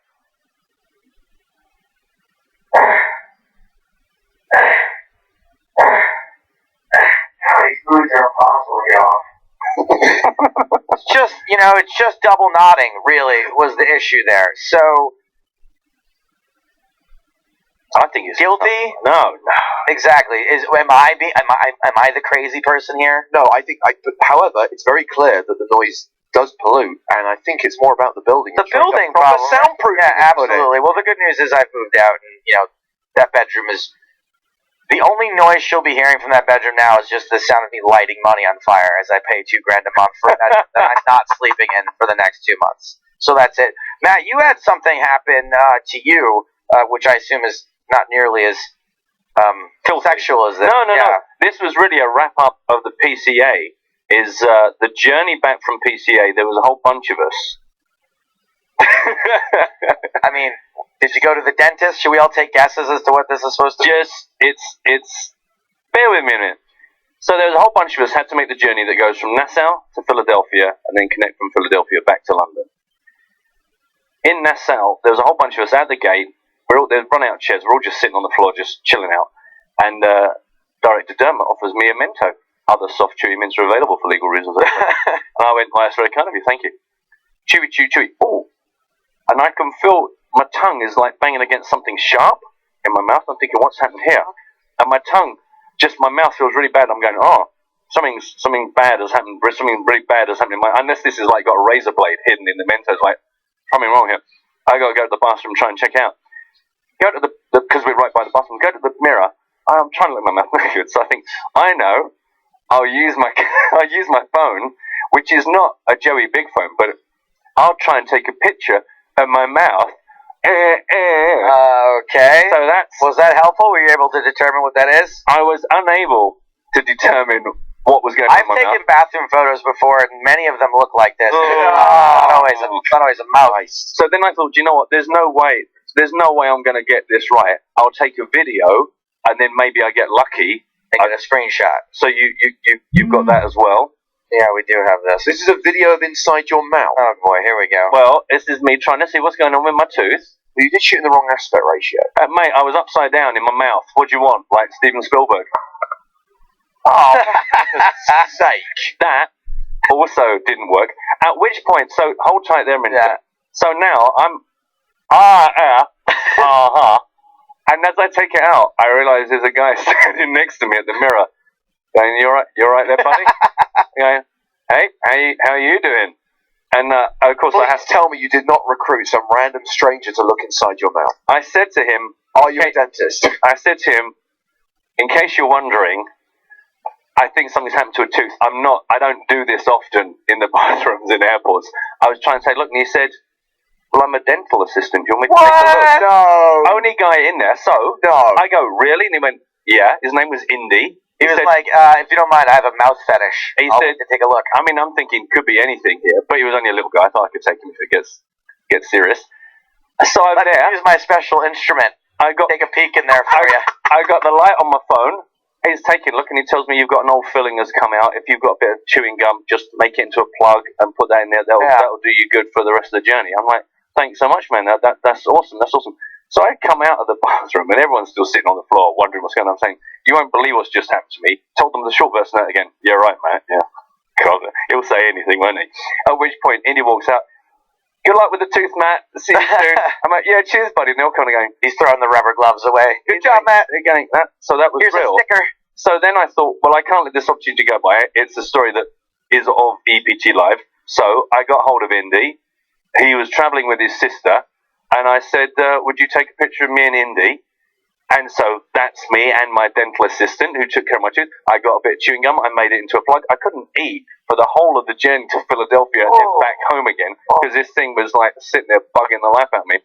On the plane, Indy comes in and he's sitting a bit further ahead of me. His sister is just reclined in the seat. He got right up in there. His sister's next to me. So I suddenly think I'm going to probably use these pictures. I should let him know. So I scribbled my name and email, which probably looked very dodgy. It was very Joe Stapleton move, and just went, hi, would you take this for me? So would you give this to your brother and just tell him to get in touch with me because I want to let him know I'm going to use the pictures.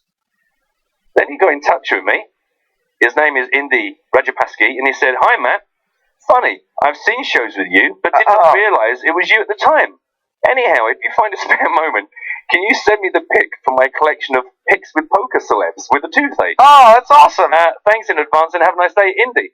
So, there you go. So, of all the chances that the guy that catches me with my phone crammed in my mouth is a dental assistant and sorts me out, and then a day later I get an appointment. And knows you. We're all good. And the biggest win here is, I'm assuming he works in America as a dental assistant, that he didn't charge me. Didn't charge you $2,000 for looking in your mouth. Yeah, I was going to say, like, what was the bill for it? Can you send me a picture? Because I want to put it with the rest of the people who proposition me in a bathroom.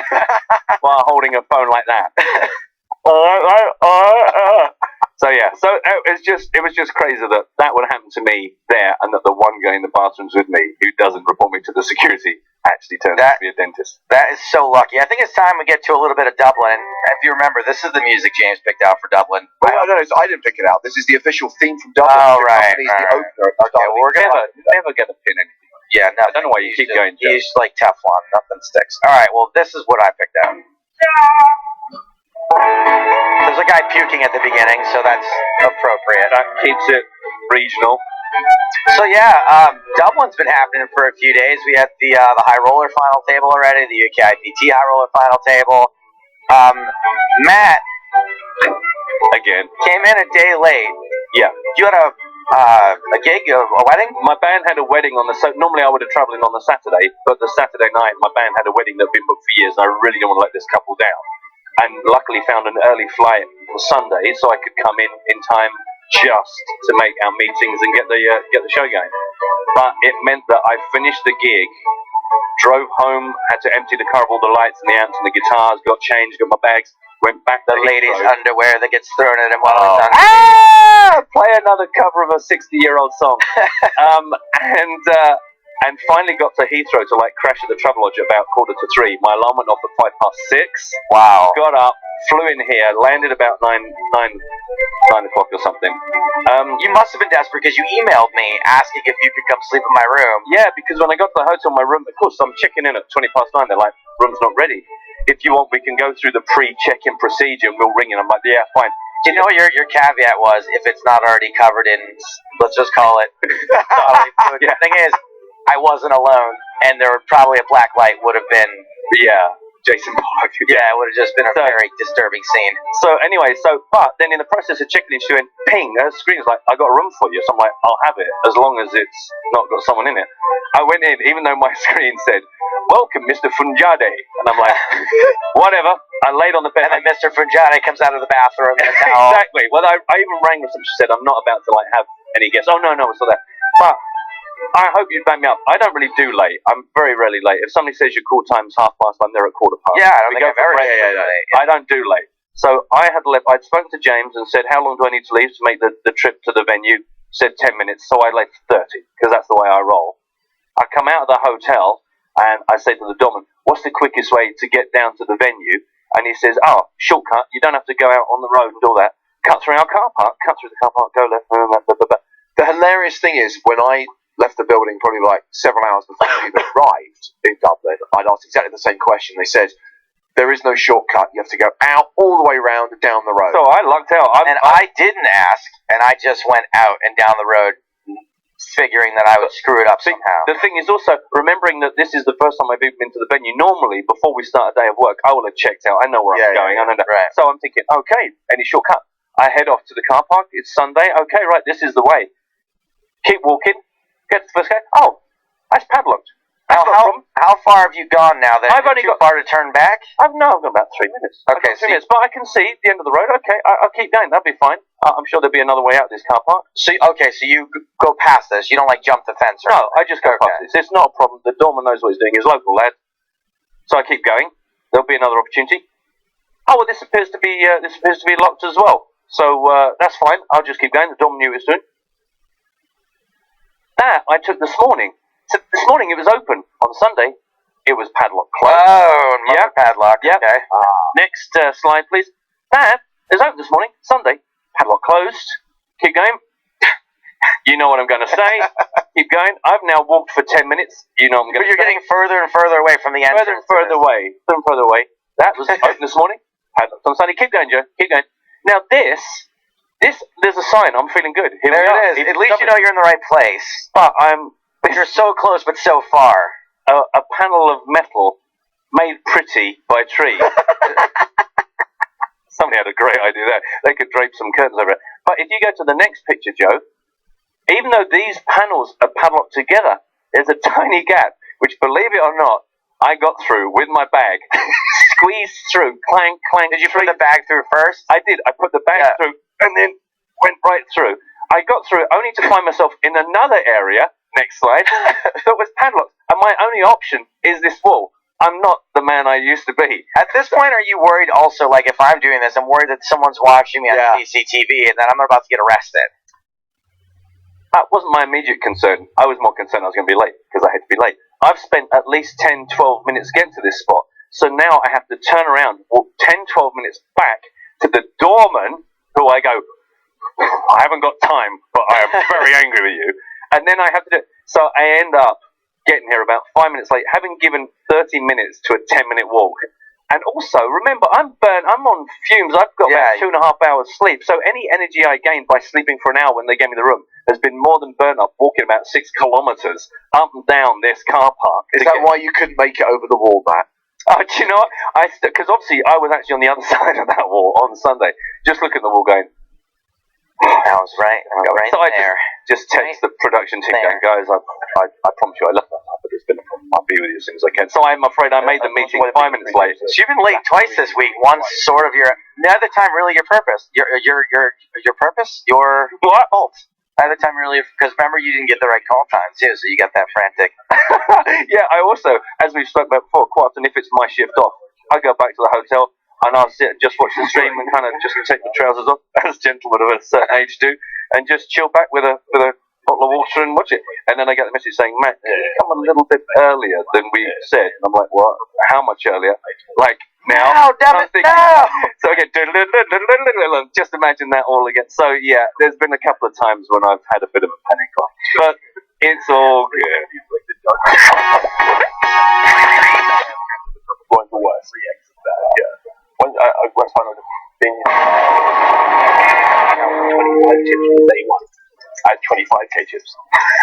Welcome back to the PokerStars.com European Poker Tour, Day 5, the penultimate day of the EPT 12 Dublin main event. As we play down to the final table and beyond, we only have one table left in the tournament, which is currently 9-handed.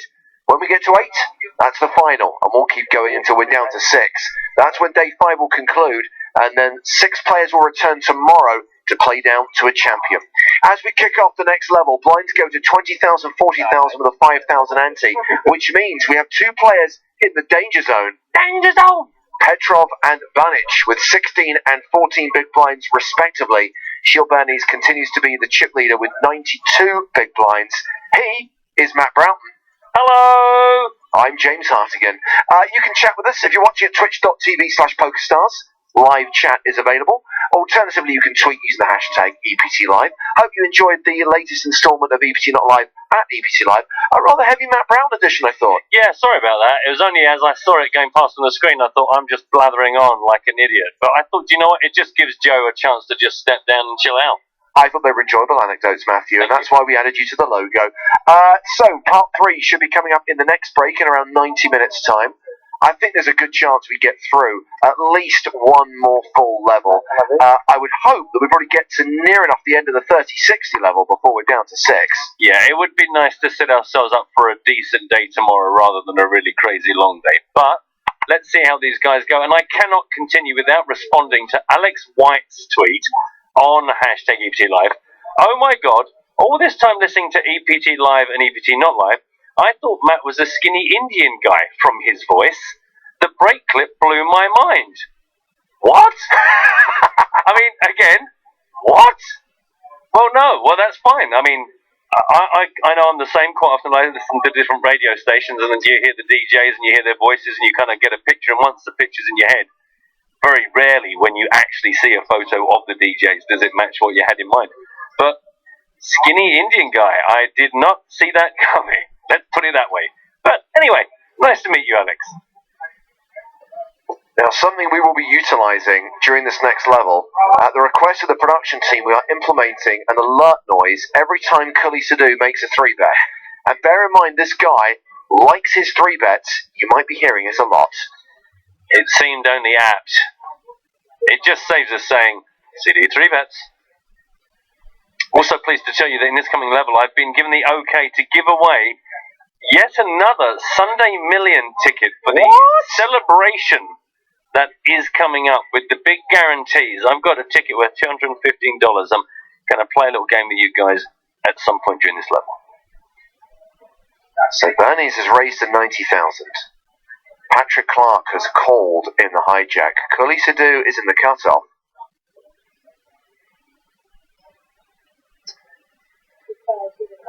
That is a Cully Sadu 3-bet.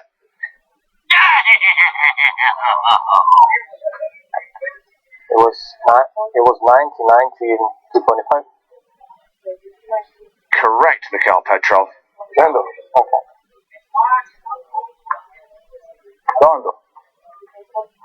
We've seen Andy's bad lookalike, or as he describes it, random lookalike, Matt Broughton and actor Michael Shannon. Is that Zod? No, Zod is Terence Stamp. No. Right. Okay. I refuse to acknowledge the existence. Right. Okay. Is that Michael Shannon from Boardwalk Empire? Yes. That's Michael that Shannon. one. Okay. I'll take that. I'll let you know. If not, tomorrow. Alright. Blink. Just blink. That's it. Take it easy.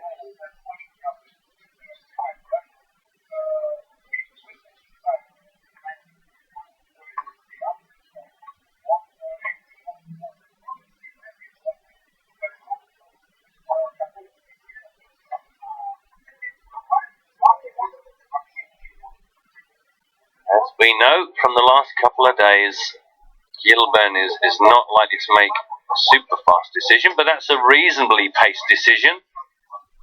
On to our only remaining Irish player here in Dublin, giving it a bit of Sholto Copley while we're doing rubbish lookalikes. 135,000 to call. Got 2.8 million back. I guess, again, because of Sidhu's rep, does he just think Sidhu is raising as a kind of a squeeze because Clark trying to come along for the ride after Gear raised it?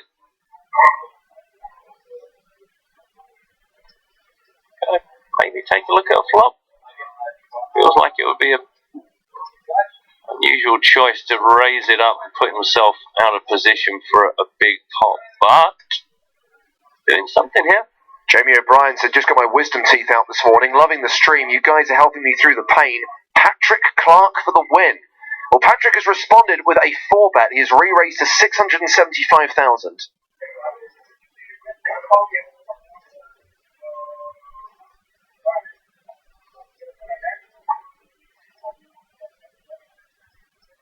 Problem is, a player like Sidhu is going to have it sometimes. It isn't always just going to be about aggression, and you think if he 5-bets here, is it all or nothing for Clark? Or is Sidhu just going to let this one go? Is he just going to give it a bit of time to make it look like it wasn't a squeeze?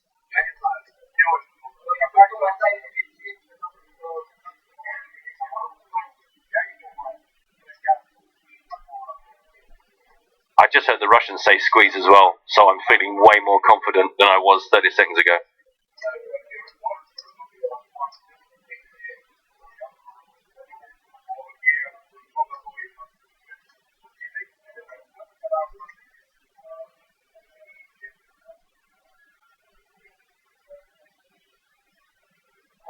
So these are two of the big stacks.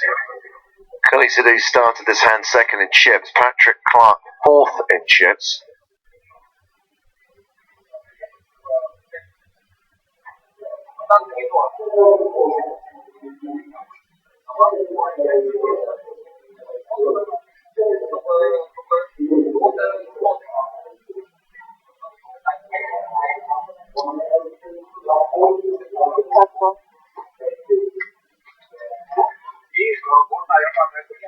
And Curly Sidhu calls. He flats the 4-bet in position. We get a 9-8-5 rainbow flop.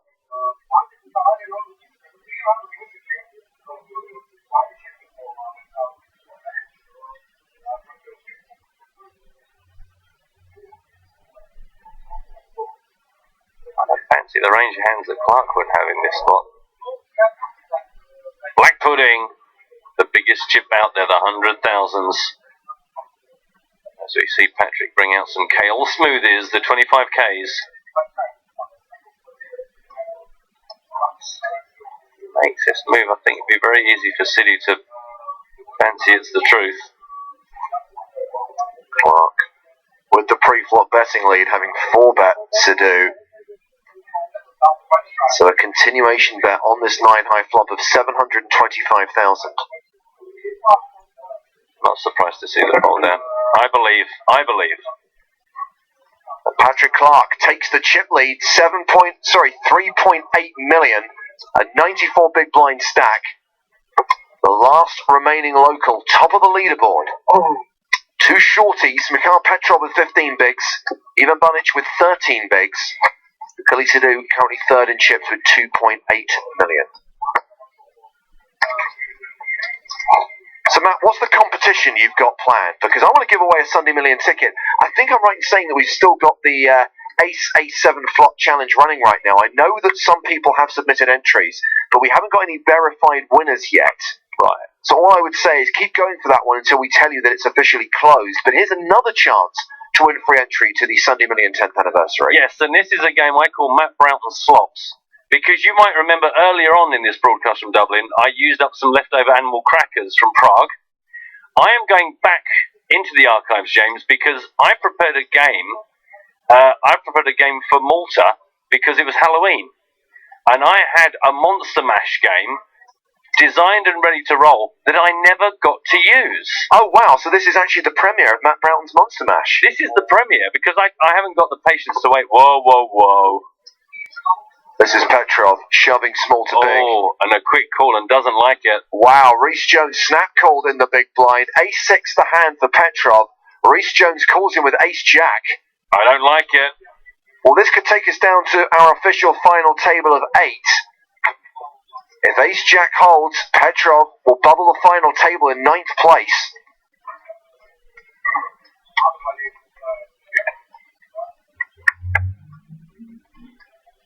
And there is a jack on the flop. Petrov has less than 1% equity and is likely to be drawing dead on the turn.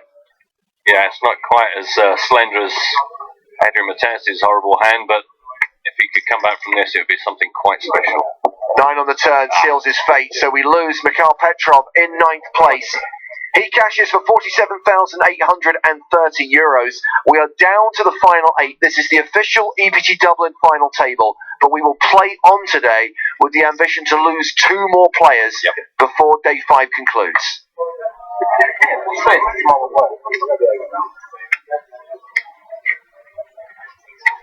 Rhys Jones, best part of 3.5 million now, 3.4 million to play with. Nice time to wake up with the Ace-Jack snap call easy goings. Yeah, Sam Grafton tweeted earlier they just got back from lunch to find Rhys Jones has full reconnected. Rhys with an 85 big blind stack with 8 players making the final of the EPT 12 Dublin main event. The final table of a tournament that started with 605 players, with everyone now guaranteed at least €60,750.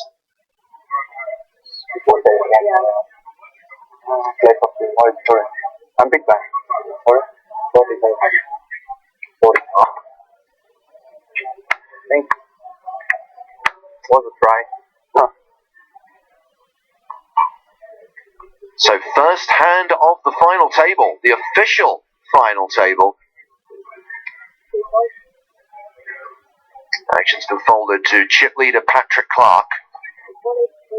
I tell you what's most remarkable for me is Alexandra Malin, who came a couple of days ago to our feature table with just a whiff of a big blind left. I can't remember how low he got, but he got pretty far down. And here he is now in our final 8.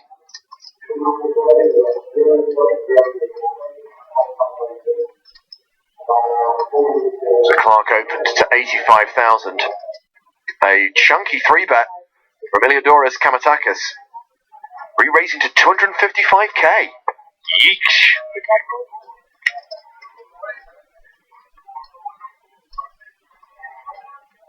Nope. Too strong. Okay, now I know that registration has opened in today's EPT Live free roll, so it's about time we gave you the password for tonight's game. 8:15 GMT is when it starts. $2,000 in the prize pool. You'll find it in the tournament lobby on PokerStars. Just search EPT Live to find the game. And if you want to register, you'll need the password, which is coming up right now. It is Bagot. Bagot. B-A-G-G-O-T, lowercase. Bagot will get you into today's EPT Live free roll. B-A-G-G-O-T. By the way, when you go into the lobby and search EPT Live... I was the first one in, sorry.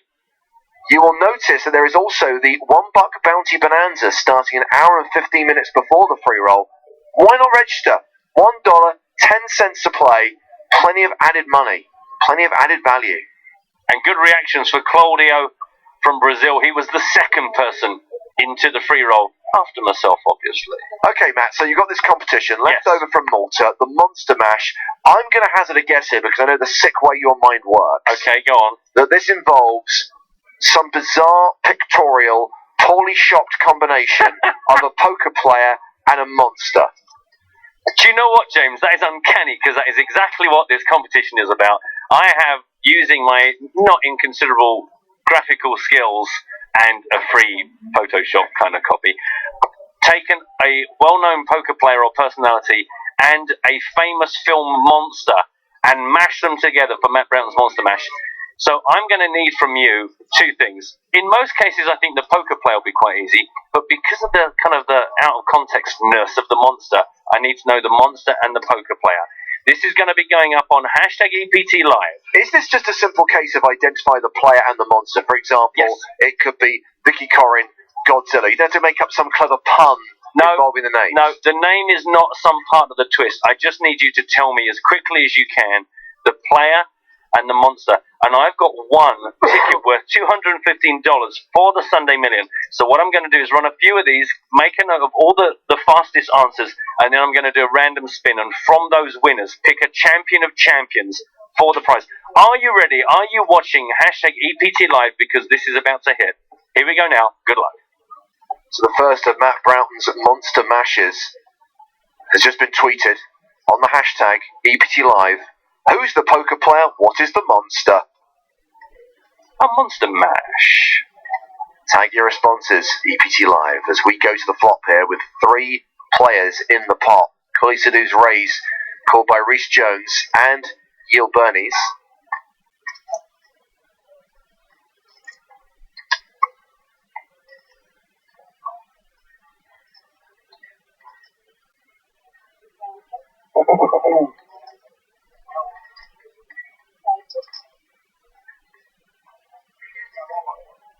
No continuation bet from Sadhu. It's been checked to Rhys Jones.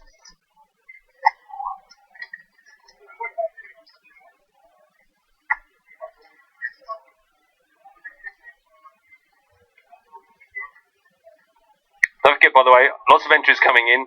I need both the monster and the player, not just one or the other. Both are required.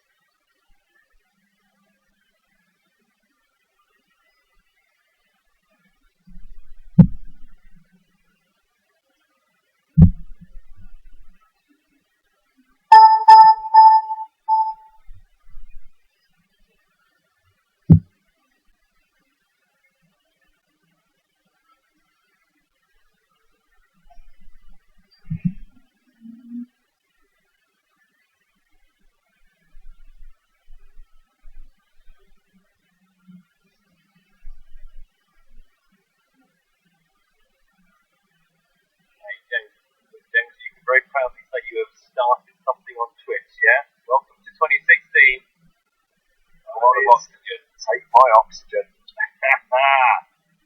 See, it feels good, doesn't it? It feels good when they respond. Thanks, guys. We love you. And is over 10 minutes long now.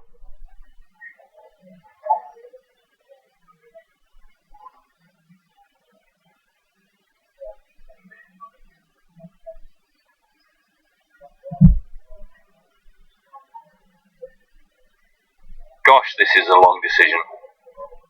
1.5 million up for grabs.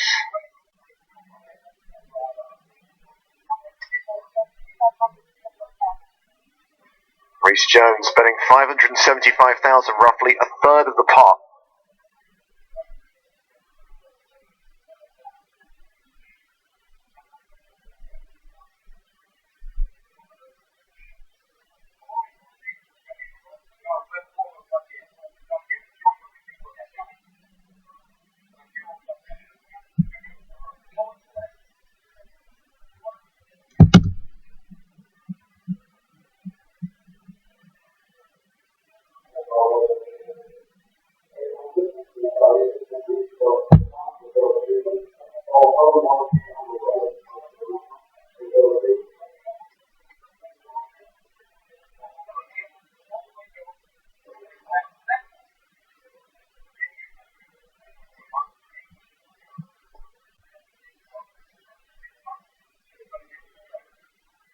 Smitty says, we've got a long night coming up. I fear you might be right. This initial indication of the speed of our final 8 is not a particularly endearing indicator. And I come back to my Kabaddi idea that everyone has to take a really deep breath when the action is on them, and they've got until they pass out to make that action. I think this really would be the worst time to invoke. Jeez, dude, Bernie's would be screwed. A few people on Twitch are asking about the competition being over. No, it's still going. We're just waiting for round 2. Round 1 has finished. I am computer. I keep it broadcast. 8 minutes ago, thought that this hand wouldn't take this long.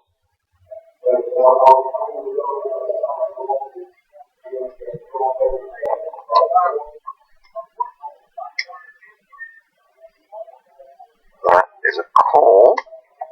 Oh, that is a race. Nice. It took a while, but it was worth the wait. Khalisadu has folded. It's back on Rhys Jones. What was it? Yikes.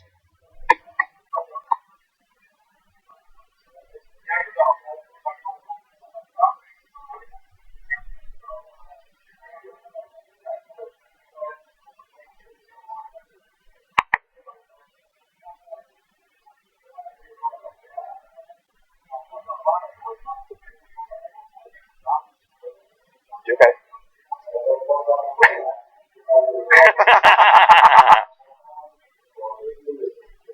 Mean, but funny.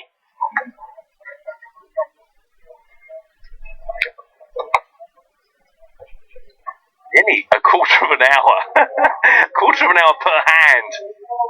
While the race gets through, Rhys Jones regrets not checking it back. And Gilles Bernies retakes the chip lead. He's moved up over the 5 million mark. 5.1 million, 128 big blinds. And now we can do the reveal, the answer to the first round of Matt Brown's Monster Mash. It was, God, if you remember from 15 minutes ago, I actually posted it sometimes back. It was, of course,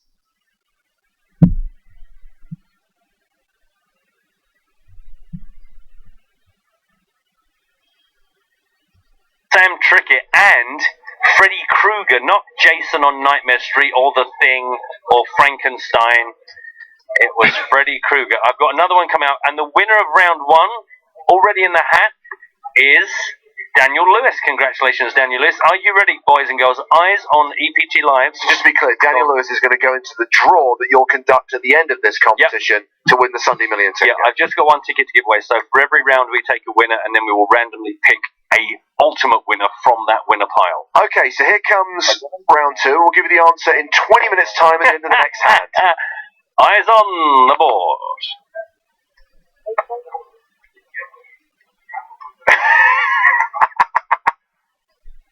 Again, whoever's first, I am watching Twitch and Twitter. I need the player and I need the monster.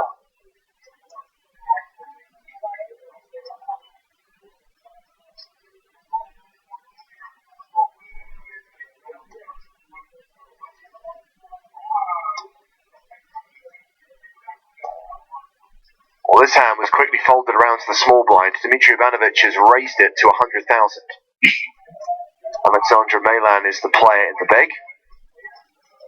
He has around 20 bigs.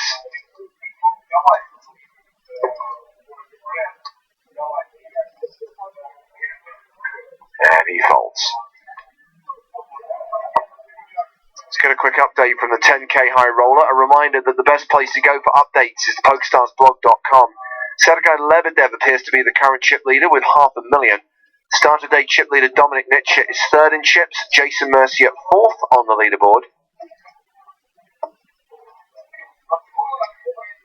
Seems there are 46 players remaining. There were a total of 185 entries in the 10k high roller, generating a prize pool of close to 1.8 million. Here are the stacks, the final table of the main event. Bernie's way out front. The Irishman, 2nd in chips. The Brits, 3rd and 4th in chips. And Ivan Banic, the low man at the table with 13 big blinds. A lot of guesses and not a single right answer yet. being asked on the Twitch, where do they see the monster mashup? You need to look on Twitter, look for the hashtag EPT Live. You're just going to have to look down the stream. You'll see the picture I posted. I am at the Waster.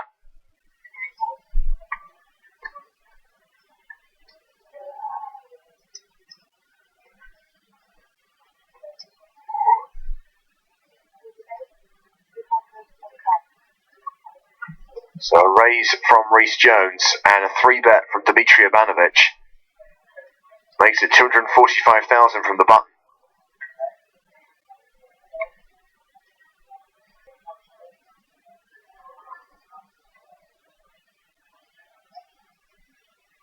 Not the Hulk, not Dracula, not Smaug, not Panda, not Beetlejuice, not Jabba, not Frankenstein, not Grinch, not the Joker.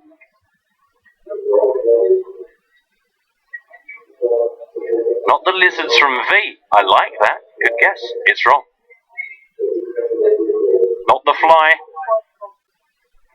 Let's see that with 1.5, 1.5. Thank you. You're welcome.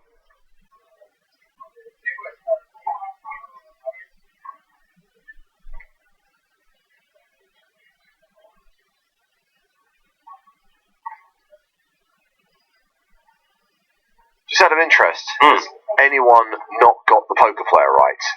The poker player has been got, and in most instances, the poker player is kind of the easy part of the equation. Sure, I just wondered whether, because I think it's a pretty obvious one, whether anyone got the poker player wrong. No. I think you make more bet 3 times. And I am happy that I have a correct answer. I'm going to post the reveal.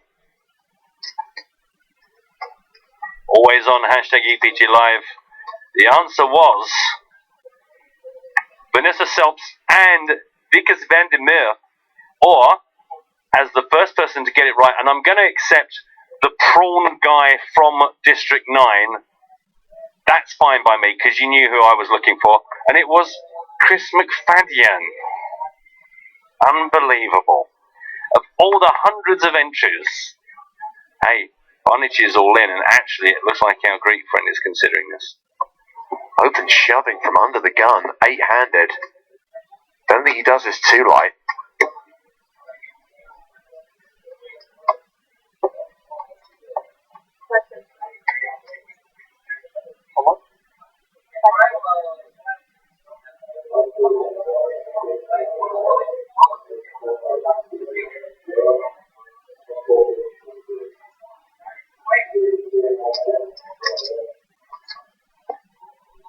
I think my favourite answer for the last one was Vanessa Selps zombie. Just a generic zombie. Just zombie. No, these are all generally well-known monsters. I mean, District 9's one of my favourite films. Maybe not super well-known, but enough people got it right that I knew I wasn't being too mental. How much is it? Like 800. Nice.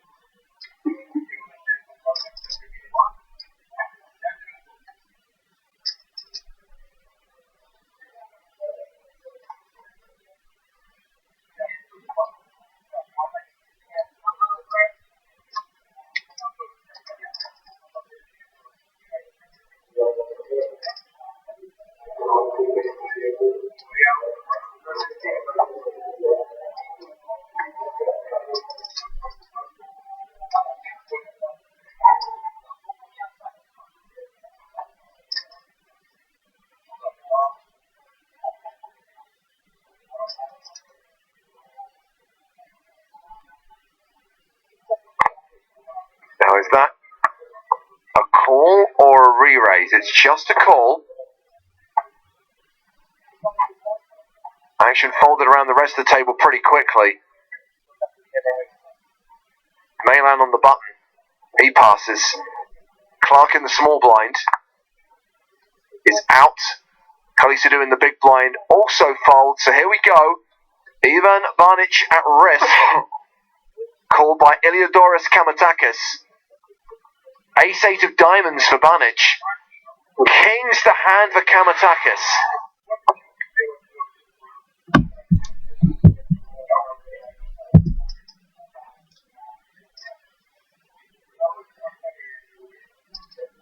50% of the time, roughly, Banich is going to spike his ace. But not this time. Not on the flop, at least. So we could be down to 7 here if there isn't an ace on the turn or river. 7% equity, 3 outs. Banich on the verge of elimination. No ace on the river, the 8 is not enough. And Ivan Banich exits in 8th place, cashing for €60,750.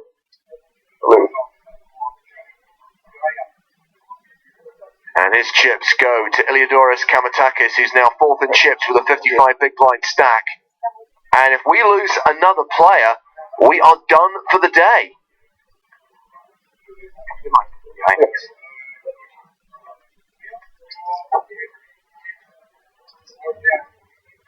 Someone's attacking me, saying, "Good game, you did." How could a non-American guy answer this? Like, what? What's your problem? Why would a non-American have a problem with identifying District 9? Matt, don't feed the trolls. Right, so this guy's just an absolute, idiot.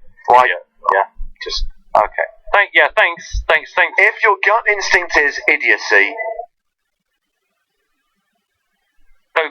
No, to be honest, Varun, I wouldn't, because it's the monster. I don't need the actors. Are you ready for another one, boys and girls, just in case we...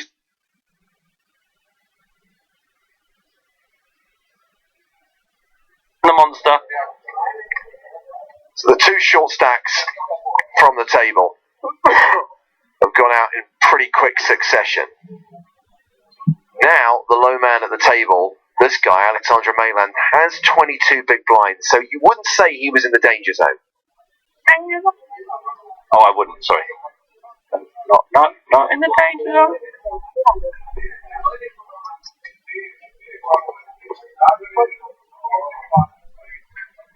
Mayland is open with a raise to 200,000? Huh. We're playing 2040, right? Yeah, just checking. Yeah, just checking, yeah. Well, sometimes you want to just take care of business.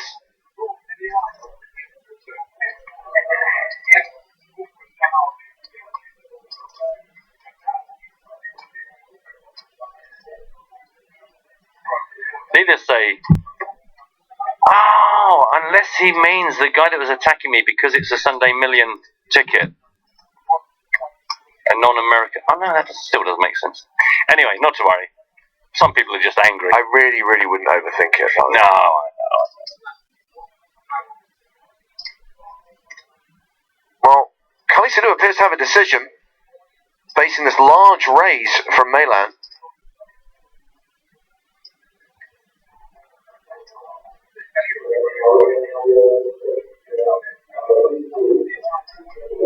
Are we going to see a Khalisadou 3-bet?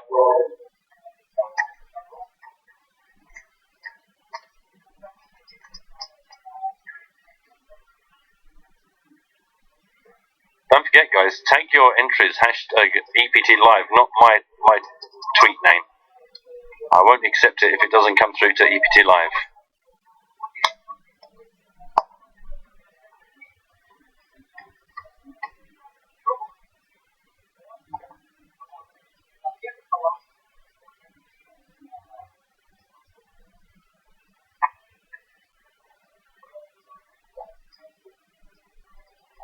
Somebody's swallowing in quite an extreme way.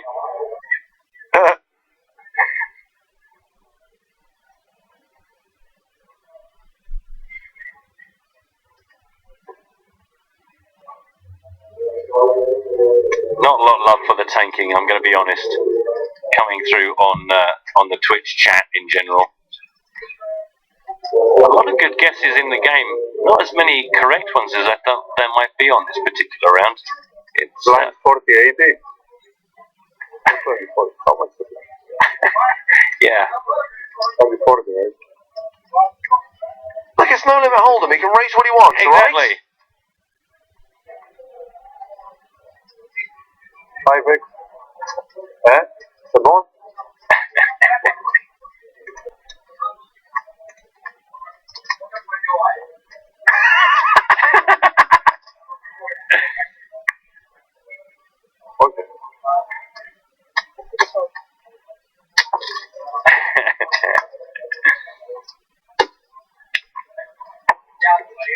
By the way, the competition that Matt is running right now is your last chance today to win a Sunday Million ticket, because the challenge that we set you earlier on today to try and win a real money hand with Ace, Ace-7 on the flop is over. We have our 4 winners. Congratulations to Noya 3, Han 8 Solo, at 27 Philip, and Ribka 1294.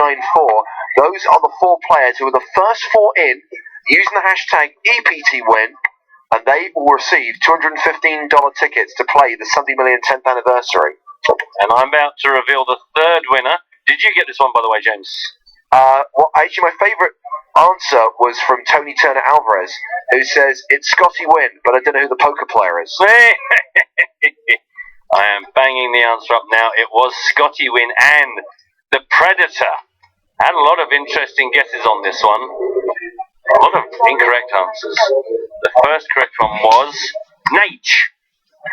Well done, Nate. There are now 3 players in the draw. Let's throw another one of these at you. It kind of seems to be that this is the right time to do this kind of a game, considering how slow the hands are taking. So, let's entertain you in other ways.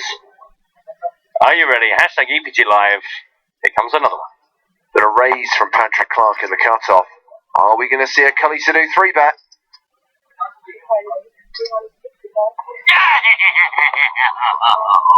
Excellent. Re-raised to 265,000.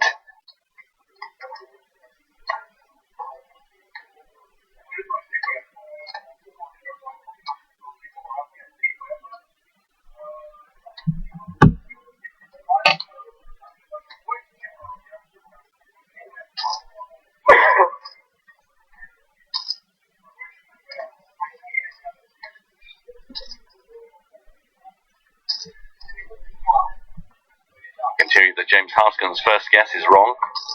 Oh, it's easier than that. His second guess was correct. There's an obvious clue, an obvious detail that I missed upon first inspection. Dracula Negranu. You're thinking too hard about this, Yuval. So those 3-bet gets through. Back into 3rd place on the leaderboard with 60 big blinds. So 7 players remaining. Here's how they stack up. Gil Berniz is the man in front with 5.1 million. Patrick Clark second in chips. The lower end of the leaderboard, Dmitry Ivanovic is 1 off the bottom with 42 bigs. Very playable stack. Yep. Alexandra Melam has the shortest stack with 24 bigs, but no one at immediate risk of elimination. There is a strong chance that with half of this level still to play, another 47 minutes, that we do get to the end of this level without another elimination. True.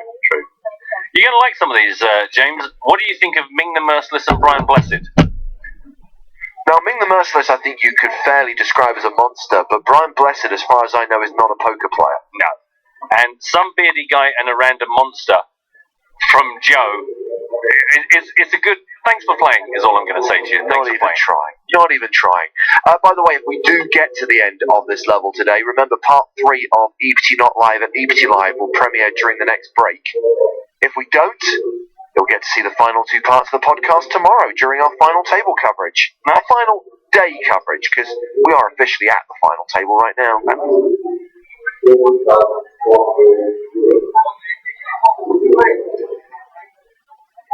How much played? This round's over. The solution has been posted.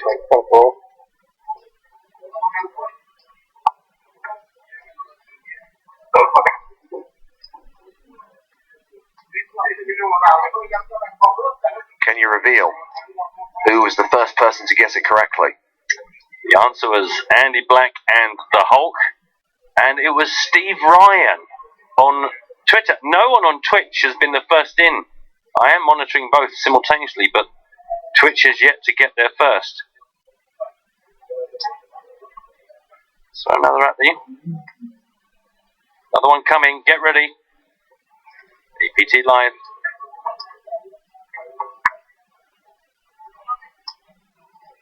So with Benny's defending his big blind, we get a king 8-8 flop.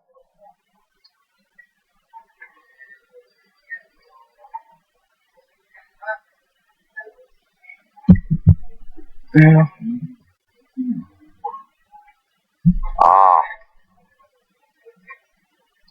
see if I've got this one right. Correcto. So the Zinths are first in. King Kong. No. Frankenstein. No.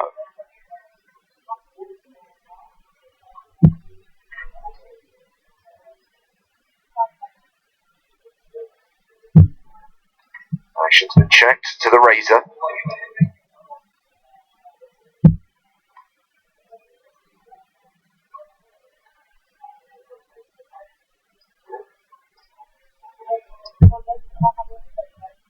Patrick Clark continues.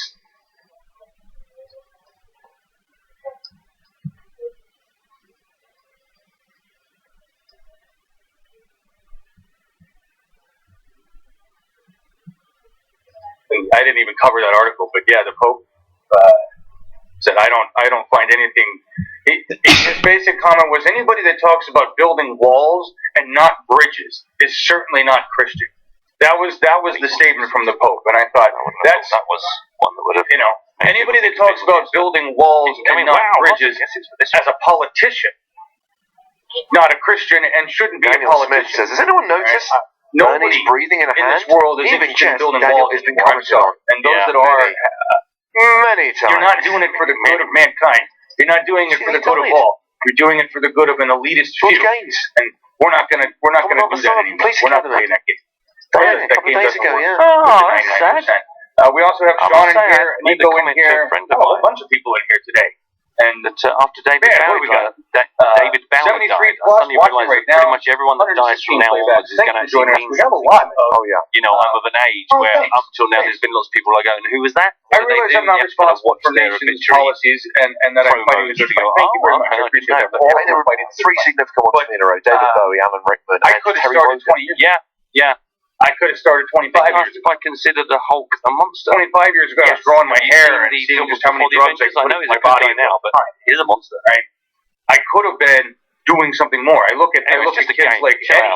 Do you want to win this thing or not? Shall I take your name off? Who's concerned about his environment, concerned about his government, and spending time with us. I look at young people like Sean here. I'm calling you young. Any second barrel from Mr. Clark. Now that we have a Scott, sorry, you're my age or more. But, we're all people of that particular suit.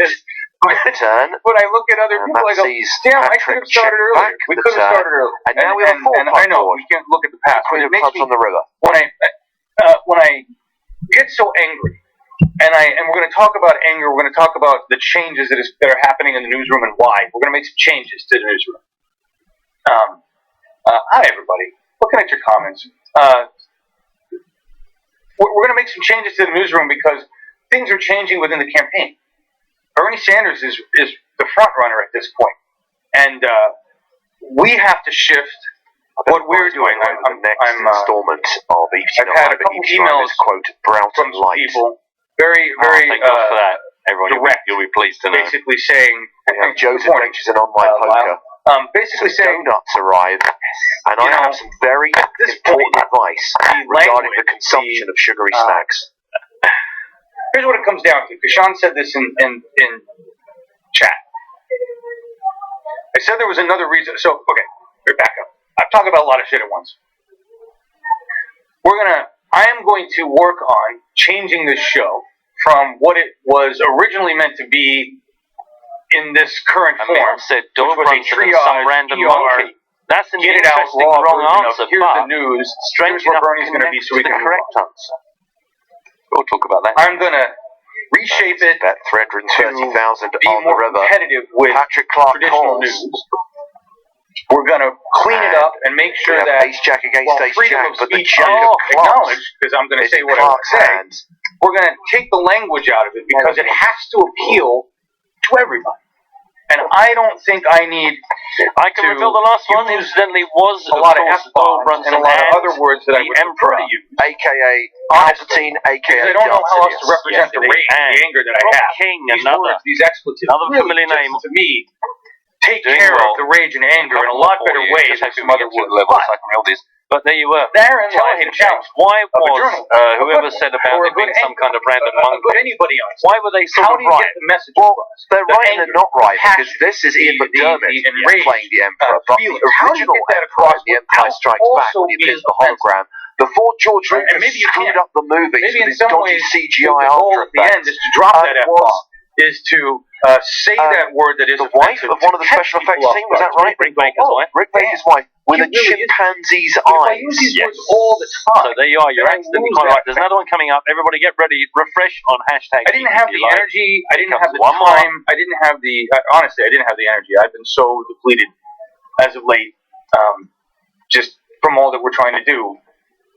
That to me, it really wasn't important. Meanwhile, back at the seven-handed final I'm here. table, We're volunteering. We're getting the news out. Patrick Clark is open with another raise, this time to 90,000. But when you get emails of people saying, "I really love what you do. I wish you just didn't add all that other crap." And I thought, well, it is just adding crap. So we You're raise right. and take it for Clark. And then when you get other emails that say, "What happens?" And this is where the big change, John. This is what Doing rather well for I'm talking about. And folks, I'm just talking about what one person emailed to me, but it made me think. Coming in on the Monster Mash. Doesn't mean that I think I'm Planet going of the to Apes, go run incorrect. for office or anything. But I'm Golem, somebody incorrect. sent me an email. Voldemort. So what would happen right now, John, if somebody called you and said, "We'd like you to run against this person"? Do you think you could run? And I was like, well, no, I don't think the so. Joker. I mean, a lot of people have talked about do this office, do that office, but no, I don't think I'm a right person to represent.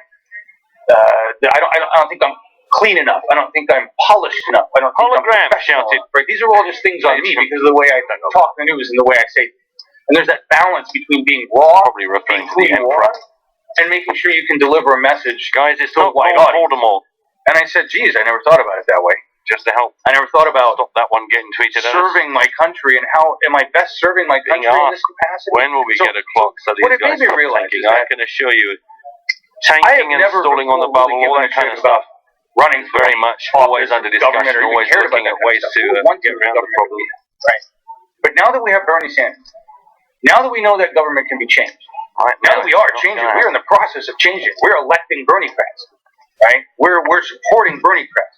When somebody comes to me and says, "You're now a representative of the people," it doesn't matter how you think of the it. name You're of standing here in front of a player camera. and the name you've got of people the monster. watching you, talking to you. You've got people that can't respect see the what monster you say. much. And They're you've got saying on people that are Twitch. You're going to have to concerned fire up Twitter. about the way you deliver your message because they've told you that it's EPT important Live. that what One happens word. here with So when did it everybody, become the what goes Monster on here Munch is rather than Monster Mash? I did the same. Did I just say Monster Munch? That's where the burden of responsibility I'm pretty hungry. and professionalism and Monster Mash. Sorry, what's Monster the Mash. best for Bernie. Not Monster Munch. It's other maize-based, so pickled onion in the flavored interest of snacks working available. with everyone, right? I can tell you. Tim no, Black, right. who I'm going to talk There's to later somebody today, on Twitch that keeps a shouting out gentleman 8 named Ezra, words. who's got the Iowa. It's the closest thing I've had so climate, far. But I caucus need to coalition see it thing in the that we're format gonna I look want. at I want the name of a player. Other people that I've talked to about doing shows with Sane Progressive and Benjamin Dixon and other people, I thought, I watch their shows.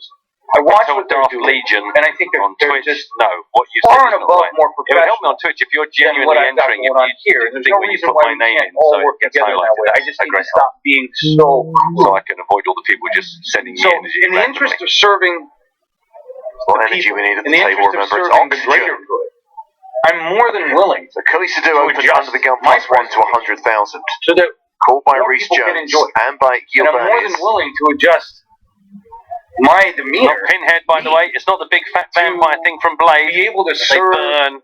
this country because I actually want to now. And that's, Three ways this to is the a block, personal which is testimony that I ace, told my 8, 5, father 2 before. I said, how could you ever want to work Now, the for last time these three my played dad a worked for hand, government before you. it took All his 15 life he worked minutes. for government. Said, I don't know how you would do that. I've got 7 Government other sucks. competitions standing by. Well, government sucks because nobody wants to get in and change This it. time we are going to get a continuation If I of had that to change from Curly myself a Sadu. little bit, grow up a little bit, put on a tie, not say the F word as much, so that I can help my country, that's a very small price. 170,000 So into a pot of 395,000. That's why we'll be changing that. Anybody want to comment on that before I move on to actual news?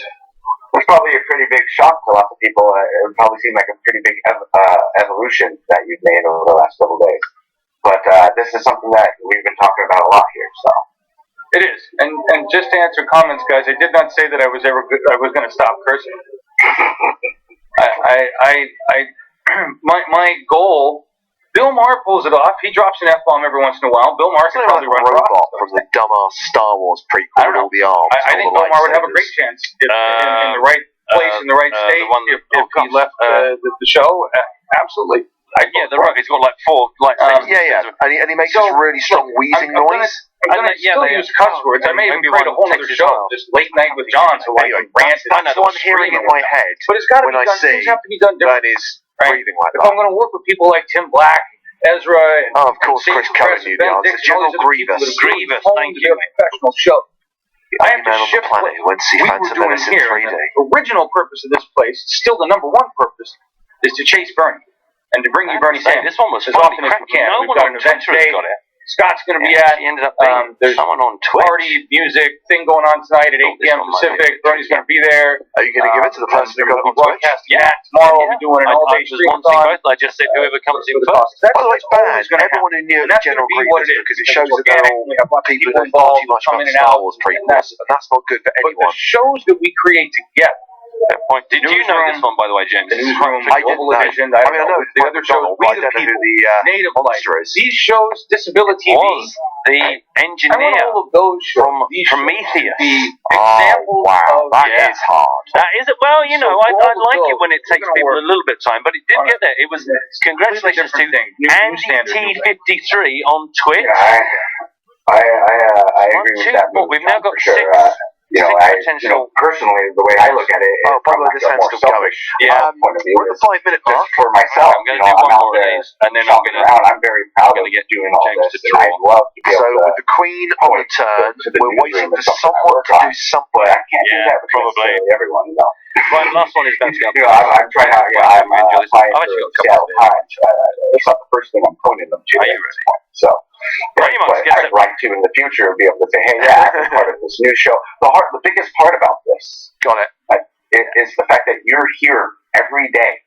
So the second barrel taking weekends off, that is huge. That is the biggest step to starting one of these shows. Is the fact that you've decided just one day randomly, you were thinking about it, you're thinking about it. Fine, I'm going to do it, and I'm sticking to it, no matter how good it is or how bad it is. And now we've come to the point where, you can do it, you can pull it off every day. Now we're going to step our game up a little bit. Right. And there was a couple weeks in there, or at least a good solid week in there, where I didn't realize just how much this was going to take out on me. Yeah. So a lot of the, I laughed when I saw, when I look back at it, I go, Jesus, man, you do look like a junkie. You look like shit. You sound like shit. Rob King is giving people an easy way out, saying that General Grievous was also in the Clone Wars animated TV show, which wasn't bad. Yeah, take care of animals, they take care of things in the house. Run the show from 9 to 10:30. Then after that, it's chasing Bernie. And then I stop chasing Bernie at like 9 p.m. at night, unless we have some late gig going. All the time, between I'm doing Twitter and other things. So I've had to adjust. It took 6 minutes 30. My schedule and everything so that we could, really what it was, Sean, is figuring out what's important. What about the last one? Is this important? Does it matter? It was. This was one of the easy ones. Yes, listening to what everybody had to say. You don't have to feel that everybody, but Bernie's message that, here's the thing. I just want to say that Avatar. To me, in order to do this right, we have to just amplify Bernie's message. Bernie's not dropping. And the blue character from X-Men, according to David, also known as Mystique. That one was correctly guessed by Hype. See, that's very unspecific. Yeah, you don't even have to necessarily align it with what it's just telling the truth. So Maria Holmes' Mystique was that showing a real format? I think telling the narrative around everything. Don't be like, local news or story. You're never talking about policy or politicians, and what they have to do with it. So, it's just leave you guys the idea of being an all-encompassing news show and giving people not only what they expect, but things they didn't expect that we think they should know. Yeah, okay, I agree. And what I want to do most that we already do. Of all the things you've done, this series disturbs me more than all of them, including Dolphin Sex Job Joanna. Establishment television is the that was a Dolphin Sex. Real-time honest, open, and honest. Misremembered a competition and merged it with something from your own childhood memory. and you probably all know this, but I just got to say it because I have encountered people that don't. Even when you watch a reality show, okay, and I have been on sets of reality shows. Okay, I'm going to write down the two They answers. follow a reality family around or reality whatever around. All of that. And I'm going to be specific. I want a all specific of that answer. is produced. Even what looks like it just happened. Okay? Yes, that's there is no such thing that bit as a I would raw like that reality bit. show. Doesn't exist. But I'm not too fussed about it. Welcome to staged reality. So everybody that watches these shows, Well, I know the Hoarders mistake and that a lot of Naked people and will make, Afraid, which is just to write that. Stupid and Alone, or whatever they are. The shows that they create.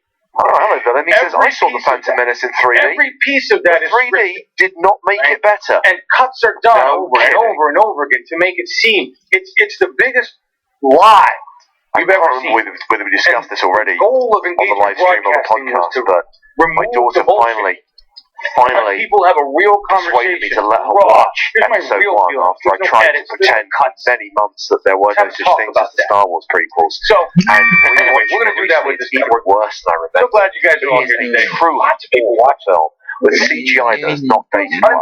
216 playbacks. Now let's get I'm into some pleased to real say news, that my folks. daughter, who obviously Get into shares some my real news. critical sensibilities, Quickly. thought it was a load of rubbish. And Our- you know what makes me most happy? our website. Is that a 7-year-old things hated Jar on the Jar Binks. website. Not because Dad said only anything, do we have because she said this guy's just annoying and he's in every scene for no reason. support button on the channel and the upper right there. But folks, if you scroll down, we have the new linking. What can I be? I clicked on go grab rallies, all the Bernie Sanders rallies from channels 1 and 2. People see here that this is a picture from August through October, and then here's another one that kind of splits June to September. We basically, here's 30 or plus live events from each channel now as playlists. Go find some of those old events. Time to wrap this up. Be surprised from where they are and how many people are playing. Big rally. The audio and the video may not be the best now, but share those out. Remind everybody just how many rallies. This isn't all Bernie rallies. This is just correct. We managed to do in the era. Watch it. And that's all I can say. You go there and do that. Lunch is ready. Okay.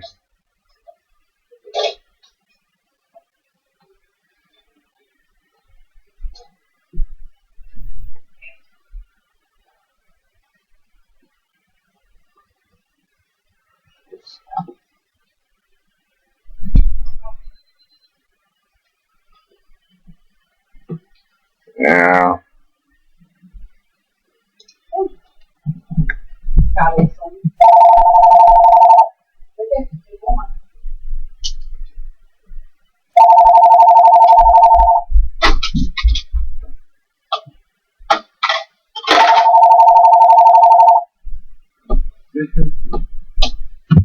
I randomised my names. I need a number between 1 and 8. Endorsements. They Give have me that number more now, please. endorsements. Okay, I'm randomly going to select number 3. Okay, 1 second, please. Bernie Sanders wins the backing of African American group in Nevada's largest county. Congratulations to Benjamin Sean, you guys from want to talk Twitter. about this? You know anything about this? In fact, he won the last one. I'm so sorry to everybody else that you had to wait for the entire game to complete to find out you didn't win. But it has gone to Benjamin. In fact, I tell you what you better do. Give me a second number just in case. Here's the winner. Really, give me another the Nevada number caucus between is 1 and 8, James. Just why? Well, in case Benjamin gets in touch and goes, Las Vegas actually, I can't. and Reno. Okay, so we're going to have a reserve. Small towns in Reserve will between, be but number that's where all the voters are in Las Vegas and Reno. So right, that was Nate. So he is our reserve. Talk about Nevada How being sick more for the dude who's conservative, number but 7 because he's maybe got to be it's thinking changed it's a lot always in the coming last 7. In fact, it 20 years. But I remember Jesse Jackson won Nevada, Jerry Brown won Nevada. We've got some people already complaining. Back then there was back a to strong Rainbow the second Coalition round, and saying, "Man, the District 9 one, I got the correct name for that, and the guy who won, he didn't even give you the name. over the top. He gave me enough. That was 20 years ago. There's been a raise from Patrick Clark to 90,000. All right. Big endorsement. Yeah. Kalisa Do So this is not a big bring endorsement. raise. This is Damn huge. it. He just calls. You were already with your little sandbox there. He keeps saying that really is going to be the moniker of this campaign. What are we doing next? What's next? What's Bernie's next huge policy? Right? One points out that It's sketchy too. My daughter literally I was kind of presuming Lonnie didn't get an Oscar nomination for his work as the voice of General Grievous. I was going to assume it was for something, you know, there was better regard, such as the sound work. Yeah, it's true. It's true. It's when it's a feel good people's movement, it's different. I've never experienced this, and Scott, maybe you experienced this a long ago with some other candidate, but I certainly haven't ever experienced anything to this nature with a candidate that just really actually appealed much to people. So saying nice competition. Good, glad you enjoyed it. That's why I wanted to use it. I always knew that they might not want to hire me by next Halloween, and it would just be a waste of competition. So I got to get some mileage. Welcome to Matt Brown. Well, you know, it's funny that you say that because my dad, when I told him that I was doing this back in late May, early June, I said, Dad, have you heard of Bernie Sanders? I'm going to use my engagement broadcasting stuff. Nobody wants to buy it. I don't have a job. 24 minutes left on this level. Bernie Sanders and we'll see what happens when he's going to be president. The guy's amazing. Have you heard what he has to say? My dad was like, Not Live at EPT Live Dublin edition. I'm glad you're involved with We come back live to be 25,000, Bernie doesn't have a chance in 5,000 I forgot about the 25 level. I naively thought we were going to 36. Right? It always feels like such a tiny little increment. And now, There was actually one progressive get rid of that level. candidate that I was involved in that won, and that was Paul Wellstone. But I think any campaign was the majority always destined to lose in the end. Yeah, agreed. I want to read this to you guys because it's really kind of funny. Let me zoom in on this. Shout out there for a second. How are we doing in the free roll, by the way? Wow.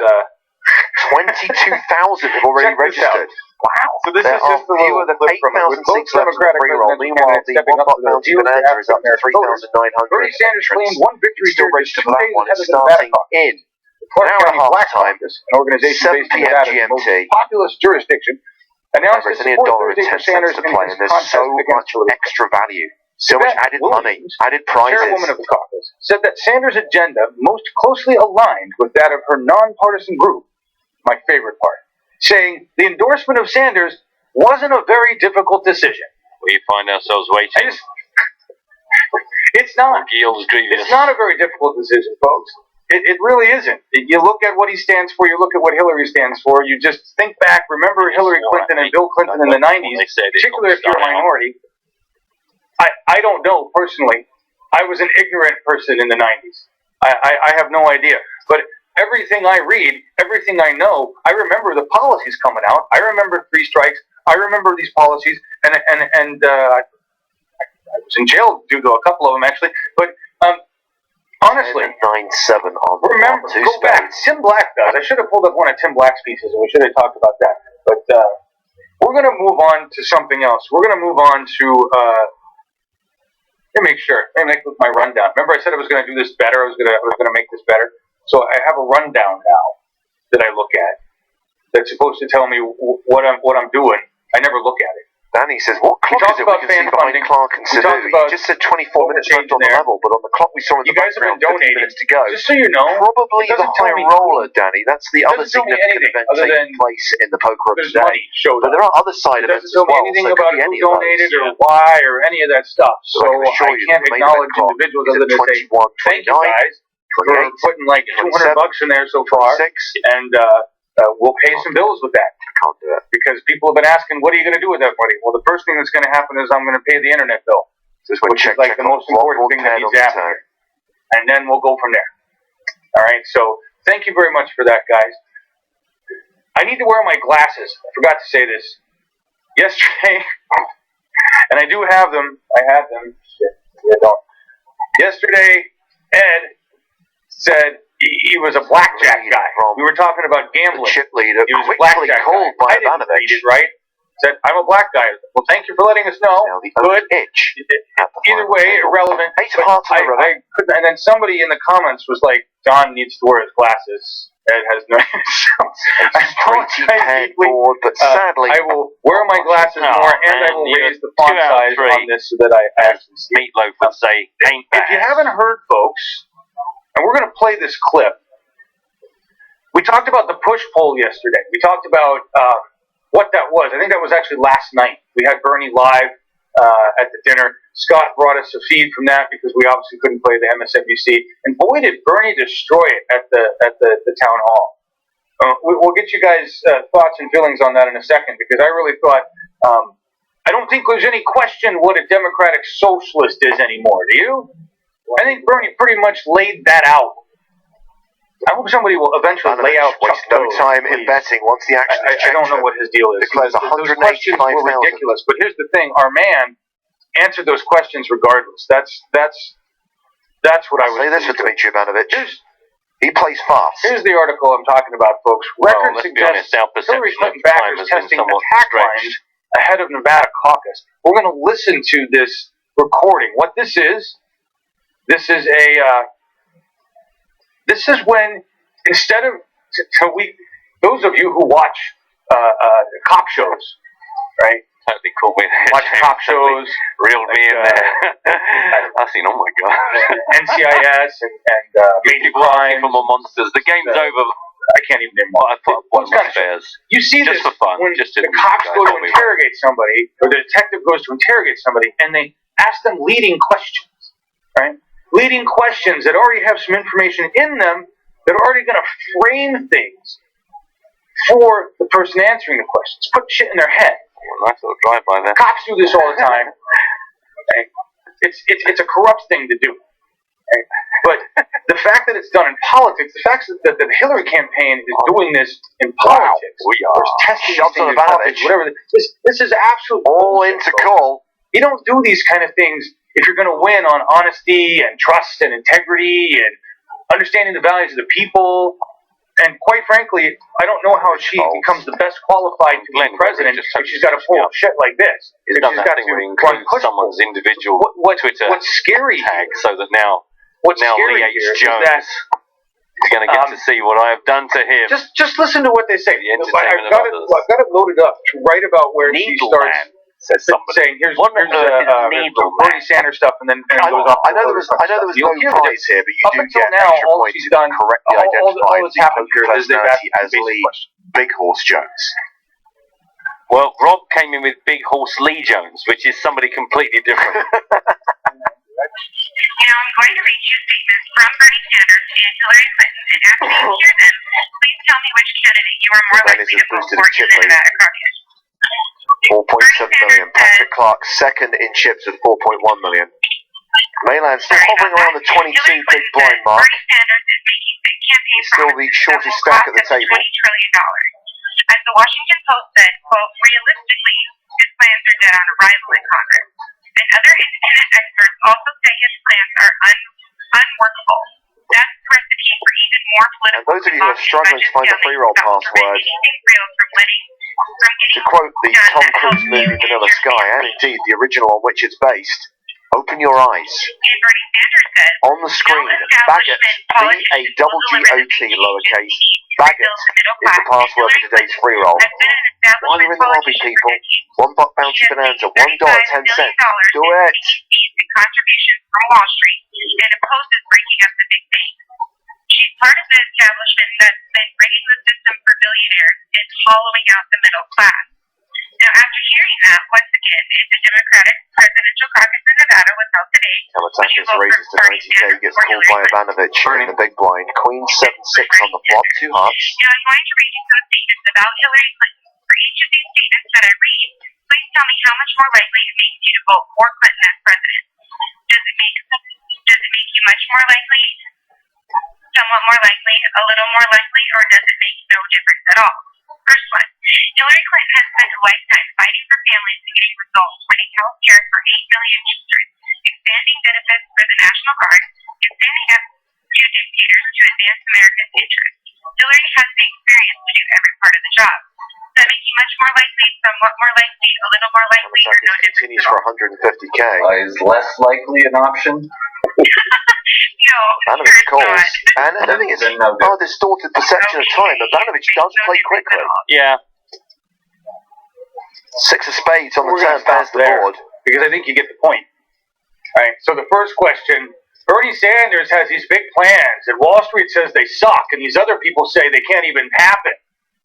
Still going to vote for it? Hillary Clinton did all these good things, then she did these other great things, then she says she's done these great things. Does that change your mind on Hillary? No, not at all. Takis does not fire a second barrel. He checks the most behind. blatant The river is the bullshit. 3 of diamonds. And yes, it deserves an expletive. It's just ridiculous. It's ridiculous. You don't hear this kind of stuff coming out of the Sanders campaign. Don't need to do it. Don't need to do it, right? And this follows. We moved, by the way, folks. If you hadn't noticed, we moved into the Hillary bashing segment of the show. But we're going to go back and talk about some other stuff. But I want to bring this up. This was yesterday that I don't think I covered enough. Okay, this was a press release, and there was an article that came out. Basically, what happened is we found out on the river that Robbie Mook, who is one of Hillary's henchmen, I don't know if is he the Tad Devine of Hillary camp? Is that what he is, Scott? No, he's the campaign manager. He's the campaign manager. So Robbie Mook is the Jeff Weaver of the Hillary camp. Okay, and he met with Wall Street folks. Right? And they're basically, here, I'll read it. It says, the New York Times reported yesterday that in a meeting held with large Wall Street investors' office, big money donors instructed Secretary Hillary Clinton's campaign manager, Robbie Mook, to go after Senator Bernie Sanders for offering so-called unrealistic proposals, the same unrealistic proposals that we heard in leading questions in that poll. Right? But for how long, James proposals, the whole idea of $15 an hour wage. That's when we go on break again. That's when we'll get more podcasts like this. When we come back from break, the blinds will be 25,000 at 50,000. Billionaires that have stashed all their money in the Caymans. 7 players remain at the same billionaires that want to know how they're going to pay their employees $15 an hour. I say you take it right back out of that money you stuck in the Caymans, you greedy jerk.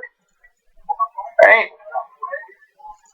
So, and by claiming that all his solutions are related back to millionaires and billionaires, guess what? Bernie Sanders' solutions are related back to the millionaires and billionaires who have taken all of our money. There's just the one. You can see the 3 rolls lined up, and but put it in the pocket. Just have the one. I'm tired of my tax dollars. Yeah, I mean, I know there are numerous ways to find the free roll and find the one bounty bonanza, but seriously, the easiest thing to do is just click on tournaments. Not surprisingly, those are exactly the attacks that the Clinton campaign is now doing. And type in EPT Live, all one word, and it'll bring up the free rolls for tonight and for the rest of this week. When you want to follow there's only 2 more, are there, today and tomorrow. And of course, tonight's one bounty bonanza, so you can register for the free roll. Campaign manager say, attack Bernie Sanders here. You've got $1.10 Clinton campaign, attack Bernie Sanders. You can register for the one bounty bonanza Wall as well. Street people donate more money to Clinton campaign. It's so blatantly obvious. It's so blatantly obvious. You guys have anything you want to say on that? I want to look at some comments. This is the league table. Remember, there is the $1 bounty bonanza league, which we kicked off at the robocall 12 Barcelona. at some There point have been 5 of these tournaments, or 4 of these tournaments now, robocall, especially in bigger JT states. Clubs or JT Club Dollars has played all 4 and leads the league with 108 points. Telemarketing firm in DC that had contracts with the DNC. CXP has played I remember one time we 95 points. It was just before the vote. CO We were calling for Evan They Bayh only played 1. in But by Indiana. winning, And they've got 80 you couldn't points. even They're wait still for the. contenders. If So I would argue caller it's wanted not to too say late to something, join you the didn't league. listen. You don't have to enlist, your don't have to feel sign up, up to hung anything. up, You're and went to the next automatically call. included in the league. And whoever tops the table at the end of the season, once we conclude this in Monaco, is going to get a scoop medium ticket. One poor guy That's worth more than $1,000. mispronounced his name a couple times. Get involved, and yeah, as James said, don't think about, well, I've missed it until this point. Get involved, And this kind do of well, plays into get the on the whole leaderboard, reach you and can media stand a chance. toy. If they get a hold of someone that's, paying attention to 1 or 2 channels on cable news channels, then they're going to be a lot more likely to maybe fall for some of these things. If they get a hold of someone that's on the fence and they're watching MSNBC and they just don't really know, then this could work on some of those people. And so it's kind of that misinformation that's being pumped out kind of helps this cause. Absolutely. bigs at the beginning of this hand. It's this is not going to be the one. Good time to break this. I just want to cover this real quick. Make a decision. Somebody pulled this up. Somebody was talking about Alan Grayson. And I guess there's some information I'm not aware of. Grayson, we talked about yesterday, was the gentleman who put out a poll on the internet. Said, "You guys tell me, where does my vote go? I'm a super delegate." Right?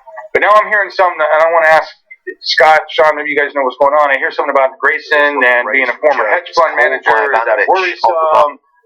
Is Harry, and somebody made a comment about Harry Reid running against him or something like that. Am I reading bullshit? What are we talking about here? What's going on in the comments, guys? Is there anything wrong with Alan Grayson, or anything you find not good about what he's Harry Reid? No,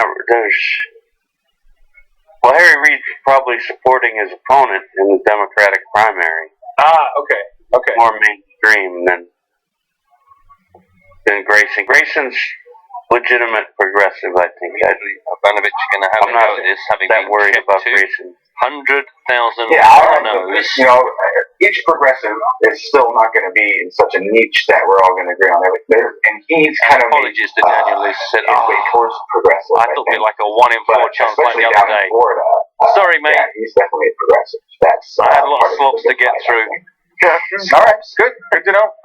Let me know. Next time. Thanks for playing on. Appreciate it as always, guys. Grayson ran a hedge fund up until late last year. I guess I would say this. Well, I'm certainly not a fan of people who run anything in the financial industry just because I'm not a fan of the financial industry. We can't judge everybody there by that. This is live. Decide that he's last day of live output. The fact Tomorrow that we will go on to a delay. We will live with you, the audience, in a time bubble. Makes me think that's progressive. Somebody who actually understands that there's a voice on the net. Right? I think that all of them should do that. I agree with Scott's caution. Broadcast at 2 p.m. GMT tomorrow. Confusion. It may not be the best way to go. But, Ivanovich took over the betting on the flop when Reece Jones guys, that I can actually go look at some of the comments that he's bet 225,000. So I'm going to go do that. Trish, by the way, anybody check out Meet Bernie? Tweets from Jason Mercier have check been brought to our attention by one of our Polish viewers. I have not been to this. A couple of hours ago. Jason tweeted, and then what do we have get rid of the notion that calling the clock is rude. Oregon. I've been involved Players with are literally taking longer than everyone needs to be taught. #clock. As soon as a player who's slower than everyone takes 3 or 4 minutes for a river decision, I will be calling the clock. Yeah, not we talked about that whatsoever. $1.5 trillion in student debt loan, Texas arresting students in default. Yeah, 1,500 arrest plan. This is. I would agree with that. If the government, if any portion of the government starts arresting students for debt, Jones and you Dmitry can Ivanovich, bet you that I will arm myself and I will join whatever militia is formed. That is absolutely wrong, and that demands that people rise up and fight against the government arresting students for not paying debt. You know who owes that debt? If you want to be imaginative, a lot of straight possibilities. You know who owes that debt? Halliburton. You know who owes that debt? The military. The military-industrial complex. Joe is desperate for the toilet but doesn't want to miss anything. Just hang on for 7 minutes and 18 seconds. Hang on. Because during the break, we're going to be airing the next... Oh, Joe. There's a losing you can't go, mate. You know what you want to do? Take us with you. Haven't you seen the PokerStars TV app? For your education when there are no jobs when you're done. I really want someone sitting on the toilet looking at my face. I swear, if this is... I know, I've heard a lot about this, that they're doing this, and people are getting arrested. This is where we run into that problem that I have. This is truly, I know this is a weird show because we're going around, but this is where we run into the problem I have personally. I am a radical. I am somebody who wants to rise up and go literally march into the Capitol, toss people out, right? And say, we're done. We're done with your crap, folks. We don't have time to wait around for you to deliberate. 26,000 in there. We need to fix things now. So I just got to say this, anybody, remember, officers of the law, whoever you are out there, hang your heads in shame. You should take off your badges and your guns, you should set them down and realize that you're dickless little wonders if you're arresting students for debt. I have zero respect for any cop. I don't care you're doing your job, pay your bills. Zero. Take a stand. Take a stand as a human being. Don't arrest as Reece Jones calls the river back from Ivanovich and mucks his hand, Ivanovich flopped trick jacks and got 3 streets of value. Holy moly. Up almost $1 million on that hand. Pocket tens, I'm guessing. To put more money Fourth in a on the leaderboard now and playing around an average stat, 2.5 million. They need to be paying the debt. Any officer of the law, right now, arresting students for debt, zero respect. I hope justice comes swiftly to you. And if that's too radical, if that's too angry, if that's too ranty, then I can't do this anymore. Because folks should be enraged. You should all be enraged about this. Not complacent, not getting ready to watch Rachel Maddow. Jones down to $1 million. This isn't being televised. 25 This big information blinds isn't for now. being televised. Blinds This go up in 5 minutes time. This oppression of the American people Bad news for you, isn't James. being Alex has televised. taken us to the toilet twice today. Students being arrested for debt.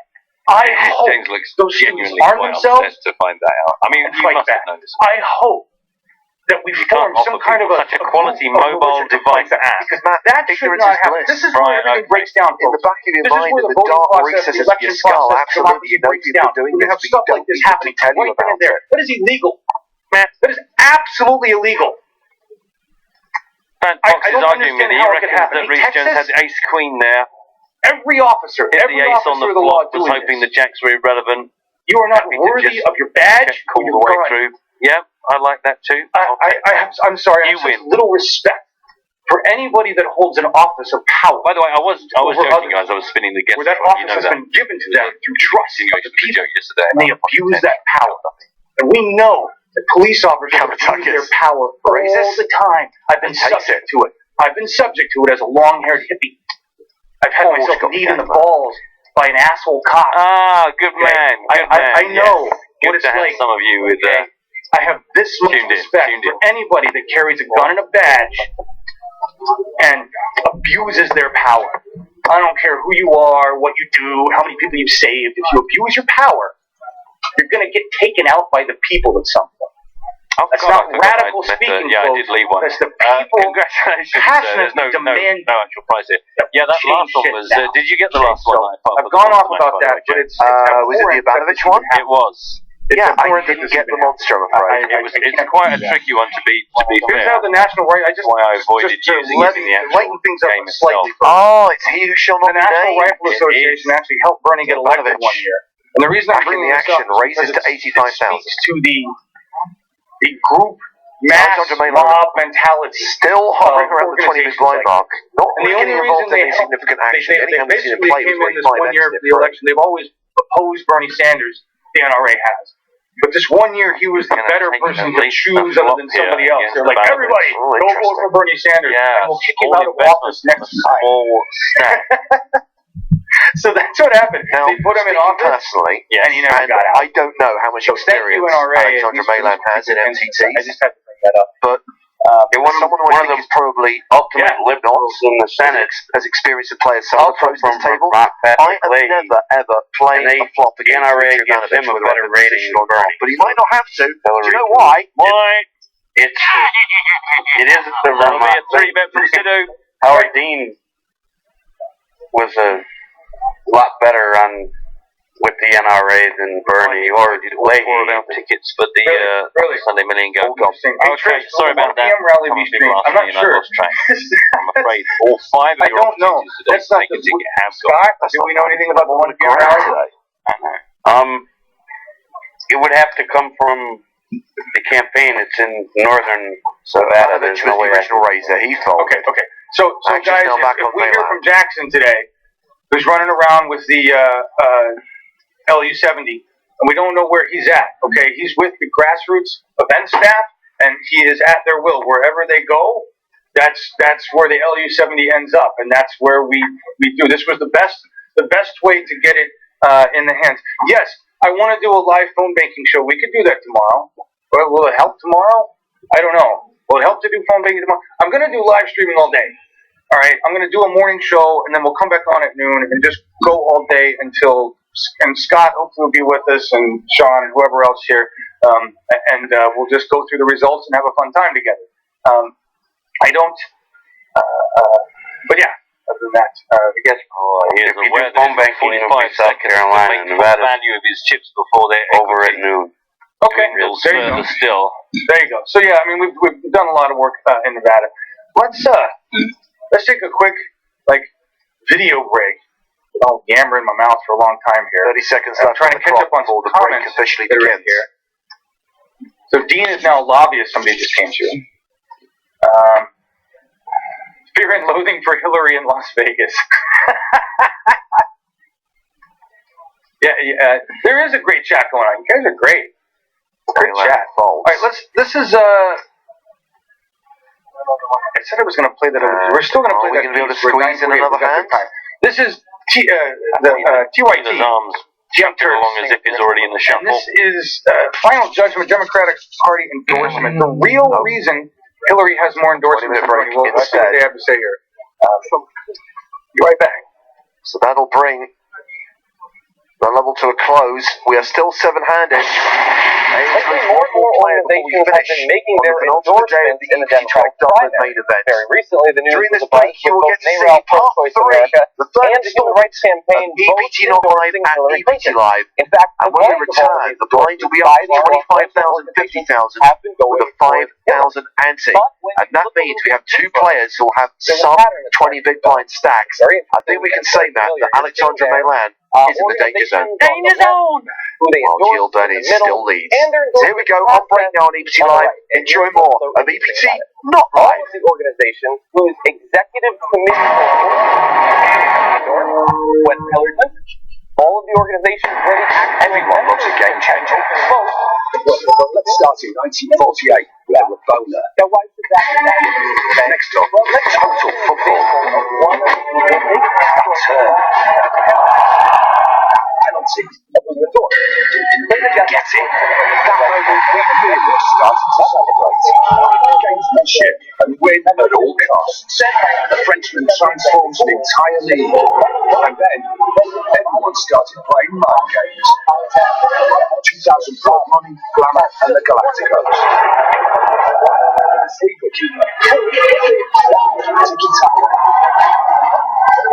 Martial arts in the penalty area.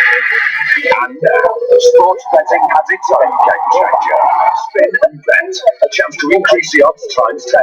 So your bet at 2 to 1 could go to 20 to 1. Spin and bet. The newest name in sports betting. BetStars. Or including the highly placed establishment lobbying and executive board members. I had a bit of a panic on. And they know that. And typically when my panics happen, it's usually around the hair. And I mentioned that we had a huge fan of that watched the coverage. You know me well enough, and you know television well enough, that when I go to award the High Roller Trophy, I go, let's get a big round of applause for our Dublin, the High Roller. I forgot where I was all of a sudden for a time. Yeah, and I was just looking around like an other example when they had a big game. I was like, I love that. Miller was flight champion. And so I recovered fairly quickly, but you guys saw it. 11 well. Yeah.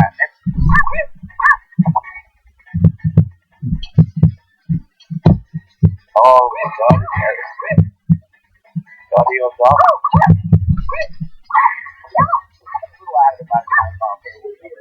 The worst file cable as far as playing. The high roll.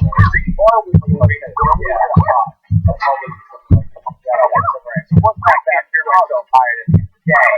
And when I screwed that up, I still had a little bit in my head, and when I actually came up to air with that very next thing I had to do, I had of these organizations.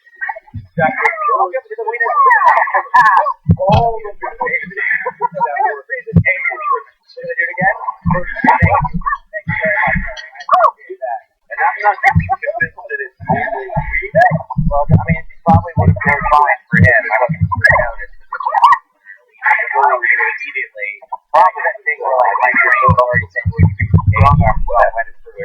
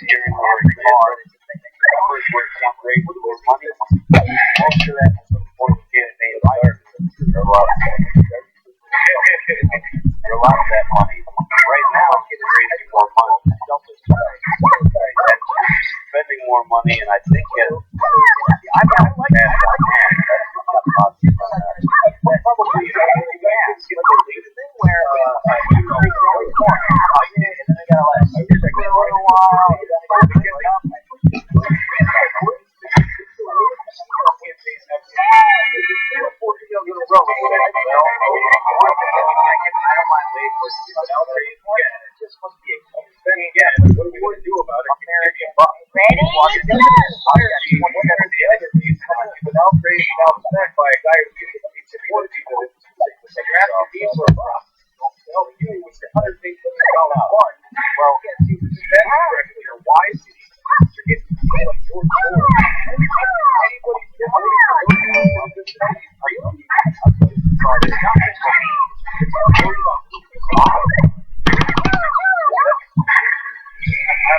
It's so weird. Like the Nevada caucus stuff, because this actually is supposed to be about Nevada caucus. The hashtag Nevada caucus is the title of the next show. But are there any talked about years of Ukraine? I guess Iowa caucus. No, I mean, I'm not. It's caucus. Another example of how antiquated and silly our government is. I wonder if, like, they've done with parents and applications, and like, you open the door to that. There it is. And if you take your eyes out, wow, they've exploited this. Our established government doesn't change that like my kids. I'd say maybe I can try again sometime. I try again. The thing is, I thought don't try it enough after like this. I just try. White and old and gas bag. They're like, I love it. I got some place people who end up with something because I think I like talking about it. You gotta get a high price draw because Nevada is fun because they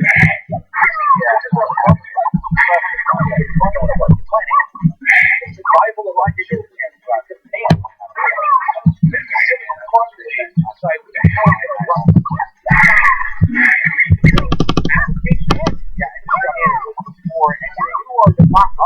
whether or not anything happened. And I got pounding on the adjoining door. And I'm there. Okay. That's the video. That's the quiet now. Seems like one of those things that you've been talking about. We're like Saturday night. It was one for everybody. I know it's like some people not for others. And one okay, that's reasonable.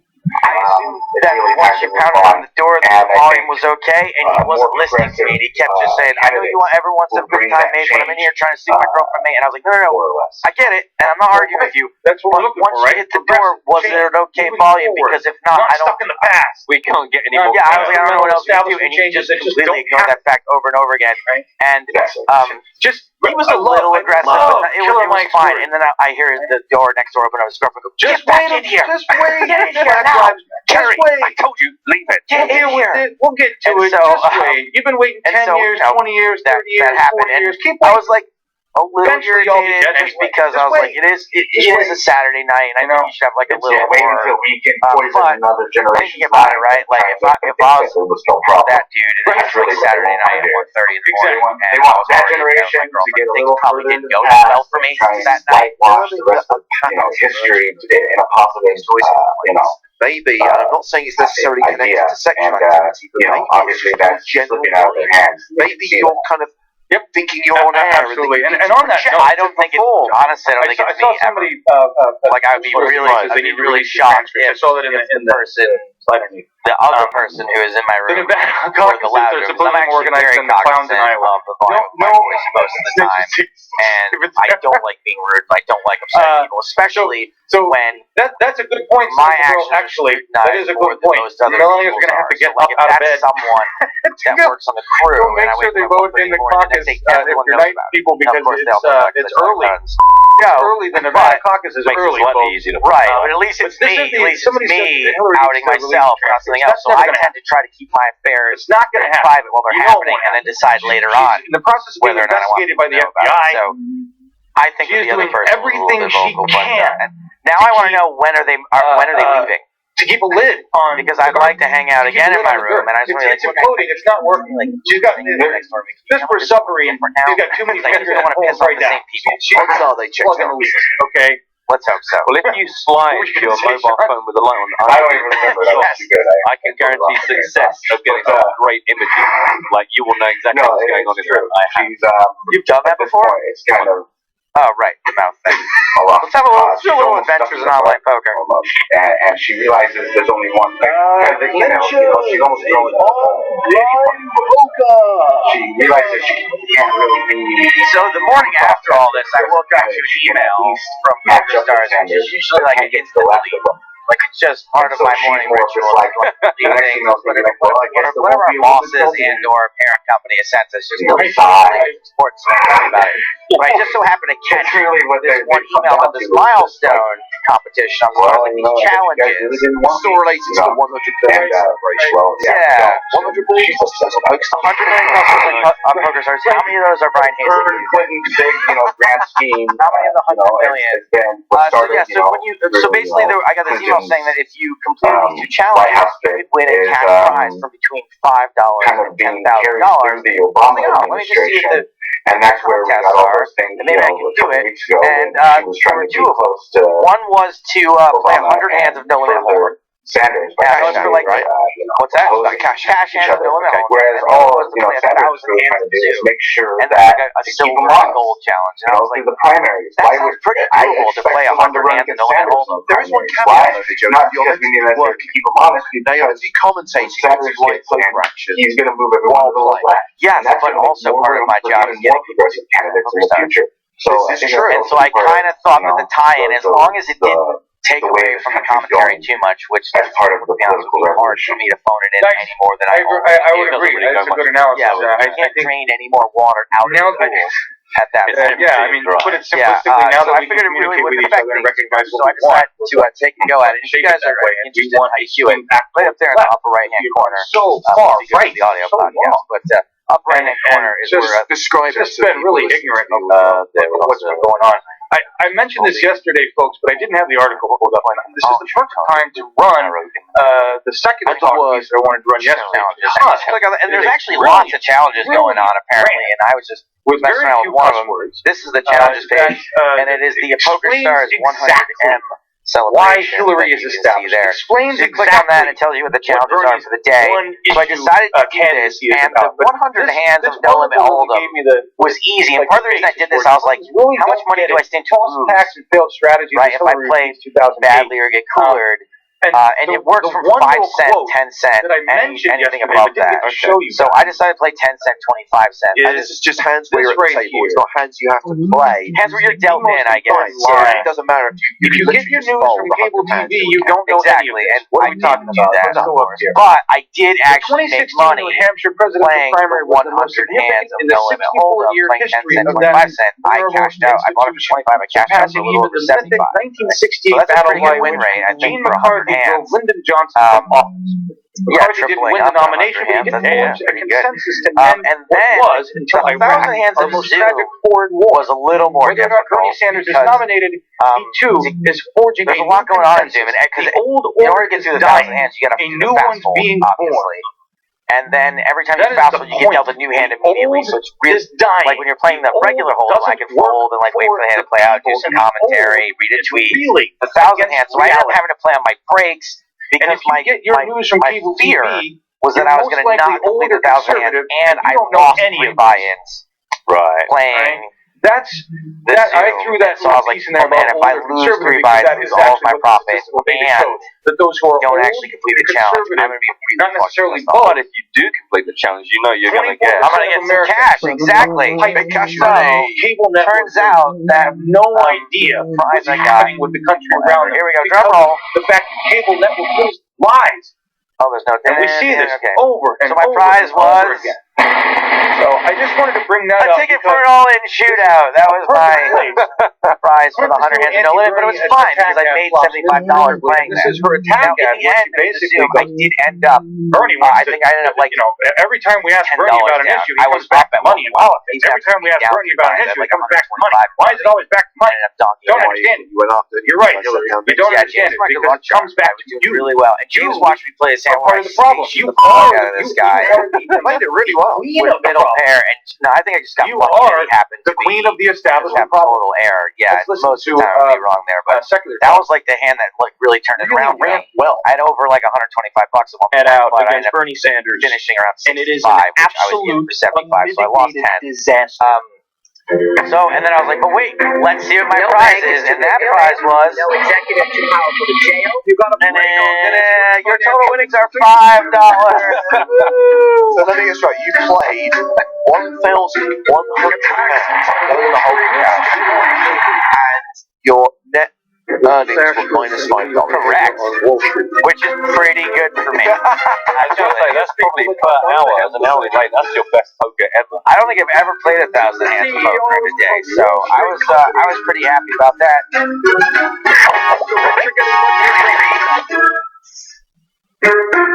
I am not a single issue candidate, and I do not believe we live in a single issue country. Hello, everybody. Welcome back to Dublin, to the RDS for That's such a disaster. PokerStars.net EPT main event where we've just got one player to lose, and then we're done. There's the aforementioned Guinness. Not forever, just for the day. No, yeah, we'll be back tomorrow. I should make it clear. We're right now playing our last 7 players. We are at our official final table. And I love how people think Already like, gone oh, from a table this of will 9 make people think that maybe it's a popular video. But with just 7. We've got 2 short stacks. Reece Jones and Everybody Alexander knows when you Malin do that, it's because people on are like 19 and 14 big blinds respectively as we come in at 25,000, 50,000 with a 5k ante. Top of the table Gee, I with wonder over why. 4.5 Is it because million people Gil love what you have to say, or is it because people absolutely It's not despise been a it? speedy So now, table. why is I'm it going to be honest with you, that? boys and girls. If you're like a hyper turbo player or a Zoom fan, or just a child of the modern age who expects I'm things more to happen. moderate. I'm more pragmatic. Look at this far left. Yeah, that is not going to be the way this goes down. Isn't that stupid? Kind of I working care out. about everything. Who would be the number one, absolute that's not best, true. and who would be the That you only worst care to about end up that. as Cares about all the heads up issues. as far as Two, how much it's the fast issue forwarding that is going to affects be all other required? issues. So when it comes to, keep bringing up Wall Street, what's still connected to sitting that? here from Money the and last politics, level. which he also brings up all the time in a political revolution. Hopefully things will pick up now, because the wanna know why pressure his is on. message is It's the resonating with final people, Dylan? table day bubble. If people want to come back tomorrow and be our final 6, details of how the corruption works. enjoy all the They get a general plaudits, sense of the it. razzmatazz, So, for example, the 80% photos, of the American people interviews. want to raise the minimum wage. They get to be introduced one by one by So Joe why Uncle didn't we Daddy get it? Well, Stapleton the one group of people in the country as they who don't enter want the to arena raise it, in the morning. multinational So corporations, there's a big deal they're the to ones coming with back as political part of influence. this. They're the ones who Yeah, give especially for campaign for some of these folks, They're it the won't ones matter at all. But for some of these people, it'll matter a lot. I think it's, I mean, do you know what? I mean, you're not, this isn't your bread and butter daily in and out. 90% So, like, of the come American back people tomorrow knowing that want to it's do like, universal background checks. Actually, if it was televised, we've got the cards up, coverage, there's the delay, there's a lot of razzmatazz, there's the Why didn't intros, we get the it? presentation, The gun manufacturers being fireworks. the NRA. The Oh, NRA it's pays an all the in. politicians. The Republicans Oh, block this is good. anything. Maylan is So all money in and for his last politics controls the 715. system. You can go issue for issue, man. Only 17% of Americans wanted to get involved in Syria. We're involved in Syria. Back over to Steve Dwyer. He wants to know how much it is. This could be a call. The defense contractors are like, yeah, no, we'll make a lot more money if we make more guns and tanks and stuff. So people know. People get the sense of it. They know when Bernie's talking about money and politics, campaign finance, Wall Street owns our politicians, Wall Street does this, Wall Street does that. People are like, yeah, that's what it is. That's why we don't get what we want. We know there's somebody controlling the system, and it ain't us. So when Bernie hammers that and hammers that and hammers that, people know that guy's on my side. That guy's with me. That guy's looking out for me. But then when Hillary comes along and makes arguments like this, the thing is, you want to know what it looks like? Bernie's been pretty active, right? You want to know why it looks like that? Oh yeah, for sure. She's downplaying. So I think Malin, she's like money in politics, campaign finance, under the gun raise for Bernie. He doesn't have to be like crazy strong here because Bernie's pretty active. Worry about that. Why? And he is the ship leader. Racism. You don't expect Let's him to talk have about a those super things. narrow range for Bernie wants raising to talk under the about gun. those things too. He has plans for those things, but you're not going to fix anything in the system in any serious way until you get the money out of the system.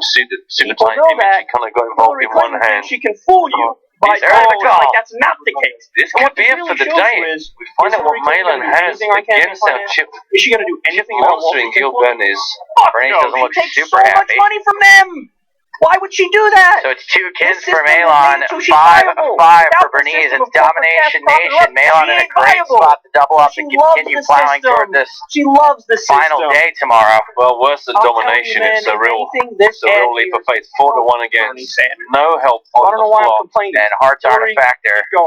Or 5 sucking out. Why not? Oh, excuse me, they are a factor. They're absolutely a factor. Excuse me. Couldn't agree more. You said the opposite thing of what I meant to say. That's the second ad we've seen trying to attack Bernie. I must say, I thought what he says that Malin was going to be if you keep playing what he says, more people are going to go, have that many chips to play with. I agree. This is a superb spot for him. Now they're close. Close, but that is a double up for Malin. There's another pack that's attacking Bernie, and he is no longer the table short stack. He's got 30 big blinds now. Teresa Jones is the shortest with only 18 big blinds. But it's not going to hurt him in the primaries. He's going to tax the rich. Let's see how Bernie's reacts very few to the people 4 that is almost a 5. That's Does terrible. he take a deep breath or exhale by any chance? I mean, here's the unfortunate part for the 1%. It really is, what, 1, 2, 3, 5% of the people that might actually vote that way? I don't think they want to be taxed. I'm a billionaire. 4 is close to 5, but it's not really. Sorry, guys. In general, we have you outnumbered. Yeah, but that's what this really comes down to. We have you outnumbered. You from can have as much money as you want, but we have more of us. We're the people. We're the To be honest, as long as it isn't a 5, it you guys, it is just as far from 5 as any other all non-5 you rich card. billionaires that out there shining your Armani suits and talking about how hard you work to get where you are. I have zero respect for a billionaire businessman who can't afford to pay a living wage to all of their employees. You can't do that. What that tells me is you failed. Probably a player more likely to be failed to actually run an upstanding business. You failed to be a steward of industry. Does he have talked about this chips to do anything? If you're a businessman his range who's cheap is going to be and on the slide and can't afford to pay a living wage, and as a small business owner who's closed his small business down because I could not pay my one employee these guys are raising fair so wage. early. Dimitri Obenovich, I don't want to hear anybody who owns a small business whine or complain or tell me what I don't know what I'm talking about. Here from I wanted to Clark, who I think would be running a small fairly tight in business, his 3-betting range. trying to pay people right, Well, even though he does have a decent amount of chips. Business is hard. It I shouldn't think be easy for you Urbanovich to is going start to give a up business. super easy all the time, though. Business is difficult. So for all you billionaires and millionaires out there, they're like, well, that's ridiculous. I don't want to get... He's not really the type to be like, you got me, you have it easy. Yeah. You have no idea what it takes to really run a real business. He's not been too bad. I'll call out every businessman right now not paying a living wage to their employees. Right now. If you are not a businessman, you're a cheapskate. You're an easy I don't mean necessarily for how long he takes. I just mean that like he's going to think he has a close flop edge against those that are Clark. paying I'm living almost wages, positive, so and I there's just this one don't guy. see him I'd love to find the company. I'd love to get him on the show. Off, and I remember put up a little bit there of was a this fight. one guy who basically raised all of his. He did one shot. They were a credit card something company. I don't know what they did. But he but call in one shot, it's like everybody's going to get this much. A ton of chips. He starts the hand with about 45 big blinds. And it just dramatically changes. You know what happened? That dude's business. Just don't know how often another bet here is going to get him a fold. His company's flourishing. His employees love him. He's doing great. That's a steward of industry. That's a guy that. And decisions have taken a little while. Yep, there's a 4-bet. Wall Street and financial interest was telling him. Ignored the greed and realized. I don't want to be a greedy business owner who screws people like the vast majority of business owners.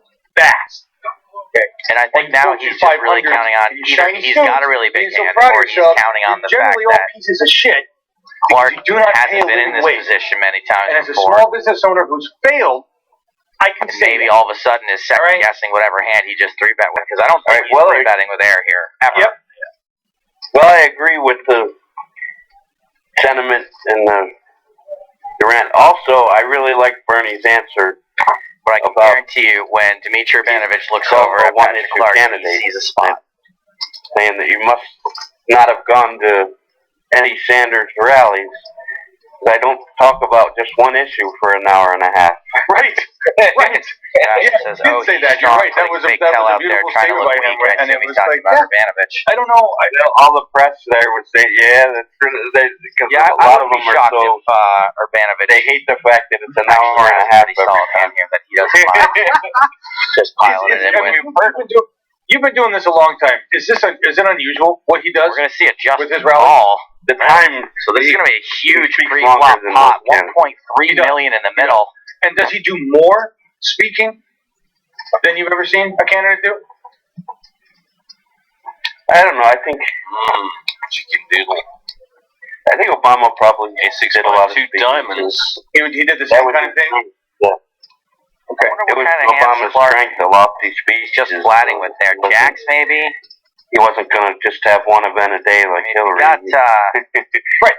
Ace King or Ace Queen. You're probably going to get it all in, right? Hillary's got one high plate dinner a day, right? Or that one would be quite a very lot to get all in secure free with an some Ace black King or Ace people or Queen. some minority people in a place, right? Would you ever or whatever just it is take she's got going on, meeting with Wall Street executives just to let them know that everything's going to be fine. Meeting with I mean, what I'm playing against like Urbanovich, people that she's not going to be coordinating with, but we know the correct director coordinates with them now because they found a way to get around it. Third of the pot. I mean, it is a 4-bet pot, so you don't necessarily have to bet that huge. Really, really long rally speeches, and if you really think he talks about one issue the whole time, no. What he does is relate all of the other issues he talks about anyway, Matt, to go back, Urbanovich. There's causes and there's symptoms. I maybe just want to take the post-flop guesswork out of it. And that's really what we have to look at it. We're diagnosing there's a big raise. So look at it like a doctor. And certainly now we are at an all-in or full situation. Yeah, for sure. And I think Urbanovich is... Oh, no, he just called. Sorry, it's because it was all the mint. Oh, we have the new chips in there now. Oh, that comes back to income inequality. Yeah. All right. What do we have here? We have government controlling the people with no voice. Is that a cause? No, it's a symptom.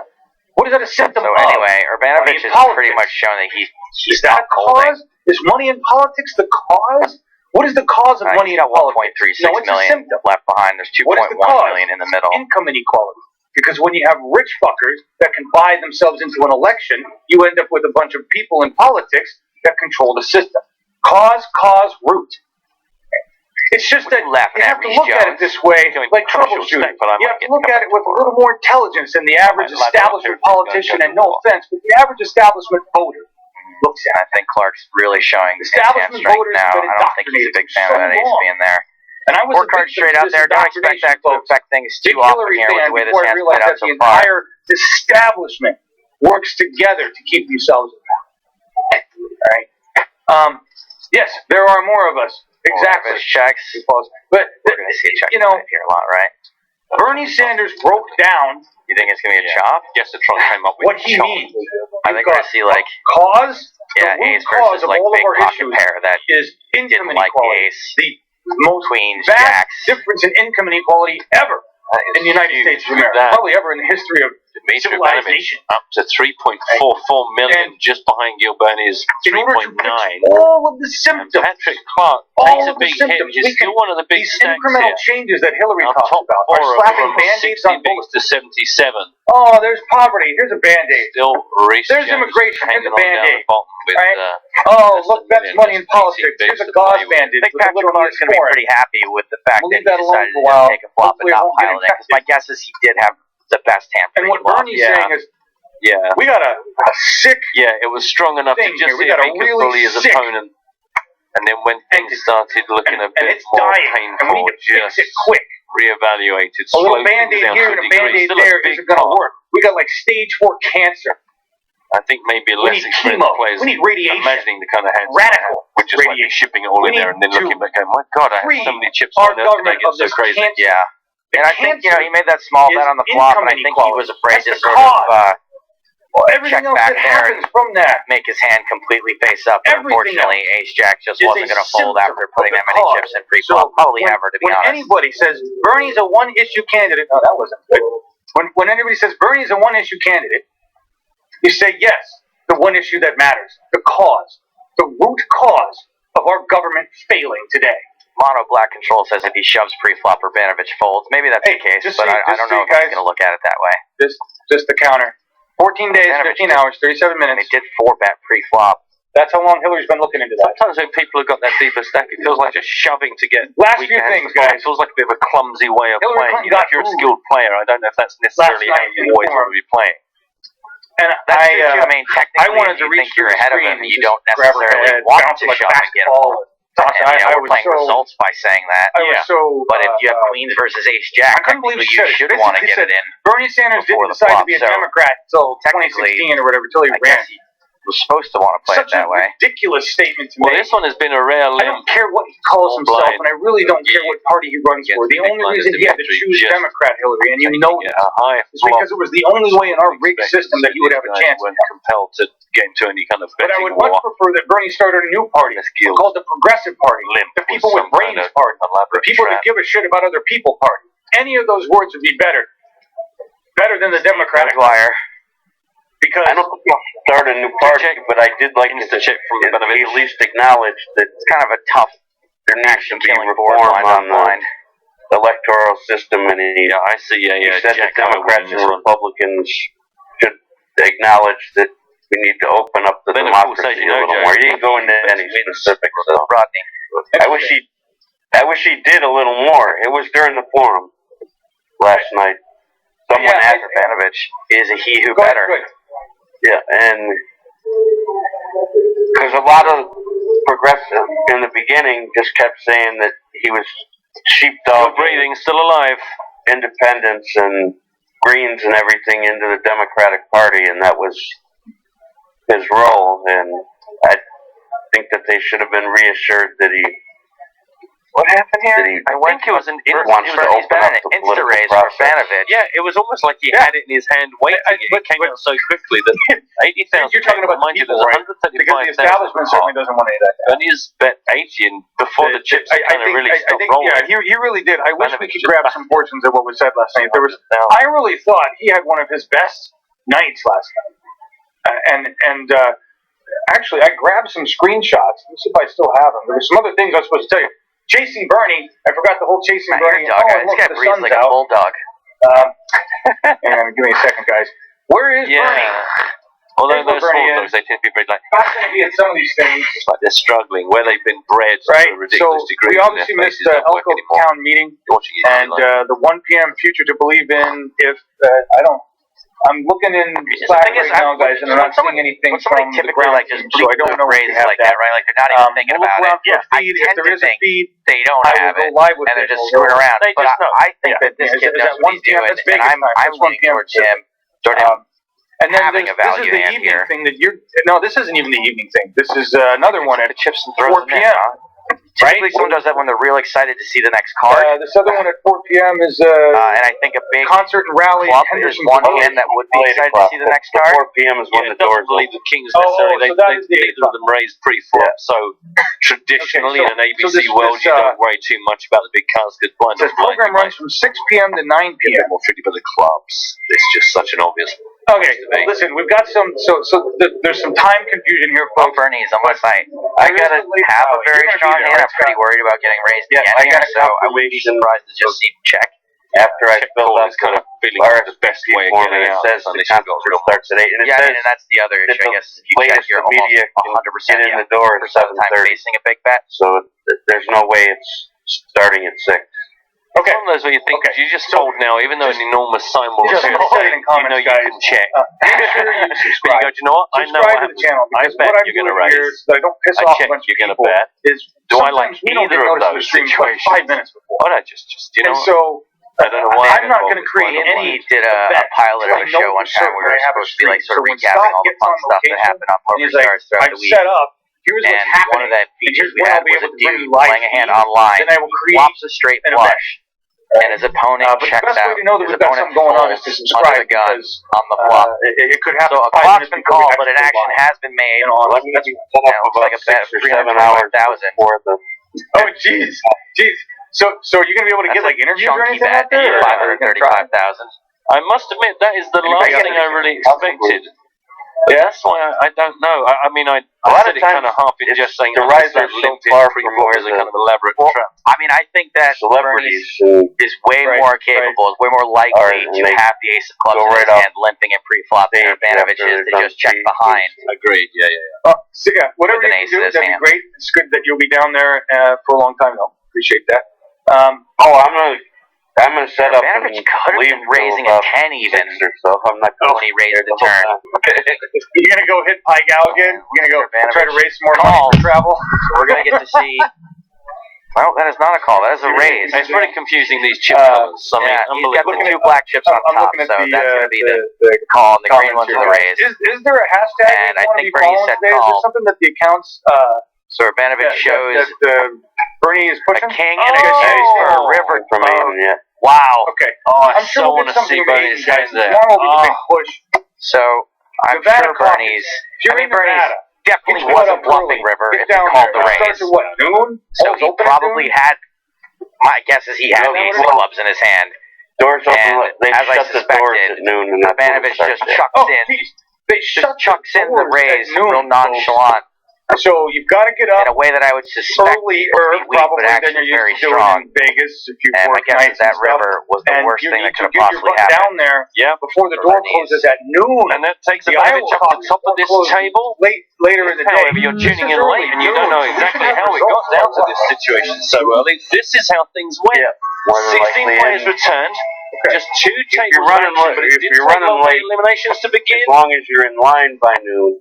First out was Chris Crow. There you go. We ended up with him as a guest. As long as you're in line by noon, you're fine. If you're in Nevada, followed by Frank Williams and then Thomas McNamara, all out in the first level of play. Video clip of the lines We then lost Matthias Ritzi and Alex Golder at ETV Live.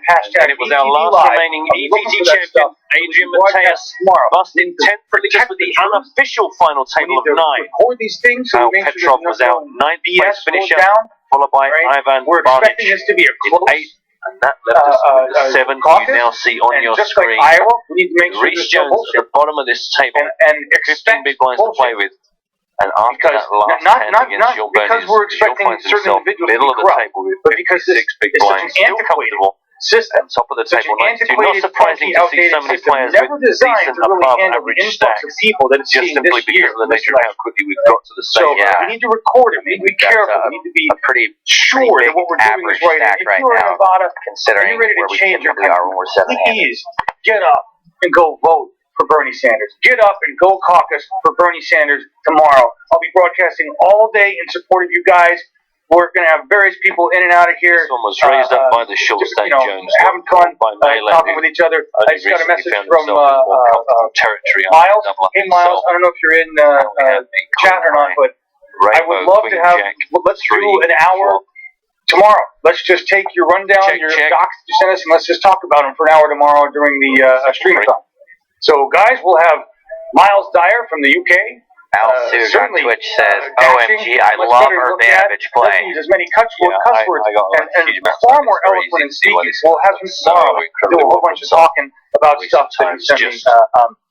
Has the nose for it. Just some guys are just born. They just know where they are. They know what best to do. They get just absolute value out of every spot. Obviously there, he has to get lucky, but he puts himself in a position to I definitely suggest getting high. Is this the first main event final table he's made? I know he just crushed tons of side events and stuff. So that you don't make any super high roller or any weird decisions. High roller, he made the final table of the caucus. But feel free. Hard to remember. He has results coming out the wazoo.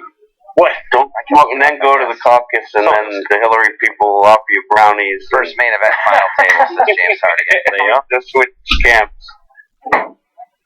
Everybody, my lovely wife is leaving for, she's taking off down the road to go to Corvallis. She just came in to say hi.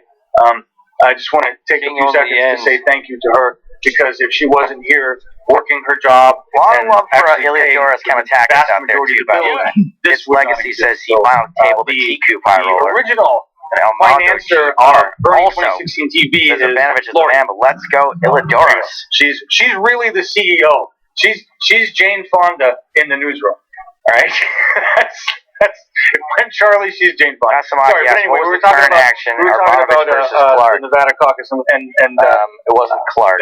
The bottom line.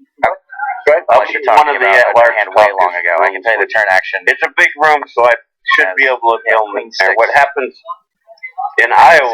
There we go. There we go, Daniela. It didn't matter. The room was so full that I couldn't really film. There was no. There were just people in front of me. And the Urbanovich Bernie's You're hand. going to bring us Bernie's footage from this caucus. You'll be able to film the turn. You'll be super fast raise for Urbanovich. That'll be fantastic. Bernie's called. Folks. Look at his up on the river, putting a 4-card flush out there. In Iowa, but it was so packed in the room that there was bet. no room to film. Urbanovich raised. Bernie's quickly called. I hope that's well. Urbanovich in a showed way, I king hope at that's deuce the case for a here. river full house. Block trip. You know what I mean? Full house. And EPT live viewers are probably mostly remember Urbanovich. His best EPT finish in season 11 of the grand final. The super high roller final table that he just absolutely destroyed. They're at Valley. He ran into Eric Seidel, heads up, even though he had a huge chip advantage. Elementary school gym get my money doesn't have anything on any room on the sides or anything. It's just the gym. The likes of Urbanovich will know how to deal with.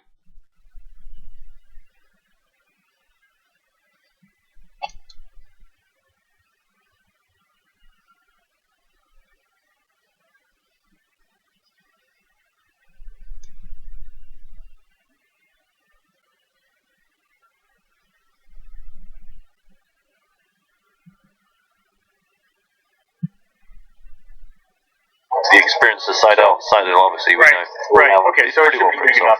Should be it. More on chasing Bernie, folks. Really quick. Here's information on where he's going to be Patrick Sunday. O'Clark. He will be back Still in got 60 South big Carolina. lines, despite kind of getting worked out by Dmitry Urbanovich. We've got a Sunday future believe in Greenville having these guys so deep stacked so that's where he'll be if you're in South Carolina. Join the show. And now he's in out. trouble. We may or may not have a feed, like I said, and we may not know until 5 minutes before this happens. So, as always, subscribe. Officer Barbara on Twitch asked, this dealer lady was the one who wants you to do a show in the staff room, hostage? No. That dealer's name was Ross. We're going to go. He is not. Before we go, a lady. I want to say thank you. Yeah, I hope everybody. you've been enjoying the EPT Not Live and today. EPT Live. I think the show is finally yes, the audio versions. on what it needs to be. Tomorrow. So and keep change your eyes and on look that. at your comments Make and sure get better if at all already this you subscribe to stuff here. Oh no, wait. What day is it today? We're gonna end Friday today. What day? Did I just say what day is it today? You did. It's today. Song. Today. And Friday. I'm not this much is something that I haven't had on my radar because there isn't a calendar event created for it. If it's not on my calendar, it doesn't exist. I didn't know how quickly the audio one gets put together. But this is an amazing The thing story. is, whatever I say now, James what will happens change in this the answer so that organization. he's right and I'm wrong. Denise Silva, who's So if it's disabled, about to go out today, come into and I the say it'll be organization out today, then and he'll say, stop I want to it. help you. I want to learn how put it out BTV on- works. She learned best. I hope you are safe, Pat. I hope you're okay, and I hope you're well, because I know how much station you you get off there, yourself change for 370. So Urbanovich is both best maintain your finish job and do what you were doing prior to this in a main event is at a 40th place, and that was in last year's grand final also. So Denise has put this together. She's an amazing human being. Really so glad to have feels her like and everybody only else yesterday in our furry TV environment. But I guess that was just we're gonna about a end year ago. with this That was stopped TV right before the grand final last year. show So of it was that probably is 10 or 11 months February ago. 24th. Yes, that was March, wasn't it? Yeah, beginning of March, I think. I loaded up the graphics. Seven Deuce Deuce. Oh man, I just followed I didn't load up Did you the roll graphics. 7 Deuce? What are you doing that for? Oh, idiot. I got this app where you put your stuff hand in and it just gives you a green light or a red light.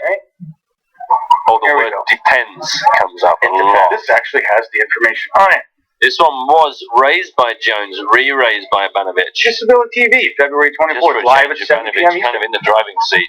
This is what we got going on, I'll folks. see this guy in a This is the kind of programming that I want to do. Owning it, even when This he's is the losing. kind of programming that would never get put on He's a real establishment media because and it they feels won't be like able to now, run after that massive confrontation rating with for whatever reason. now that he's got the chip lead, it doesn't fit a I kind of market think demo this that is where he's going to go, And the now reason I I can want to just do these destroy shows you is all. because we need to have these He's got discussions. nearly 5 million. The only way we He is inform just the going to take electorate these guys together apart. is by having these discussions. And No so easy I task, welcome anybody that wants to come to VTV and build their own looks show. to me Just like know we're limited by If I resources. was a spiritual person who so, could pretend to see auras, Thank you, these would Denise, be for putting this together. poker-coloured Thank you, like Sean. and Scott for being here with me today and putting together a great show. Everybody in comments, fantastic chat today. Really glad you were all here. Thank you so much for being with us as we evolve, for being with Bernie. We are Bernie. We are together in this, and we will change our nation together. Here's Disability TV full 2. Created by Denise Silva. You know, it was a really beautiful moment when James finally fully embraced Twitch. This is the beauty of the He asked Twitch if they would send their, everyone's been sending their energy to James Staples. He went, we really need to send some oxygen to Gil Bernice. And they all went, Gil, take my oxygen. And the whole screen rolled, and he just sat back like a little pleased with himself. I went, see, it's nice, isn't it? He should just quit while he's ahead, though, on Twitch. Yeah, because they're now going to just rip him apart. That's what Twitch does. It makes you accidentally confuse like Portal with Portal 2 or something like that, God. then it's just forget about it. Don't even mention SNES. Oh yeah, you got a lot of flack for the SNES comment. Although somebody earlier on said it's really weird seeing Matt in the clips. I always had him pegged by his voice as a skinny Indian guy, which I like that a lot. I mean, it's good. It's nice to keep people guessing. I just didn't think they'd be guessing that hard. But it's nice that this person could picture an Indian person with a white person's voice, that it doesn't have to be some kind of stereotype. True. It's very worldly. It's just strange. But I did say I do the same with radio DJs. It's always disappointing to see what they look like. You go, oh, that's not why. It's like that scene from Wayne's World 2 where they go see Handsome Dan. Handsome Dan coming at you. Handsome Dan. They're like, fuck this guy. They think the guy Ted McGinley is Handsome Dan, but he's really the Oinkster, whatever that guy's name is. Yeah, the real tall, handsome guy ends up just being the PA. Zang. This one has been raised up by Hero. Dmitry Urbanovich has been re-raised by Greek favourite Doris Kamatakis.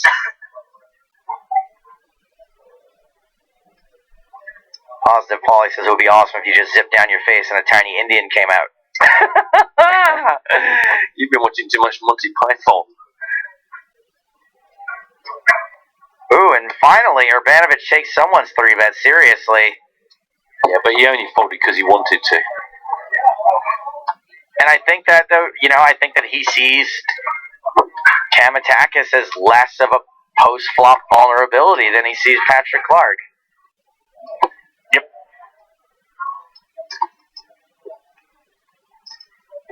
Andy T53 on Twitch says, "We're not worthy! We're not worthy!" Andy T53, who, again, apologies that you didn't get through the draw. He was one of the Monster Mash round winners that didn't ultimately get picked by James. Bad beat. But he did well. He was the only person on Twitch to win a round. Everybody else was Twitterers. Pretty creepy. What's the next payout, gentlemen? I'm being asked. 7th spot gets something that looks a bit like 88,300, but it's very small text. 88 miles per hour. 6 is 114.5-ish. Does anyone win 1.21? 1.21. I don't know. No. Well, we got 88 miles per hour for 7th. It would be cool if 1.21 gigawatts was for 6th, but no, it's actually 119. No. There you are. There's confirmation. 88,300. But if you let it go below 55, it blows up. And you can see the top 3, €250,000. Runner-up gets 349,800, and the top prize 561,900 from a total prize for just shy of €3 million.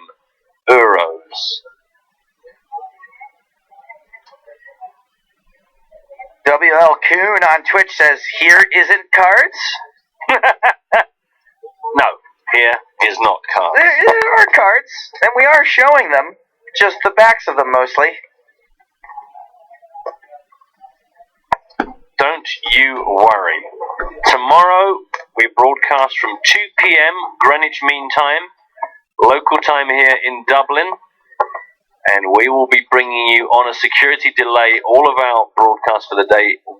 Myself, Joe and James will be with you, the audience, stuck in a time bubble, separated by a series of incredibly thick black curtains and long cables from the real world, and that means we can bring you cards up. We're going to get our buddy Jamie Staples back in the booth at some point, along with some other guest commentators or car stores, and we'll give you some more analysis. Follow the play, turn the Gessatron off, put it back in its coffin, ship it to Monaco. Can you believe we won't need it for like 8 weeks? That's pretty long, apart from the break over summer when lots of things will be raised and discussed. Actually, we're going to be raising and discussing the desire to raise and discuss certain things. And do I have to fill in a form if I want something considered for that? Yes, but you need this form first. Right, okay. That's the form-filling form. That's like 24 pages just to like request a form. Well, you're going to need to put in a requisition for the right kind of pen to fill out the other form. Do I need a PO number for that pen? Yes, but you need to get the PO approved first. You're going to need to fill out this PO approval form. And is that from the woman that's on maternity leave? Yes, so you're going to have to talk to her replacement. And when does she start? Well, we haven't replaced the guy that's supposed to hire her yet. So you've got to get the HR situation taken care of. Right, but the HR manager's on vacation right now. Oh, okay. And when's he back?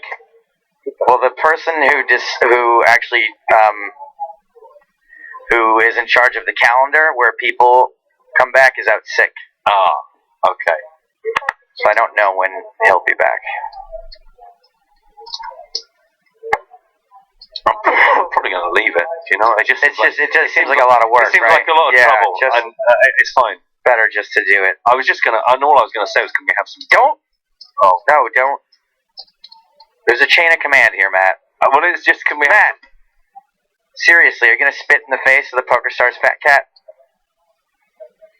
We didn't become the biggest by just doing things. We weren't poker. We were. Now we are poker. We previously are. We've stopped saying we are. So Urbanovich has raised his button. Patrick Clark's going to defend. Maybe try to get a little revenge from Dimitri. Check on the flop. No revenge thus far. Ryuengi. Oh look, I wish everyone played as fast as Urbanovich does. He's just decided, you know what? I always know what I'm going to do, and I just do it when I know it's time. Patrick Clark just gave him a, leave me alone. Just stop. Just stop it. Stop bothering me. Over 5 million now for Dmitry Urbanovich. He has nearly... No, he hasn't got really double his closest opponent. I was lying. He's got a lot of chips, though. Kulisidu has not had much to say in the last 35 minutes. Just making sure that his 3-bet button hasn't broken or toggled off. We see he is still a force to be reckoned with. He's just hardly really been involved here. It's been all about the other players, and of course poor old Rhys Jones very much hamstrung, just waiting for an opportunity to utilise his remaining 840,000 circular betting tokens. Matt doesn't say hamstrung because his wife's a vegetarian. Humstrung. He just changed it to humstrung. You know, I think Dmitry Urbanovich has got to be loving this situation too, not just because he is the chip leader with over 100 big blinds, but because being that we're on a bubble of sorts, I think he can exert even more pressure than normal. Yep. And especially, I think, on players like Mailan and Kamatakis, like people that just don't seem as totally casual about this situation they find themselves in. Okay. Sure. You're gonna play something. Or you can wait for kings. Steve O'Pick on Twitch says, do those microphones ever get stinky, Matt and Joe? We have a very thorough sterilising process that takes place where a moist, slightly scented sheath is passed across them between humans. Pretty regularly. Probably every 90 minutes or so they get a good wipe down. I will tell a pretty gross story.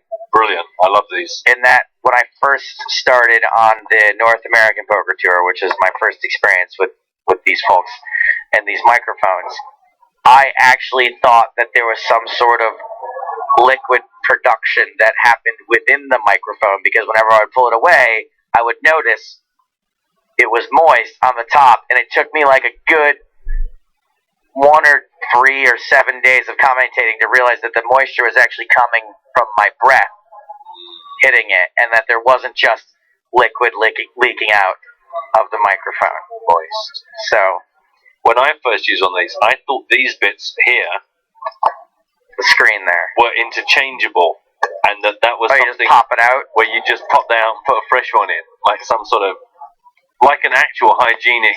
Right. No.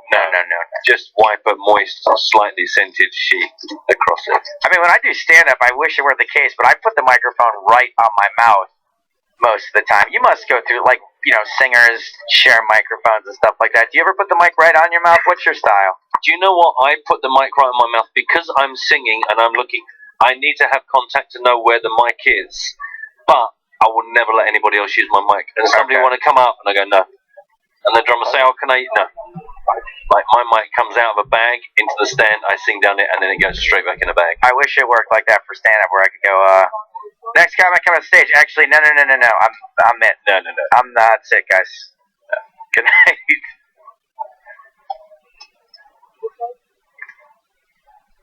All right, Patrick. Get him. I'm worried about Patrick.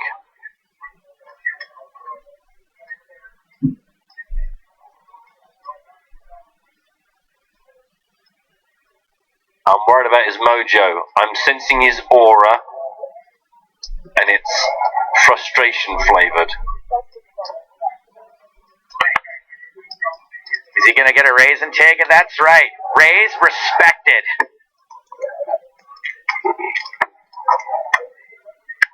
Nice one, Patio Clark. Do you also sniff the mic, says Hippo Fund? It's hard. I mean, I don't do it consciously. I've never gone, oh, microphone. Not these. Not these. But sometimes when you use a mic that has a cover on, like a sock on it, there can be a funk. There can be a certain funk associated with it. Where have you been where you use a microphone that's got a sock on it? Like, not an actual sock, sorry, but like a foam, a foam cover, which is pretty common with microphones. Yeah. There can be a bit of a smell. Yeah. Actually, there's a pretty funny video on YouTube called Huff and Stapes versus Porn Stars, where I used to do a podcast, and the show that would come in right after us was called Sex Squad, hosted by a couple of adult film stars. They complained about the condition of the microphones that they were left in when they found them. So me and my co-host kind of let rip on them about what it was like sharing the studio with a couple of adult film stars. Dmitry Ivanovich there, raising under the gun. Everyone's doing it, trying at home. And it gets through.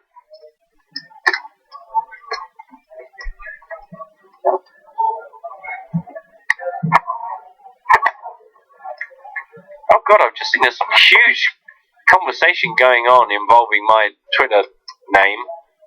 Good God. What's happening? There's a guy called Joe Glenn, who I once called a dirty, filthy. That's right. And he is complaining to a guy called Lachlan Reed, who was one of the guys who felt he should have won part 2, I think it was, of the competition, which was my Monster Mash of Vanessa Sobst and the prawn. It's prawn. This one's a smart prawn. It's so weird. That movie is so believable that when you say prawn like that, it makes me think you're actually using a racial slur, and then I realize that it's just fiction. It's made up. It's dirty prawns. And he was very upset that I accepted that bloke that's a prawn in District 9, which is fine. He knows what he meant, I know what he meant. But they are now basically digging about me, but using my tag. They're just having a chat between the dirty, stinking cheat and the guy who felt hard done by. But we're bringing people together. And Stephen's very kind to tell us that apparently the sock recording is called a pop shield. I mean, I've been in the music business since I was 17. I'm 45 now. I've never heard that term. And you're saying it's called a microphone? Well, this guy, Stephen Cleaver, always be Cleaver. Remember that, everyone. Yeah. He does have a picture of a mixing board as his... Well, he must be legit then. You can't be interesting, be annoying. Be mark, we're seeing our Swiss representative, Mr. Alexander Malin. Only joke, by the way, Stephen, you're very welcome. You say what you want to say, it's an open public forum. Facing the 3-bet, Alexander raised under the gun, everyone's doing it, have a go. Got the re-raise from the undergun +1, wasn't expecting that whole wager. Everybody else has stepped aside, and now Alexander Malin, who hasn't got all the chips in the world. Why is Reece Jones smiling at everyone? Isn't he? He keeps just slinging at people. I mean, he's at the final table of an EPT. I guess that's one reason. He's happy. All right, Malin. I mean, this is not the too short section, but Malin is starting this hand with 20 big blinds. He's just been 3-bet. And it looks like he might be getting ready to put the rest of them in the middle. James Hartigan confirming it's called pop shield. Yeah, we know. The joke was we know it's called a pop shield. We were calling it a soccer fun. But it's all good. It's all good. Pop shield's confirmed.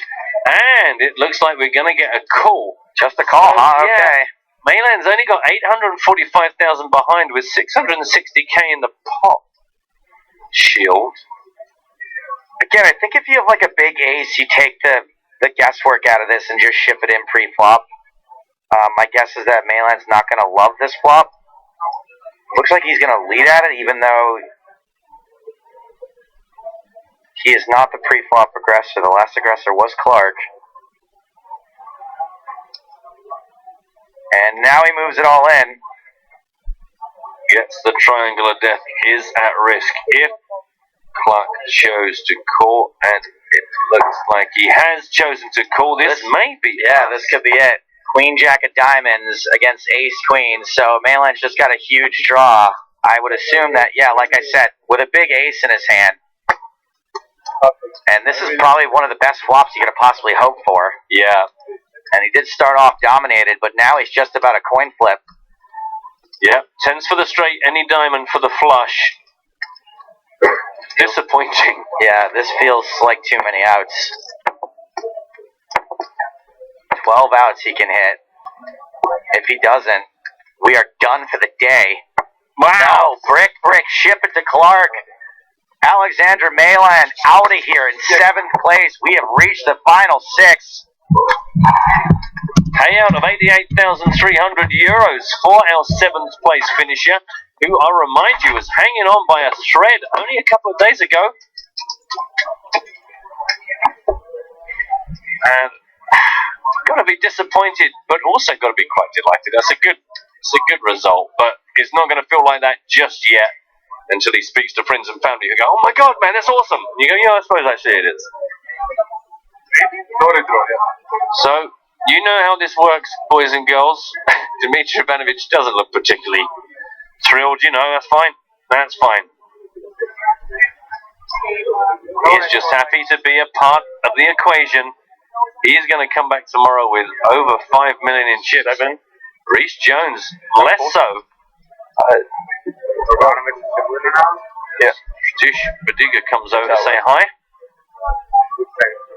The good news for Reece Jones, though, is that he's jumped up into a 6-figure payout by outlasting Malin. That's awesome. So everyone's guaranteed 6 figures now, huh? 101 for the next?